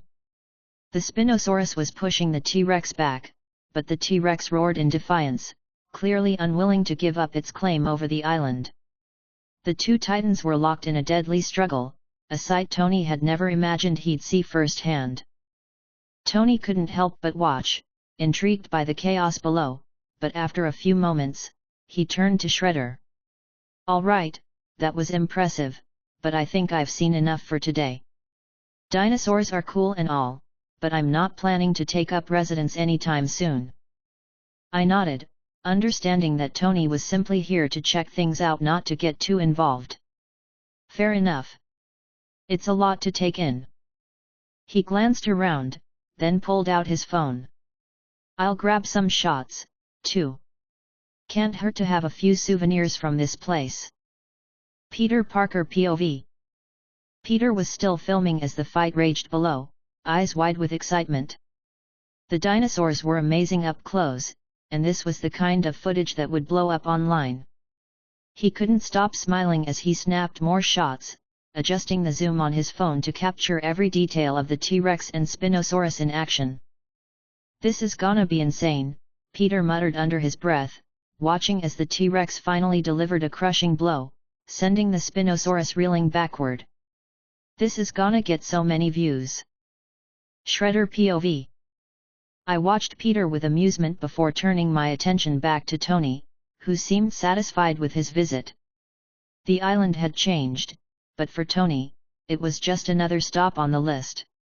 For me, it was still about managing everything, ensuring the creatures thrived and the balance was maintained. "Thanks for coming by," I said to Tony as we started to head back down the mountain. "Yeah, no problem," Tony replied. "Next time, though, I think I'll bring my own video crew." MCU, what if I have Jurassic Park? Chapter 41 Foundations and Plans. Shredder POV. The island had quieted again. The Spinosaurus and T-Rex fight had ended hours ago, the roars replaced now by the hum of wind moving through the trees and the distant calls of herbivores roaming the deeper parts of the jungle. Tony Stark had seen what he came for. As expected, he made no fuss about it, no big speech, no ideas, no plans. Just a simple visit. He left in his jet just as casually as he'd arrived. Now it was just me, Peter, and the jungle again. Peter stood beside me, arms folded as he watched the retreating speck of Tony's jet fade into the blue sky. "So, now that he's gone, are you gonna open this up to the public? Like the old park?" I didn't answer immediately. The question hung in the air as I looked out across the island. Raptors moved like shadows through the trees. Brachiosaurus towered in the distance, their long necks swaying as they grazed. It was all thriving but nowhere near finished. "Yes," I finally said, keeping my voice even. "Eventually." But in my head, I already knew the truth: not yet. Not until I had more points. I opened the system. The interface blinked to life in my vision, silent and smooth. Current points, 340,999 EP. Still not enough. Not for the kind of operation I needed. Visitors meant infrastructure. Infrastructure meant labor. I couldn't rely on outside help, too risky. Too many eyes. Too many questions. I needed something better. Something loyal, tireless, and perfectly obedient.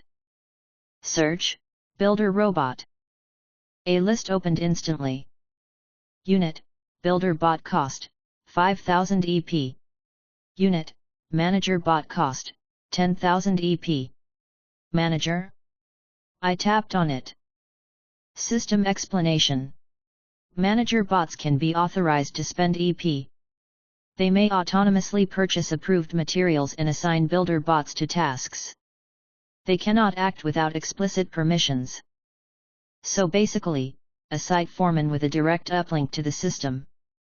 That would streamline everything: materials, construction, assignments, all handled through automation. I wouldn't have to micromanage. "This is a good deal," I muttered under my breath. Without hesitation, I authorized the purchases. Buy 100 builder bots, 500,000 EP. Buy 5 manager bots, 50,000 EP. EP remaining, 340,999 to 550,000 equals minus 209,001. Error. I blinked. Correction, I wanted to authorize that many. But I had only 340,999 points. I adjusted quickly. Buy 100 builder bots equals 500,000, not enough.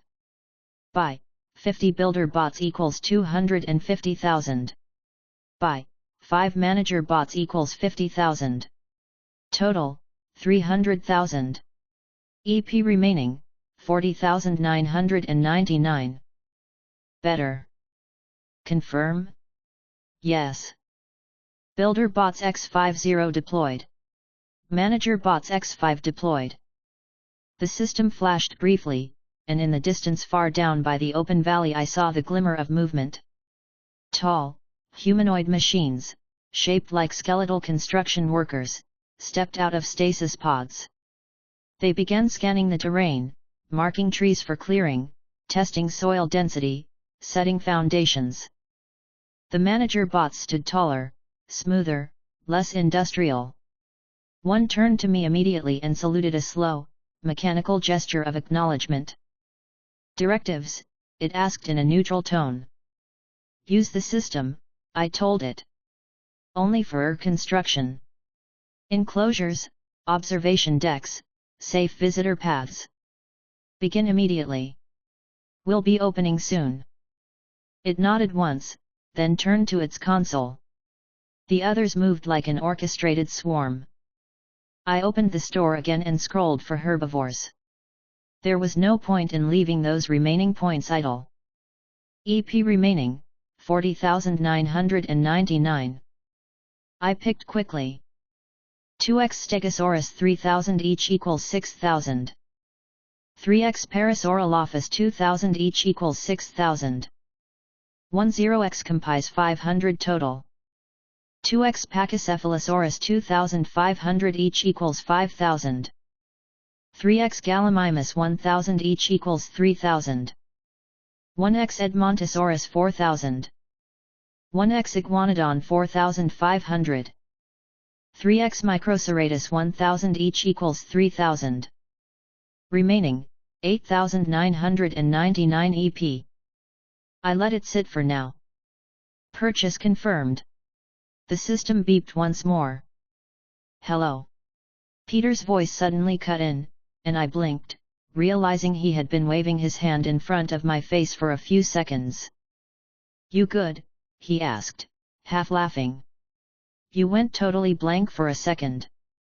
Yeah, I said, nodding. Sorry. Just thinking. So. Peter grinned. You're gonna open it, right? The park.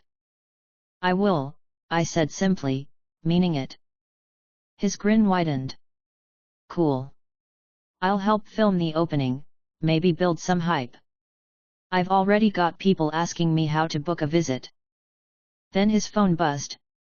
Peter glanced at it, and his smile dropped a little. Aunt May, he said, frowning. I gotta go. She's waiting for me. He gave me a quick wave, turned, and sprinted down the trail, vanishing between the trees with the energy only a teenage superhero could possess. I stayed behind, watching the builder bots as they began constructing the skeleton of what would eventually be a visitor walkway. The island was changing again. Quietly, without ceremony, Jurassic World was beginning its next evolution. Chapter 42 Builders and Blueprints. Shredder POV. By midday, the whir of machinery had replaced the cries of compise and the rustling of leaves. 50 builder bots worked in organized precision across the southeast sector of the island, their sleek frames bending, lifting, welding, and cutting without pause. 5 manager bots stood at strategic points, orchestrating the labor through holographic blueprints and silent system commands. Steel supports were rising from cleared jungle. Reinforced glass was being measured for the upper observation trails. The first footings of the new visitor bridge were already taking shape. I stood above it all, arms crossed, watching it unfold like a time-lapse in real time. This wasn't brute force. It was evolution, efficiency, and exactitude. Then I heard footsteps crashing through the underbrush. Banner. He burst out of the trees, eyes sharp and body taut, halfway between cautious and furious. His eyes swept across the metallic workforce and immediately tensed. I saw the telltale flicker of adrenaline in his shoulders. Where are they from? He asked flatly, voice low and controlled but ready. Who deployed them? Before I could answer, one of the manager bots turned smoothly toward him. Its voice was calm, robotic, with just enough Polish to sound vaguely diplomatic. These construction units are InGen property, it said. Deployed under directive by Shredder. Tasked with structural build-out of Jurassic World facilities. Banner blinked at the thing. He looked at me. You authorized this? He asked. I nodded once. They're under my command. Banner didn't relax, but he didn't transform either. His eyes moved back to the machines.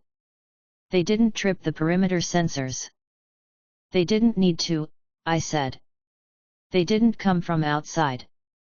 He stared at me for a long second. Then gave the manager bot one more look before muttering, next time, tell someone. Robots crawling out of the jungle isn't exactly low stress. I'll keep that in mind, I said. Shredder POV. I turned away from Banner as the last of the human construction team loaded their tools into trucks. The foreman approached me, cap in hand, boots caked in red earth. You want the full crews out now? You've done enough, I said. We'll take it from here. He nodded, more relieved than disappointed. I handed over the final digital payment, and within minutes the trucks were moving down the western trail, back toward the eastern dock. When the final rumble of tires faded, I stood alone with the machines and the rising skeleton of a glass observation platform. The jungle was still again, save for the whir of automated limbs and the thud of synthetic feet pressing steel into soil. Tony Stark POV. Back in New York, the elevator opened with its familiar ding, and Tony stepped into the workshop of the tower. He set his duffel bag down with a sigh and peeled off his jacket, tossing it over the nearest chair. Jarvis greeted him with the usual precision. Welcome back, sir. Shall I log your trip as a personal visit? Tony walked over to the console, already pulling up a virtual display. Yet. Nothing business-worthy. No tech, no aliens, no deals. Just dinosaurs. Again. Your assessment, sir? Tony smirked. Better than expected. But now it's time to get back to something that doesn't bite. He waved his fingers and the hologram expanded mark designs glowing softly. Let's pick up where we left off. The Mark 7 suit's stabilization system needs refinement, and I'm still not happy with the weight distribution. As you wish, sir, Jarvis said. The tower faded into the familiar rhythm of design hums, metal printers, and Tony's voice talking to himself at 4 different workstations. Dinosaurs were great. But for Tony Stark, the suit always came first. Chapter 43 Grand Reveal. Shredder POV. The van's engine hummed steadily as I pulled up to the corner where Peter Parker stood waiting, his phone already in his hand, bouncing slightly on his toes with impatience. His backpack looked like it had been slung over his shoulder in mid-run. He waved as I slowed to a stop. You're gonna love what we finished, I said through the open window. Peter grinned and leaned in. You finished the dockyard station and the restaurant, right? Did the glass paneling get installed? Everything's operational. Sweet. He tugged the door open, then paused and turned back toward the building behind him. Hey, can my best friend come too? I told him about it last night and he's been going crazy. You got the seat. 2 seconds later, Ned came scrambling out the front door with a clumsy jog, holding his phone in one hand and a half-zipped backpack in the other. Really? You're serious? He asked, breathless. I motioned toward the open sliding door. Hop in.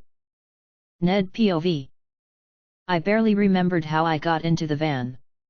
I just knew I was inside, sitting next to Peter, and we were going somewhere that apparently had real dinosaurs. Not VR. Not animatronic. Not some underground tech company testing AI lizards. Real, prehistoric, stomping, roaring, dinosaurs. Have you seriously been there already? I asked Peter, glancing sideways. Yeah, like, 10 times. Peter shrugged, brushing crumbs off his lap. It's different now though. The robots, the self-entry system, the restaurant, all of that's brand new. But dinosaurs, I said, my heart thumping. Peter laughed. Yet. Those two. Shredder POV. At the marina, 3 sleek black jet skis were tied to the wooden dock. The water was calm today, no wind, barely a ripple across the surface. I handed each of them a life jacket. Ned stared at the jet ski like it had teeth. Are these safe? Peter was already buckling his strap. I've been on these a million times. They're awesome. Just lean into turns. Ned squinted at him. You say that like I know how to turn. You'll figure it out. I climbed onto mine without a word. Peter followed, revving the engine once just to show off. Ned took longer, wobbling his way onto the seat like it might buck him off at any moment. We launched across the open water, the wind whistling past our ears. The trip took just under an hour, slicing between low waves and open blue until the mists finally parted and the island came into view. Ned POV. I think my jaw actually dropped. First, it was the giant metal letters, Jurassic World arched across a blackened stone arch like some kind of monument. But then the jungle behind it broke open to reveal the rest. Wide paths. Smooth walkways. Giant glass enclosures. Dinosaurs. Freaking dinosaurs. Grazing. Walking. Moving. Not robotic. Not faked. Real. This is a dream, I whispered. I'm inside an actual dream. Peter parked beside me, already yanking off his life vest. Come on, you gotta see the new restaurant, he said. Last time I was here it was just steel frames and floor panels. Now it's got functioning kitchen bots and even tray scan. Oh. Wait until you see the bridge over the enclosure. But I wasn't moving. I was still staring at a herd of triceratops lounging under a massive awning of palm leaves. Peter waved at his camera. Guys, we just docked at Jurassic World. Ned's in full panic mode. Say hi, Ned. I squeaked, hi. Peter laughed. Shredder POV. The first public structures were in full swing now. Automated kiosks lined the front entrance, each one flashing a clean digital interface that displayed a single price. Admission, $100. Scan to pay. Enter automatically. Visitors could check in through facial scan or card tap.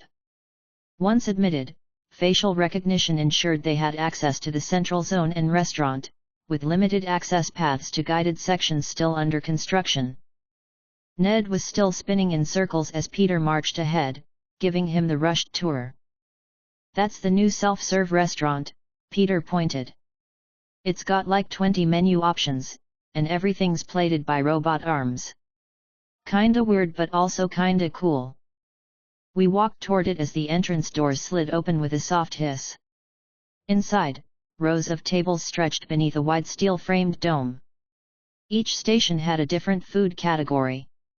Sleek robotic arms moved in coordinated harmony, preparing meals in sealed kitchens and delivering them through touch-activated cubbies. Ned stepped inside like he was entering a UFO. There's no people here, he whispered. That's the point, Peter grinned. It's all autonomous. Cuts cost, improves speed, no spit in your burger. I nodded silently, watching the manager bot reset one of the serving trays. Shredder POV. We looped through the main path until we reached the far end of the dockyard, a stretch of reinforced steel platforms lined with scaffolding and cranes.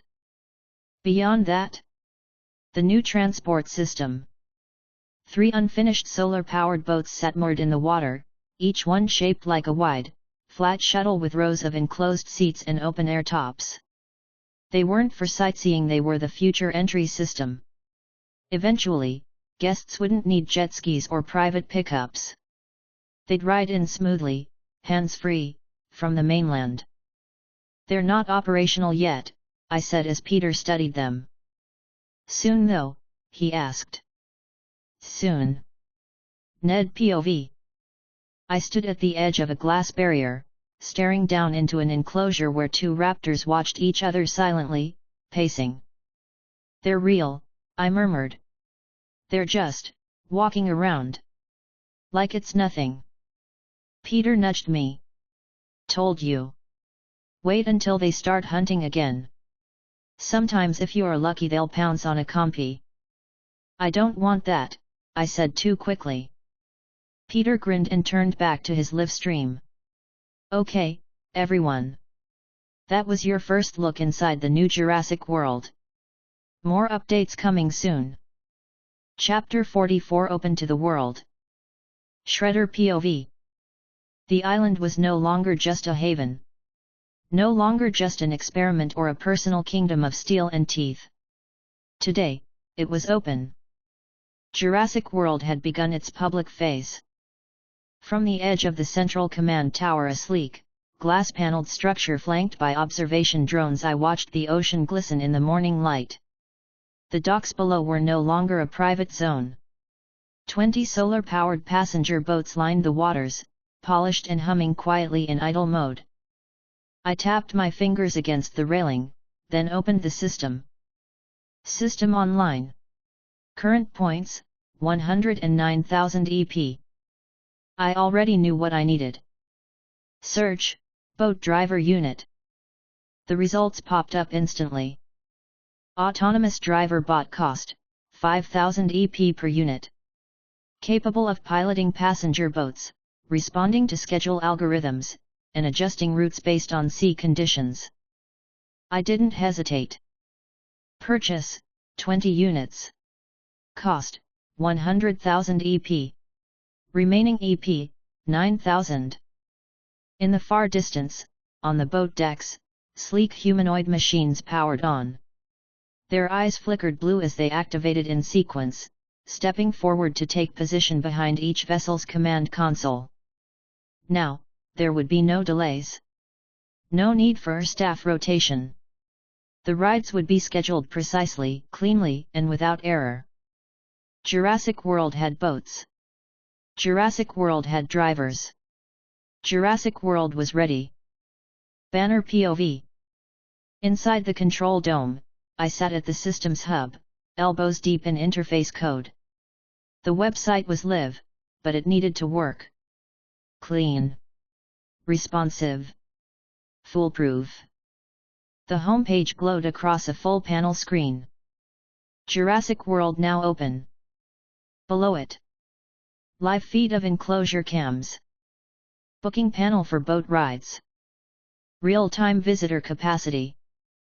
Emergency protocols menu. Q&A with interactive assistant. The website wasn't just about marketing. It was the bridge between mainland curiosity and real-world arrival. Guests could book a ride to the island directly from the site, select time slots, pay online, and receive QR admission codes. I'd even programmed a virtual tour for hesitant first-timers. High-res video. Narrated pathing. Simulated enclosure flyovers. Was it weird that I, Bruce Banner, was now managing a dinosaur theme park's front-end architecture? Very. But the work was clean. Controlled. Predictable. For once. Shredder POV. Peter and Ned had already left on one of the final test boats before public access launched. Peter had barely stopped talking the whole ride back, chattering about what he wanted to edit, what shots to use, how many clips to overlay. Ned had looked seasick the entire trip. I hadn't needed to ask. Peter was already working on the promotional video. In fact, I had given him permission to use anything he filmed here commercially, as long as he funneled viewer traffic back to the booking site. Even before he finished editing, I'd taken a few of the clearest stills from his footage, clean shots of the raptors pacing, the Stegosaurus against sunrise, a silhouette of the T-Rex through mist, and quietly sent them to several curate media contacts. No big reveal. No press junket. Just a subject line. It's real. Jurassic World is open. And attached were the images. I didn't wait for responses. They'd come. Peter Parker POV. Back at home, Peter slammed his door shut, tossed his backpack into the corner, and immediately opened his laptop. Okay, he mumbled, opening his video editor. Clean cut on the bridge shot, raptor close-up at 30 seconds, then overlay the T-Rex roar under Ned's face. Yeah, perfect. His hard drive was already full of dinosaur footage. But this was different. This wasn't leaked footage, wasn't shaky cam stuff from the shadows. This was Jurassic World. Clean. Framed. Public. And his channel was going to be the first to show it. Shredder POV.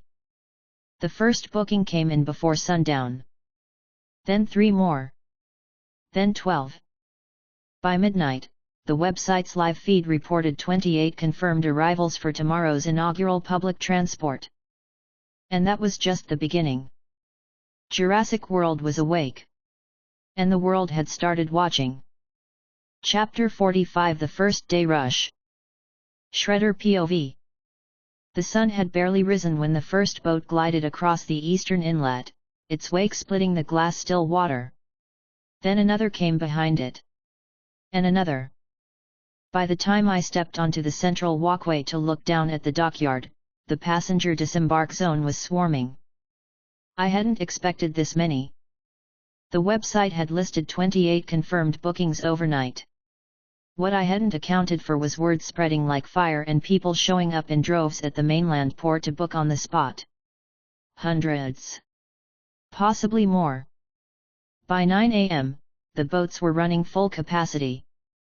I stood at the edge of the high viewing deck, arms crossed, watching the arrivals move through the self-scanning gates.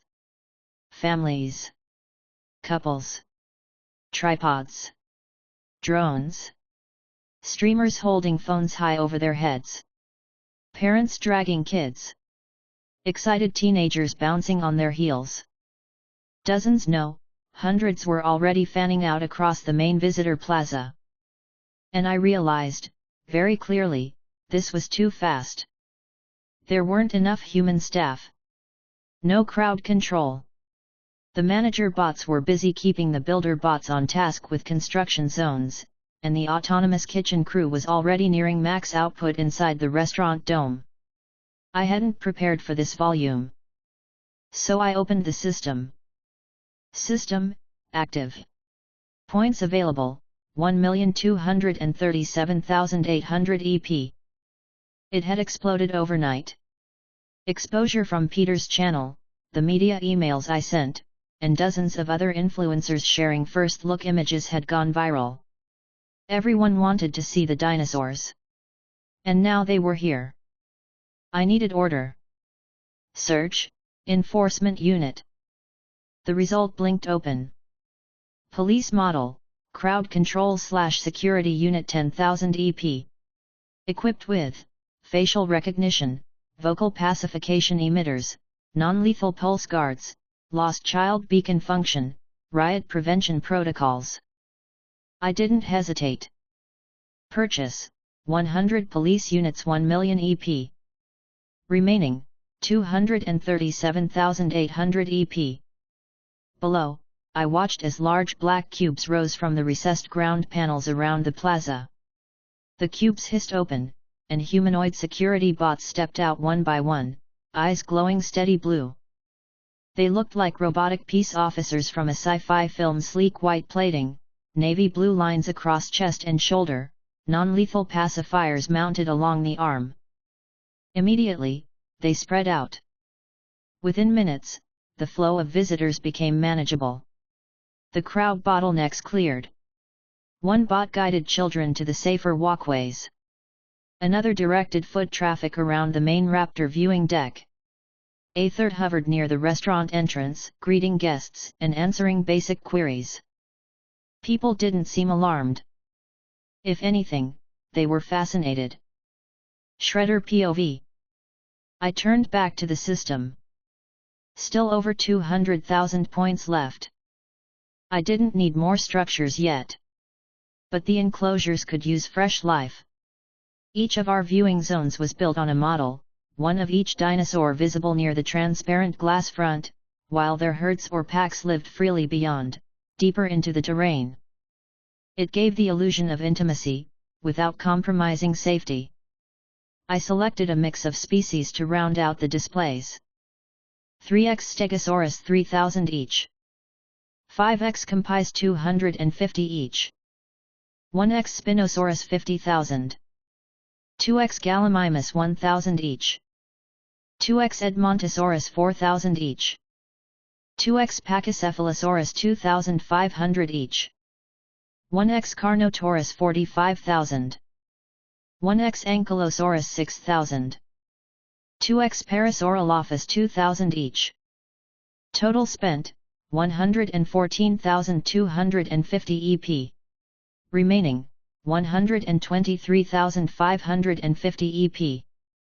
Within minutes of confirming the purchase, I saw new arrivals emerging into their enclosures, some grazing quietly, others still adapting to their space. The crowd gravitated toward the Spinosaurus first. It paced along the rear of the enclosure's open field, muscles rippling under thick scales. Its size dwarfed even the T-Rex posted near the inner sector gate. Phones were everywhere, people live streaming, narrating, screaming in delight. I noticed at least 5 popular streamers I recognized from Peter's briefing. Their audiences numbered in the millions. All of them were filming. Crowd noise, live streamer audio. Yo! We're inside Jurassic World right now, check it out, that's a live Spinosaurus. Look at that thing. You guys, I just saw a raptor blink at me. I swear. I think it knows. Shredder POV. I continued walking the upper deck, watching the plaza below buzz like a hive. In the gift shop on the lower tier, people were packed shoulder to shoulder. The self-serve units were whirring non-stop, selling shirts, mugs, plus highs, hologram keychains, even model fossils. Receipts printed and folded themselves. Digital bags tagged with QR codes floated to collection trays. Every single sale fed back into the system as exposure. Every view, every tagged video, every number Jurassic World trending upward gave me points. And the points meant more growth. More life. More control. I looked up toward the central mountain peak where the observatory ring was still under construction. Today was just day 1. And already, Jurassic World was alive in every sense of the word. Chapter 46: Gods, Shadows, and Prophets. Thor POV. The wind of the New Mexico desert whipped across the crater as Mjolnir soared once more into my hand. Power returned. The spark of the Bifrost shimmered above. I had cast down the destroyer, reclaimed my worth, and proven myself to my father. The Bifrost awaited me, shimmering, humming, ready to carry me and my companions back to Asgard. Volstagg laughed, thumping his fists together. A good day, brother. And now mead. Sif nodded proudly. The people are safe. And the destroyer defeated. But before I could give the word to Heimdall to open the bridge fully, Darcy, the mortal girl who had followed our strange journey, tugged at my arm. Hey, before you go, have you seen the news? I raised a brow. What news? She held up her strange little box, her phone. On it played a video. A beast, large as a Jotun but shaped like a lizard. It roared, and mortals screamed with joy, not terror. Behind it, a great sign of steel and fire, Jurassic World. Dinosaurs, she said, almost reverently. Actual dinosaurs. On an island off New York. Real. Living. People can visit. I tilted my head, frowning. You speak of the creatures from your ancient Midgardian tales? Reptilian titans. Yet. And they're real. Walking around right now. For a long moment, I stared at the footage. Not of battle. Not of conquest. But of creation brought back to life. Something stirred in me. Tell Heimdall to wait, I said to my comrades. There is something I must see. Hydra POV. In a dark room beneath Europe, behind walls no signal escaped, Hydra stirred. Jurassic World, the man in the grey suit said flatly, dropping a file onto the steel table. Dinosaurs. Alive. Controlled. Another agent leaned in. And one man built it. Shredder. No government oversight. No security net. We've confirmed robotics, biological resurrection, even AI infrastructure. Opportunity, whispered a third. If they can do it, we can weaponize it. 20 elite Hydra soldiers stood ready. Outfitted with tranquilizer rounds, impulses, electrified capture nets, and old-world extraction gear. Their objective was clear. Capture living dinosaurs. Return them to Hydra. Kill if necessary. Do not be seen. The transport was already in motion. Shredder POV. The last boat drifted away from the dock, its soft engine purring against the night sea. I watched from the upper balcony as the final group of guests vanished into the darkness, laughter fading, cameras powered down. The lights across the island dimmed on a timed sequence. Spotlights over the Raptor Ridge shut off. The Compy field went dark. The only glow left was the ambient golden line along the main path, powered by the buried solar grid. It was peaceful now. Banner joined me, holding a data slate in one hand. Day 1 complete, he said. I nodded, still staring at the ocean. He tapped the screen. You want to know how much we made? I raised a brow. Sure. He turned the screen to me. $1,123,000. All from admissions. Not counting merchandise. Not counting exposure point surges. It's going to grow, Banner said. You're charging less than high-end zoos. When hotels go up, with multi-day passes, amenities, overnight enclosures, even luxury packages, you'll break 10 million in a month. I gave a slow nod. And when the boats are replaced with transports, and the main terminals built, Banner trailed off, already doing the math in his head. I turned back toward the jungle, toward the places we hadn't developed yet. We're only just beginning. Chapter 47 The God and the Beast. Shredder POV. Night hung heavy over the island, the glowing perimeter lights casting long shadows over the jungle.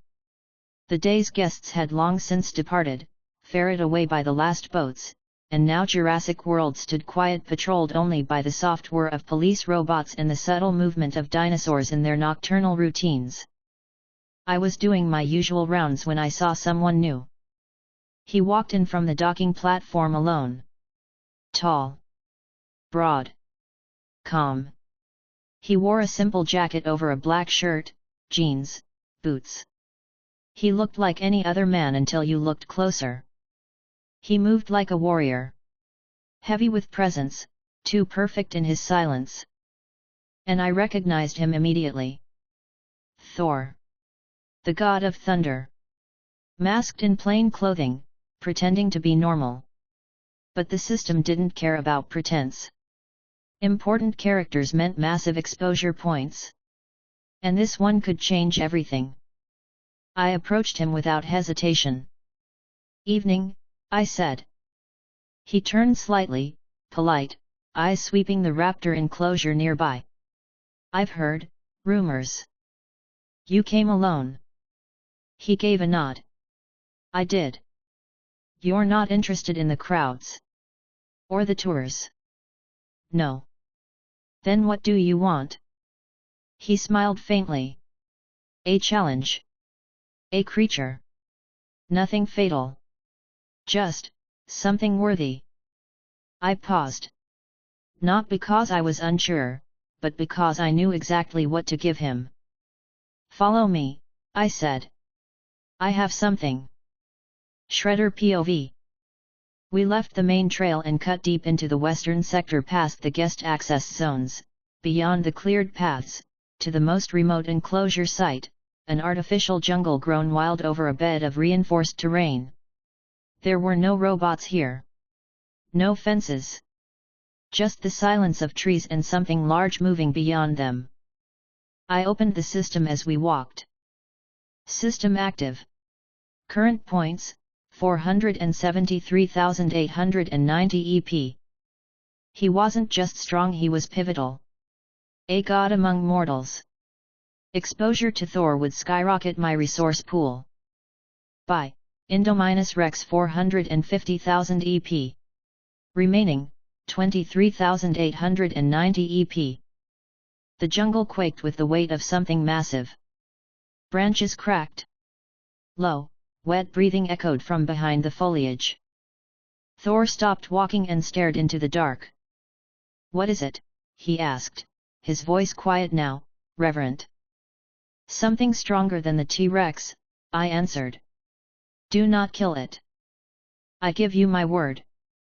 The beast stepped from the trees. White-gray, ghost-pale, with eyes like volcanic glass and claws curved like scythes.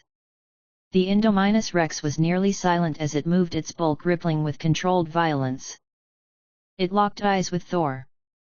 Mjolnir spun into his hand. And they charged. Hydra operative POV. I watched the jungle shift from my hiding place beneath the herbivore transport deck. I'd infiltrated hours ago, tucked into the island's underbelly during the last guest departure. My mission: locate a target, extract tissue, or if possible return with a live subject. I had just moved to a low slope near the eastern tree line when I heard the sound. It wasn't animal. It was battle. Far off deep in the western sector. Something large was moving. Growling. Crashing. I tapped the COMM link in my helmet. Contact. Something's happening West Ridge. Sounds like a fight. My signal pulsed. Moments later, dark shapes moved through the treetops behind me, Hydra soldiers in light assault gear, 20 in total. 10 of them dropped straight into a patrol ring where the police bots walked quietly. Exactly as planned. Hydra hit fast flash EMPs, suppression nets, kinetic foam grenades. The bots raised shields, but the strike was quick and clean. 10 bots against 20 soldiers. It wouldn't last forever, but it didn't need to. Because during the fight, I slipped past them all, deeper into the restricted zone, following the echo of combat and the heavy, measured footsteps of something massive. The deeper I went, the more I heard it: lightning crackling, a monster howling, trees breaking under the weight of something not from this world. And a voice calm, commanding, inhumanly strong. Thor. I grinned under the helmet. This was bigger than dinosaurs. This was opportunity. Chapter 48: The God, the Beast, and the Dead. Shredder POV. The jungle had never been so still. I stood behind the last of the perimeter trees, just far enough from the clearing to watch without interfering. The moonlight cut silver streaks through the canopy, painting the scene in eerie glow. Thor didn't speak. He stood calmly, waiting. And across from him, the Indo-Rex moved through the brush like a ghost made of bone and muscle. It didn't roar at first. It just stared, assessing him, as if it could sense something different about the man holding the hammer. Mjolnir spun once in his hand. Then, the beast lunged. It roared a bone-shaking, guttural sound and lashed out with its claws. Thor dodged, shifting lightly, almost dancing to the side. Mjolnir snapped forward and slammed into the beast's ribs with a crack like a falling tree. The Indo-Minus staggered, but didn't fall. Instead, it twisted, and its jaws lunged for Thor's head. He ducked again, rolling low, and hammered a second blow into the creature's shoulder. It roared again, louder this time, and swiped with its tail. Thor leapt above it, midair now, and crashed down with a spinning strike directly between the creature's eyes. The Indo-Minus crashed to the ground. Unconscious. Breathing, but motionless. System notification. Alert, police unit engaged South Ridge. I blinked. My display lit up with a pulsing red icon: Hydra combat signatures. 10 police bots occupied. Likely more needed. Current points, 578,900. I opened the system immediately. By 5 police units 5,000 EP each equals 25,000 EP. New total, 529,900 EP. Within seconds, 5 more bots emerged from their underground staging platform and sprinted toward the fight zone, reinforcements moving to overwhelm the attackers. Then I heard a rustle near the clearing. I turned sharply. Thor did too. A figure low, crouched, dressed in dark gear with green glass optics emerged from the shadows, making his way toward the downed Indominus Rex. Tranquilizer darts on his belt, collar restraints in his hands. Hydra, I muttered. Before I could react, Mjolnir whistled through the air. It struck the soldier square in the chest, sending him flying into a tree with a wet crunch. Thor walked over, retrieved the hammer, and looked back at me. "Thanks for the match," he said casually, as though the jungle hadn't just been split open by a demigod and a monster. "I'd stay longer, but I suspect more vermin are coming." I nodded. "You're welcome here, whenever you like." He smiled faintly. Then lightning shimmered faintly behind his eyes and he was gone. Shredder POV. I walked to the downed Hydra operative. He was groaning, barely conscious. The Indominus, just beginning to stir, growled lowly beside me. I crouched and looked Hydra square in the eye. "You wanted a piece of this." I dragged him forward and threw him toward the waking creature. The Indominus sniffed once, then snapped its jaws and ended the matter. I opened the COMM. Security bots retrieve the other 20 bodies from the ridge. Move them to the Predator backline pens. No public view. One of the police units responded with a short chime, affirmative. Executing directive. Soon, 20 more lifeless Hydra operatives were fed to the beasts we kept out of the public's eyes: the Carnotaurus, the raptors in the training bay, and the recently acquired Spinosaurus. The island would not suffer intruders lightly. Tonight, we had faced gods and shadows. And Jurassic World stood tall. Chapter 49: Silence, Secrets, and Awakening. Hydra POV. The control room beneath the old Swiss citadel was silent. A row of monitors flickered with frozen images, infrared scans, helmet cams, biometric streams all locked in place. No movement. No signals. No return ping. "That's 20, one agent said quietly, voice cold and even. "All gone." The Hydra commander stared at the map on the wall. It still displayed the pulse from the lead operative's beacon, his last known location at the far western quadrant of Jurassic World. Since then, nothing. Not a single alert. No fallback trigger. No extraction call. "They were killed," the tech said flatly. "No other outcome fits." The commander didn't move for a long time. Just stood there in silence, eyes flickering with restrained rage. 20 elite soldiers. Armed. Trained. Wiped out in minutes. He stepped forward, slowly. "By dinosaurs." A pause. "Or something worse." He turned sharply. "Contact the Berlin cell. Begin weaponization trials with the Phase 2 specimens. If we can't retrieve theirs, we build our own." The monitors dimmed one by one. Tony Stark POV. The room was quiet, too quiet for someone like Tony Stark. Stark Tower loomed around him, artificial lights humming softly, but the hum didn't block out the ringing in his ears. On the desk in front of him was the file. Test results. Cellular decay. A genetic signature warped by the arc reactor's presence, by years of exposure, by too many reboots and too little rest. He read the final page again. Projected systemic collapse, 6-18 months. Irreversible. Tony sat back slowly, exhaling as he stared at the ceiling. His arc reactor pulsed softly beneath his shirt, like a ticking clock. "Jarvis," he said finally. "Yes, sir." "Don't archive this." "As you wish." Tony leaned forward again, elbows on his knees. He didn't say anything for a long time. Then, quietly, "Start a new file. Contingency, final armor." Steve Rogers' POV. The world was too bright. Steve Rogers blinked up at a ceiling he didn't recognize, then turned his head slowly. There was a bed. White walls. A screen on the far side of the room showing a baseball game, an old one. Wrong teams. Wrong stadium. His breath caught. He sat up sharply. The door opened. Nick Fury stepped in, hands behind his back, coat trailing. "Good to see you awake, Captain."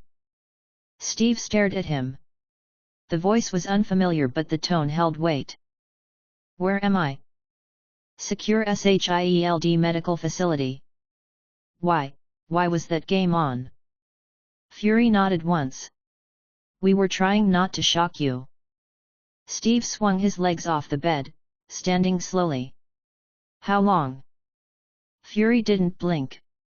70 years. Silence. Steve looked down at his hands. Then at the window. Then back. "I had a date." Fury didn't answer. Chapter 50 Assembling Shadows. Nick Fury POV. The room was quiet as I stepped back in. Steve Rogers stood near the window, still looking out at a world that had long since moved on without him. He hadn't spoken much since waking.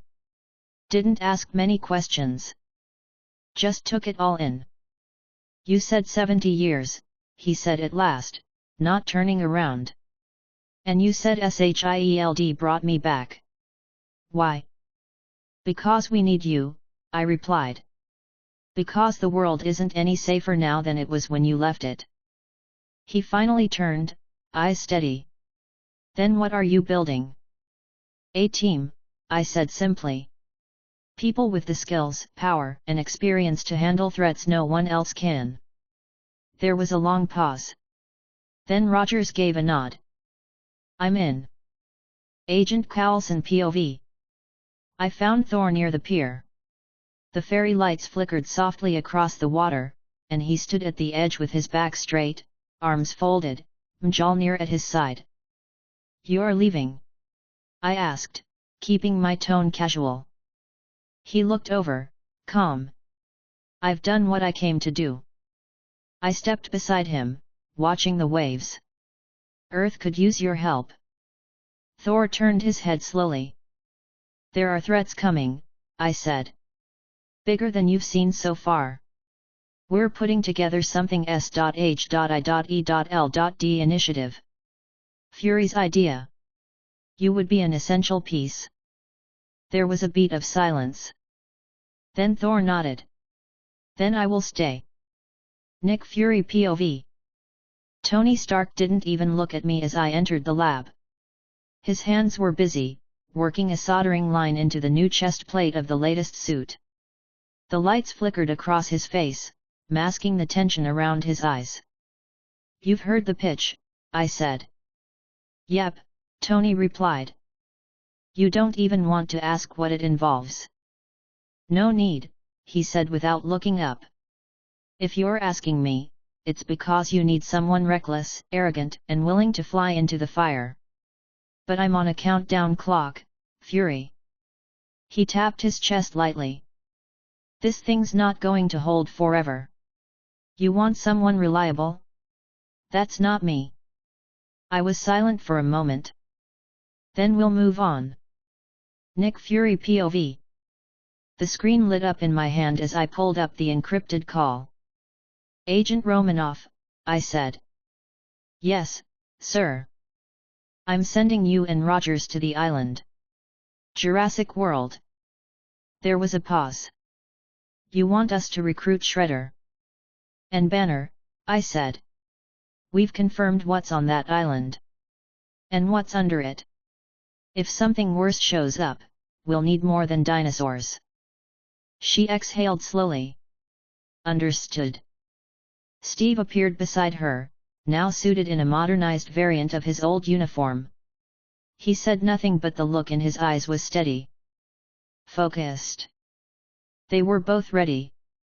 I watched them disappear into the jet. Chapter 51: A World Reawakened. Steve Rogers POV. The wind off the ocean hit me as soon as I stepped onto the island's docking platform, and for a second I forgot everything. The old world. The war. The time I lost. All of it fell away under the weight of what stood ahead. Towering gates. Steel supports woven into modern glass. Holographic signs pulsing softly above archways. A logo gleaming over the entrance: Jurassic World. I stared for a long moment. This. I murmured. This really happened. Natasha Romanoff stepped up beside me, her expression unreadable as always. Not everywhere, she said. But here? Yet. Things changed a lot. I stepped forward slowly, boots crunching softly over the polished path as I tried to process it all. Dinosaurs. Real ones. And not just exhibits. This place lived. People walked between enclosures, streaming footage, buying drinks from robots, chatting like they weren't standing 50 feet from a living, breathing triceratops. Natasha kept pace beside me. Stay sharp. He'll be with the guests. We found him just past the herbivore pavilion, standing in front of a half-dozen visitors near a viewing deck. Banner. He looked comfortable, speaking in low tones as he gestured toward a glass panel. Behind it, a brachiosaurus moved lazily across a field of tall grass, grazing. Their lungs are massive, he was saying. Oxygen retention lets them hold still longer. And the digestion system is more like fermentation, slower. Keeps their energy up for hours without food. Then Natasha stepped forward. Dr. Banner, she said, tone light, but steady. Could we ask you a few questions? He blinked at her, clearly surprised. Sure. Privately. A nearby police unit turned toward us, its blue eyes flashing. Offer, tour override. It addressed Banner directly. I can take over, it said in its mechanical voice. Temporary override requested. Continue guest experience autonomously. Banner looked at it, then at us, and gave a short nod. Yet. Please. The robot turned, stepped to the crowd, and began speaking in his place. The guests, amused but intrigued, followed it without complaint. Banner turned back to us.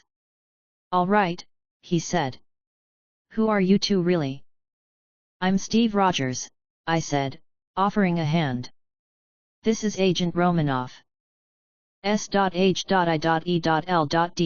he asked, expression darkening slightly. Natasha nodded. We're not here to shut you down. Or control this. We're here to ask if you'll help protect something bigger, I said. The world. He squinted at us. You're talking about the Avengers. You've heard the name. Rumors, he said. I figured I'd be on your watch list. Not your invite list. You're not the only one with strength, Natasha replied. But not all of them are stable. And when the real threats come, we'll need the ones who are. He was quiet for a long moment. Then he sighed. I'll help. Steve nodded. There's someone else here. We'd like to speak with him too. I don't suppose you could call your boss. Banner gave a short laugh. Shredder's not much for meetings. Still, I said, if he built this, he's already changed the world once. Chapter 52 Not a Hero. Shredder POV. The call came in while I was standing on the roof of the observatory dome, overlooking the jungle canopy. The raptor packs were resting far in the shade, and the last of the cleaning drones were sweeping the main boardwalk. I answered without a word. Banner's voice crackled through the COMM. They're here. From SHIELD. Captain America and Romanoff. I said nothing. They want to talk to you. About something called the Avengers. A pause. I'll be there. By the time I arrived at the rear of the herbivore ridge, they were already waiting. Romanoff stood with her arms folded, her expression unreadable. Steve Rogers, Captain America, the old war hero frozen in ice, stood beside her with the same stiff posture he wore in every archive photo. His presence didn't surprise me. The system had flagged him immediately. High-value exposure target. One of the most important people on the planet. But I wasn't here for points. I hear you're looking for recruits, I said, stepping forward. Steve nodded. We are. We've confirmed your capabilities. This park, what you've built, it's impressive. Romanoff cut in. You have control over bioengineered predators, autonomous infrastructure, and a fully operational containment system. If threats ever breach the ordinary, you're already equipped to deal with them. I didn't respond immediately. Then, I shook my head. No. Steve blinked. No. I'm not interested, I said flatly. I'm not here to play soldier. I run a park. That's where my attention stays. Romanoff narrowed her eyes. You're seriously passing on this? You already live outside the system. You've got the resources, the AI, the genetics tech. Steve raised a hand to stop her. It's his choice. I watched him for a second longer. He gave me a nod. Thank you for your time. They turned and left. Banner lingered, his expression unreadable. You could have said yes, he said. You probably should have. I didn't look at him. I don't want to answer that. He didn't press. He walked away in silence, leaving me alone in the clearing. Internal Shredder's thoughts. I didn't say it because I didn't have to. I wasn't afraid. Not of aliens, gods, or monsters. But I knew what would happen if I joined them. Obligation. Expectation. Duty. I had built a kingdom here not to defend the world, but to control something wild. To understand it. To rule it on my own terms. I wasn't interested in protecting people. Because once you say yes to that, they never stop asking. Chapter 53 Kingdom of Scale and Steel. Shredder POV. 2 years and 3 months. That's how long it's been since Captain America and Natasha Romanoff stood across from me, extended the offer to join the Avengers, and left with a polite refusal echoing in their ears. They haven't returned. And I haven't looked back. In that time, Jurassic World has become something else entirely. Not a theme park. Not a sanctuary. A dominion. It started with upgrades. More dinosaurs. More enclosures. More tourists. As the points climbed steadily, endlessly, I bought more of everything. Raptors, stegosaurs, ankylosaurs, herds of herbivores, apex carnivores, and hybrids. The Indominus wasn't alone anymore.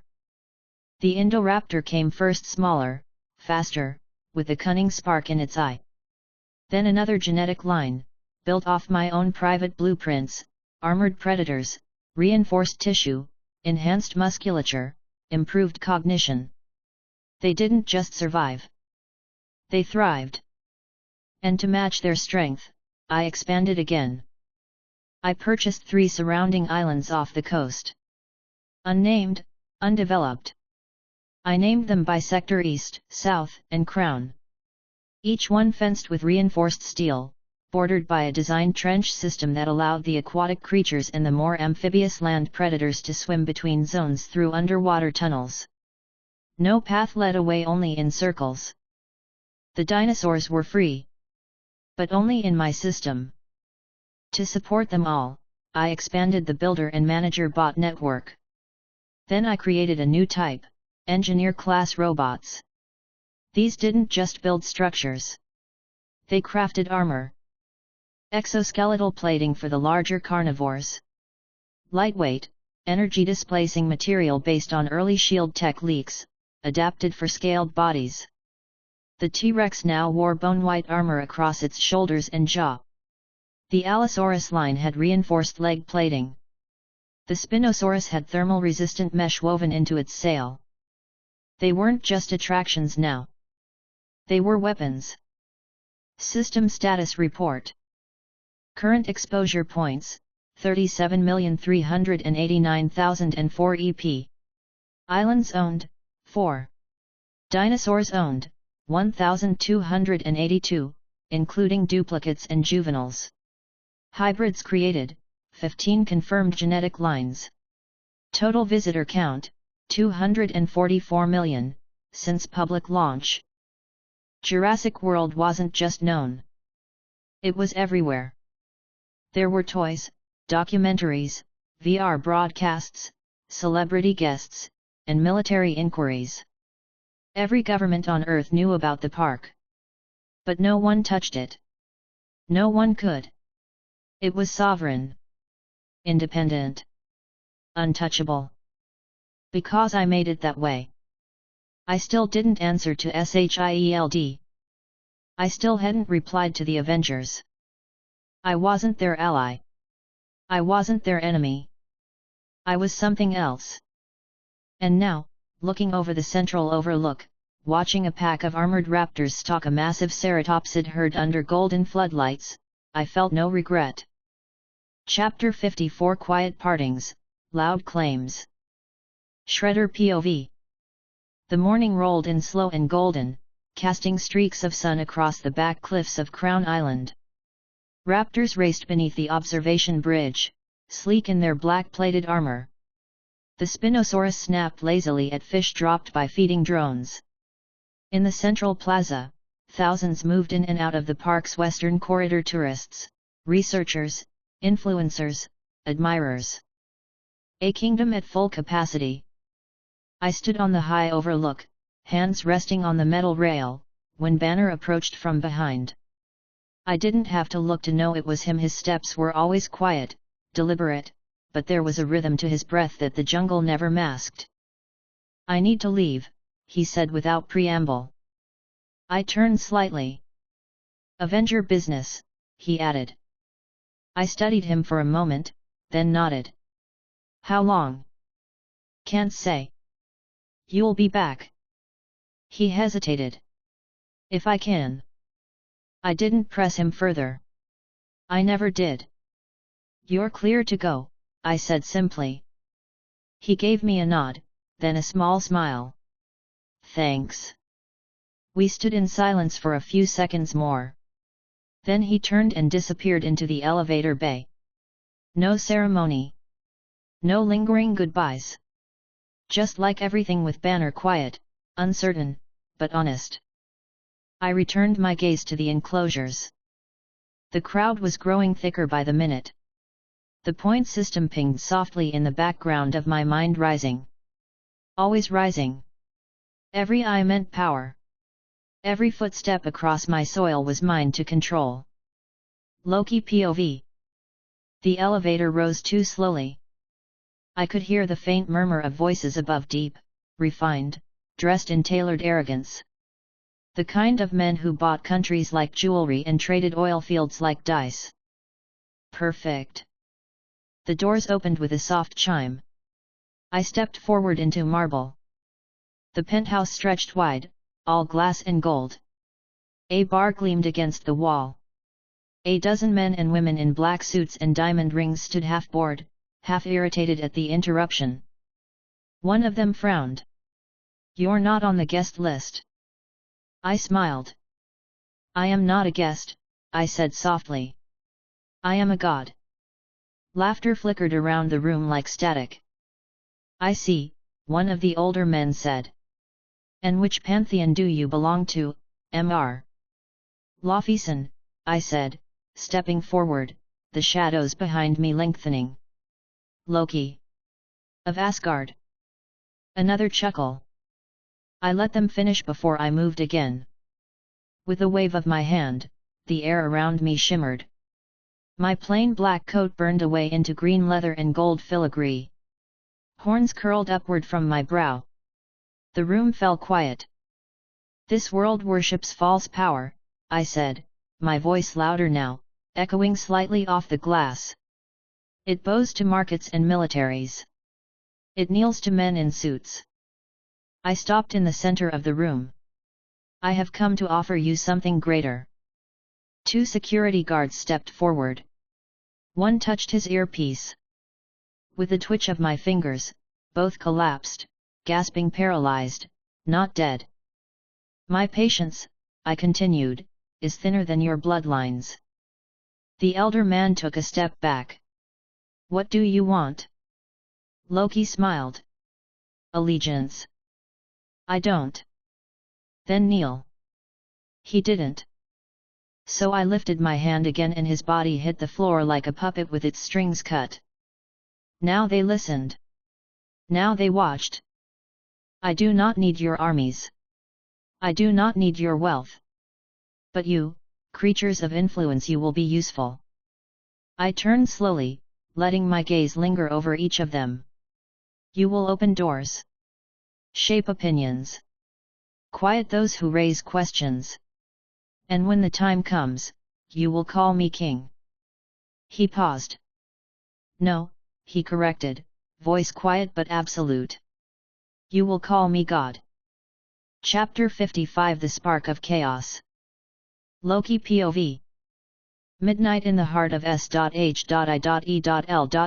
most secure compound. I moved through the corridors like smoke, unseen, unchallenged, every camera looped and every door already unlocked. The guards were professionals. Well trained. Loyal. But none of them were ready for a god. I wore the face of a technician. No horns. No emerald robes. Just a stolen badge and a clipboard bearing the false credentials of a systems auditor. The face meant nothing. It was the eyes that carried power. The tesseract was near. I could feel it. It hummed to me. Not just as a source of energy but as a promise. A key. A portal to far more than this pale blue world could offer.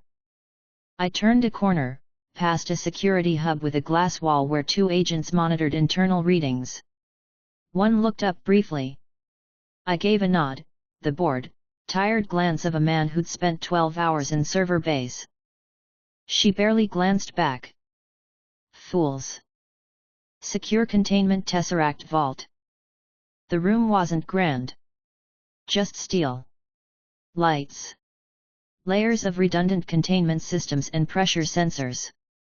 Designed to keep humans out. But I was not human. I stepped to the door. ID confirmed, the machine voice said as my stolen badge hit the scanner. As the locks clanked open, I shed the mask. My coat rippled back into green and black. My eyes flared. The horns reformed. The cube floated inside a magnetic suspension field, a dull blue glow pulsing in slow, living rhythm. I stepped forward and extended my hand. Hello, old friend. The moment my fingers brushed the tesseract, the energy surged up my arm, wild, hot, feral, ancient. It didn't resist. It recognized me. I took it. The lights in the room exploded in a stutter of sparks. Sirens whined. Steel doors slammed. Too late. I turned once, smiled at the camera lens above, and vanished into light. Nick Fury POV. My phone buzzed at 3:17 a.m. I didn't need to answer it to know. The Tesseract was gone. And so was the war I'd been trying to delay. Chapter 56 Shadows at Dawn. Thor POV. The dawn over Midgard had changed in the 2 years I had wandered its soil. Less chaos. More steel. Fewer warriors, more machines. They built their cities upward now, like towers of glass and light trying to touch the realm I came from. And yet, for all their might, they remained fragile. And now I knew why. The moment my feet struck the earth summoned by Heimdall's whisper of betrayal I felt it. Loki. The wind itself trembled with his name. The very energy around me was stained by the residue of his passage. His magic always left behind a scar. A ripple of illusion woven too tightly into the air to truly vanish.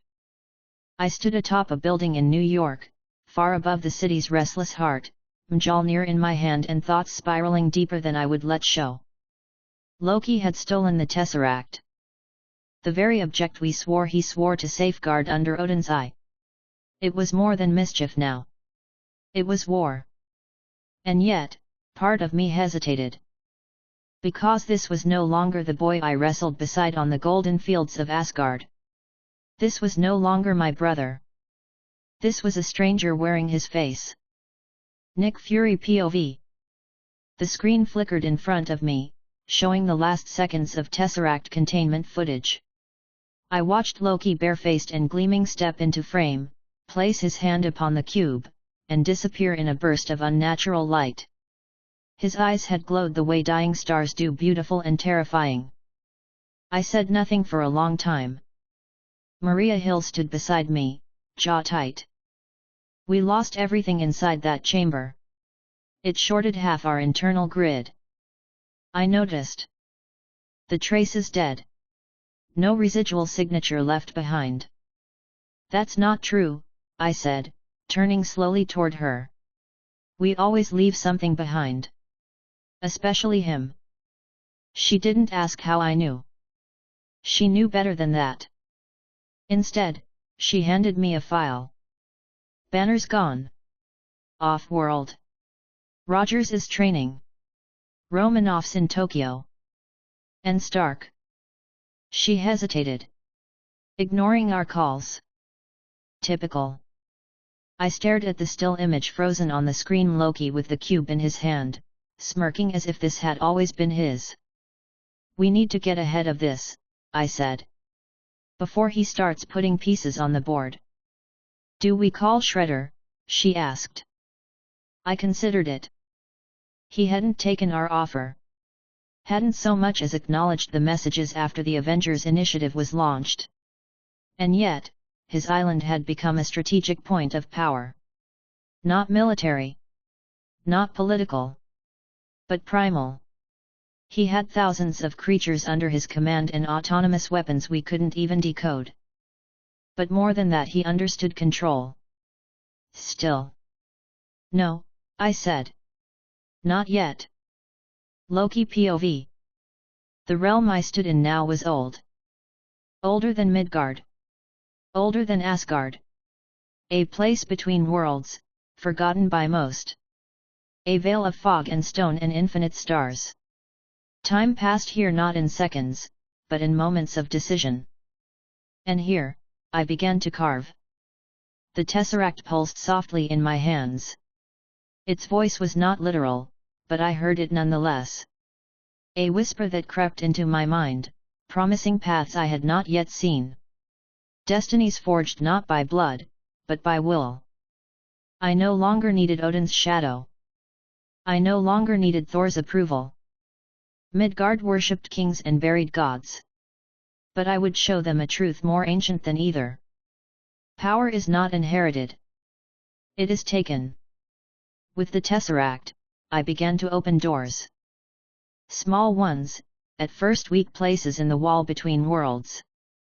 But each time I turned the cube within my hand, another tier revealed itself. I saw other realms.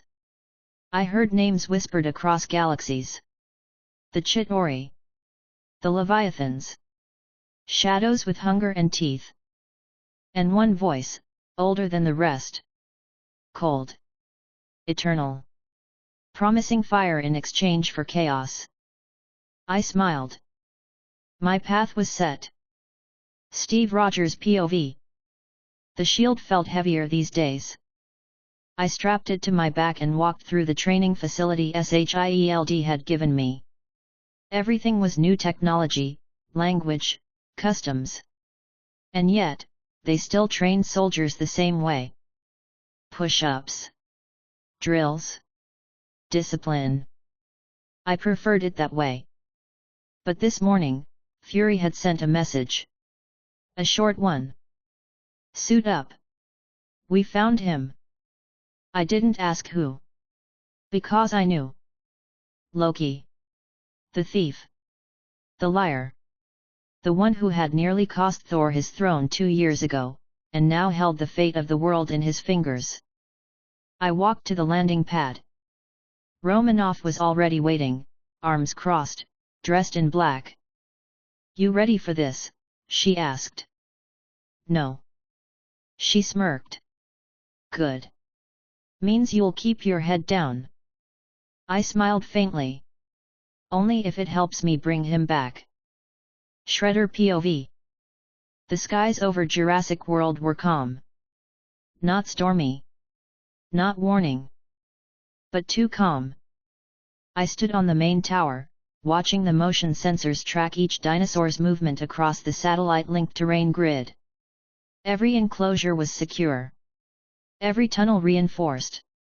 My manager bots worked flawlessly. But I still felt it. A pressure. As if something had tilted the world slightly sideways. Banner was gone. Romanoff hadn't returned. I hadn't heard from Rogers. But something told me I would. Soon. And when they came this time, they wouldn't ask me to protect the world. They'd ask me to fight for it. And I still didn't know if I would say yes. Chapter 57 The Thunder Returns. Nick Fury POV. The skies were wrong again. The wind shifted in ways it shouldn't. Pressure dropped like a dying pulse. The animals near the lower decks of the helicarrier began pacing. Even the bots scanning our upper radars picked up fluctuations they couldn't explain. Then the cloud split like a wound in the sky. Lightning struck 3 times in the exact same spot on the helipad. The air ignited with a sound like tearing metal and ancient rage. And then, in the blink between heartbeats, he was there. Thor. He stood still for a moment as the aftershocks of the Bifrost faded around him. His cape flicked once in the wind, then settled. Mjolnir dangled at his side. The same armor. The same gaze. But there was a weight behind it now. Not weariness, purpose. I walked toward him with Maria Hill a step behind. Welcome back, I said. Thor nodded once. You've lost the Tesseract. Loki took it, I confirmed. I know. His voice was flat, hard. We felt the rift from Asgard. Heimdall tracked the energy as far as he could.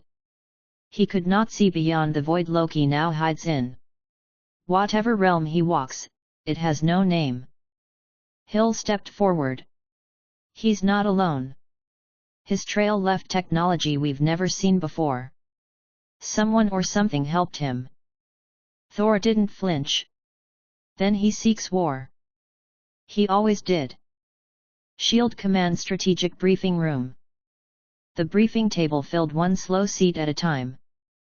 Romanoff, freshly returned from Tokyo, sat at the edge, reading the file in her hand without expression. Rogers entered next, shield slung across his back, silent but focused. Banner's chair remained empty. And Tony Stark, once again, didn't reply to any call.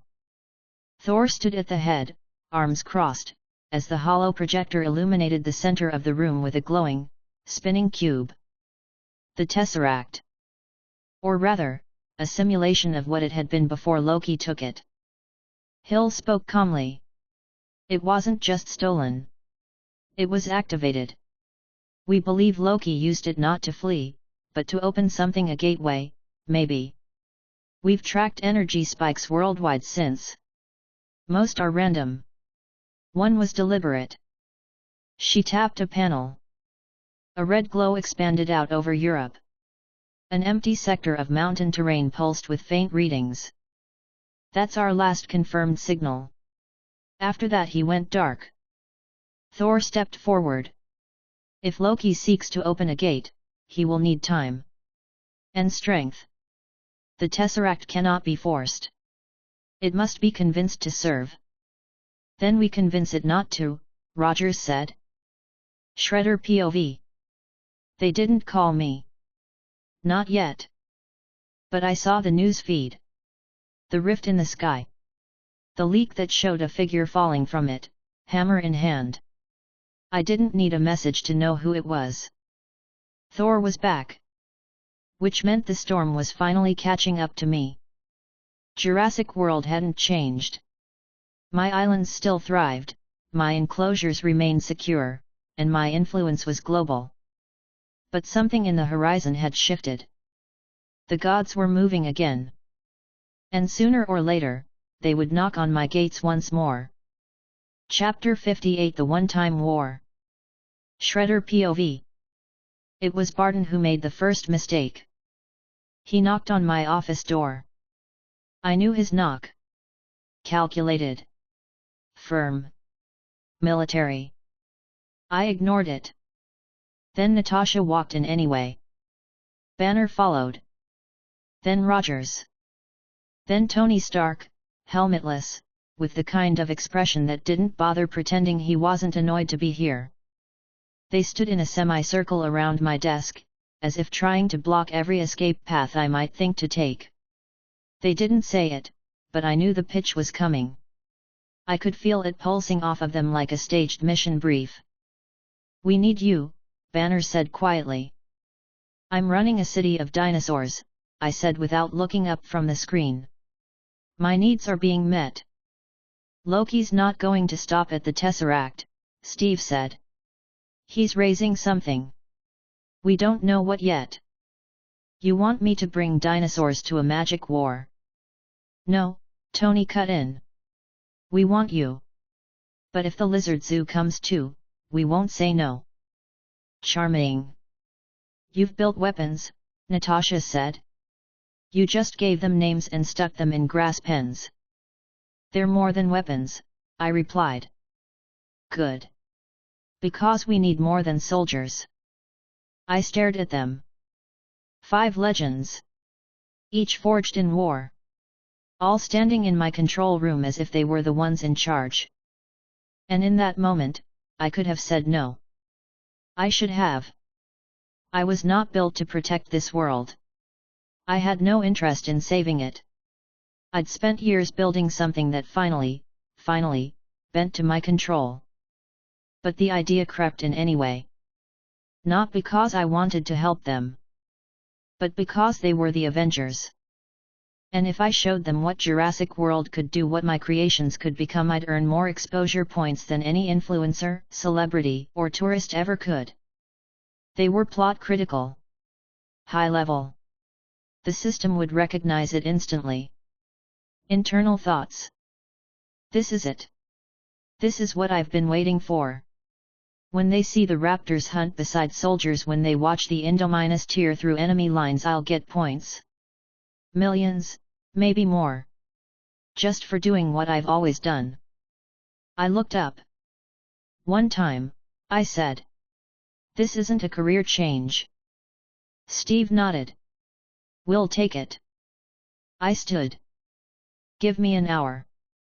Chapter 59: The March of Giants. Shredder POV. The jungle parted as they marched forward, not like beasts, but like legions. It had taken less than an hour to prepare them.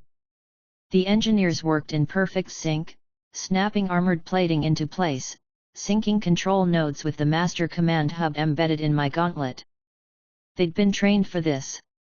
Not the dinosaurs, the bots. The creatures didn't need training.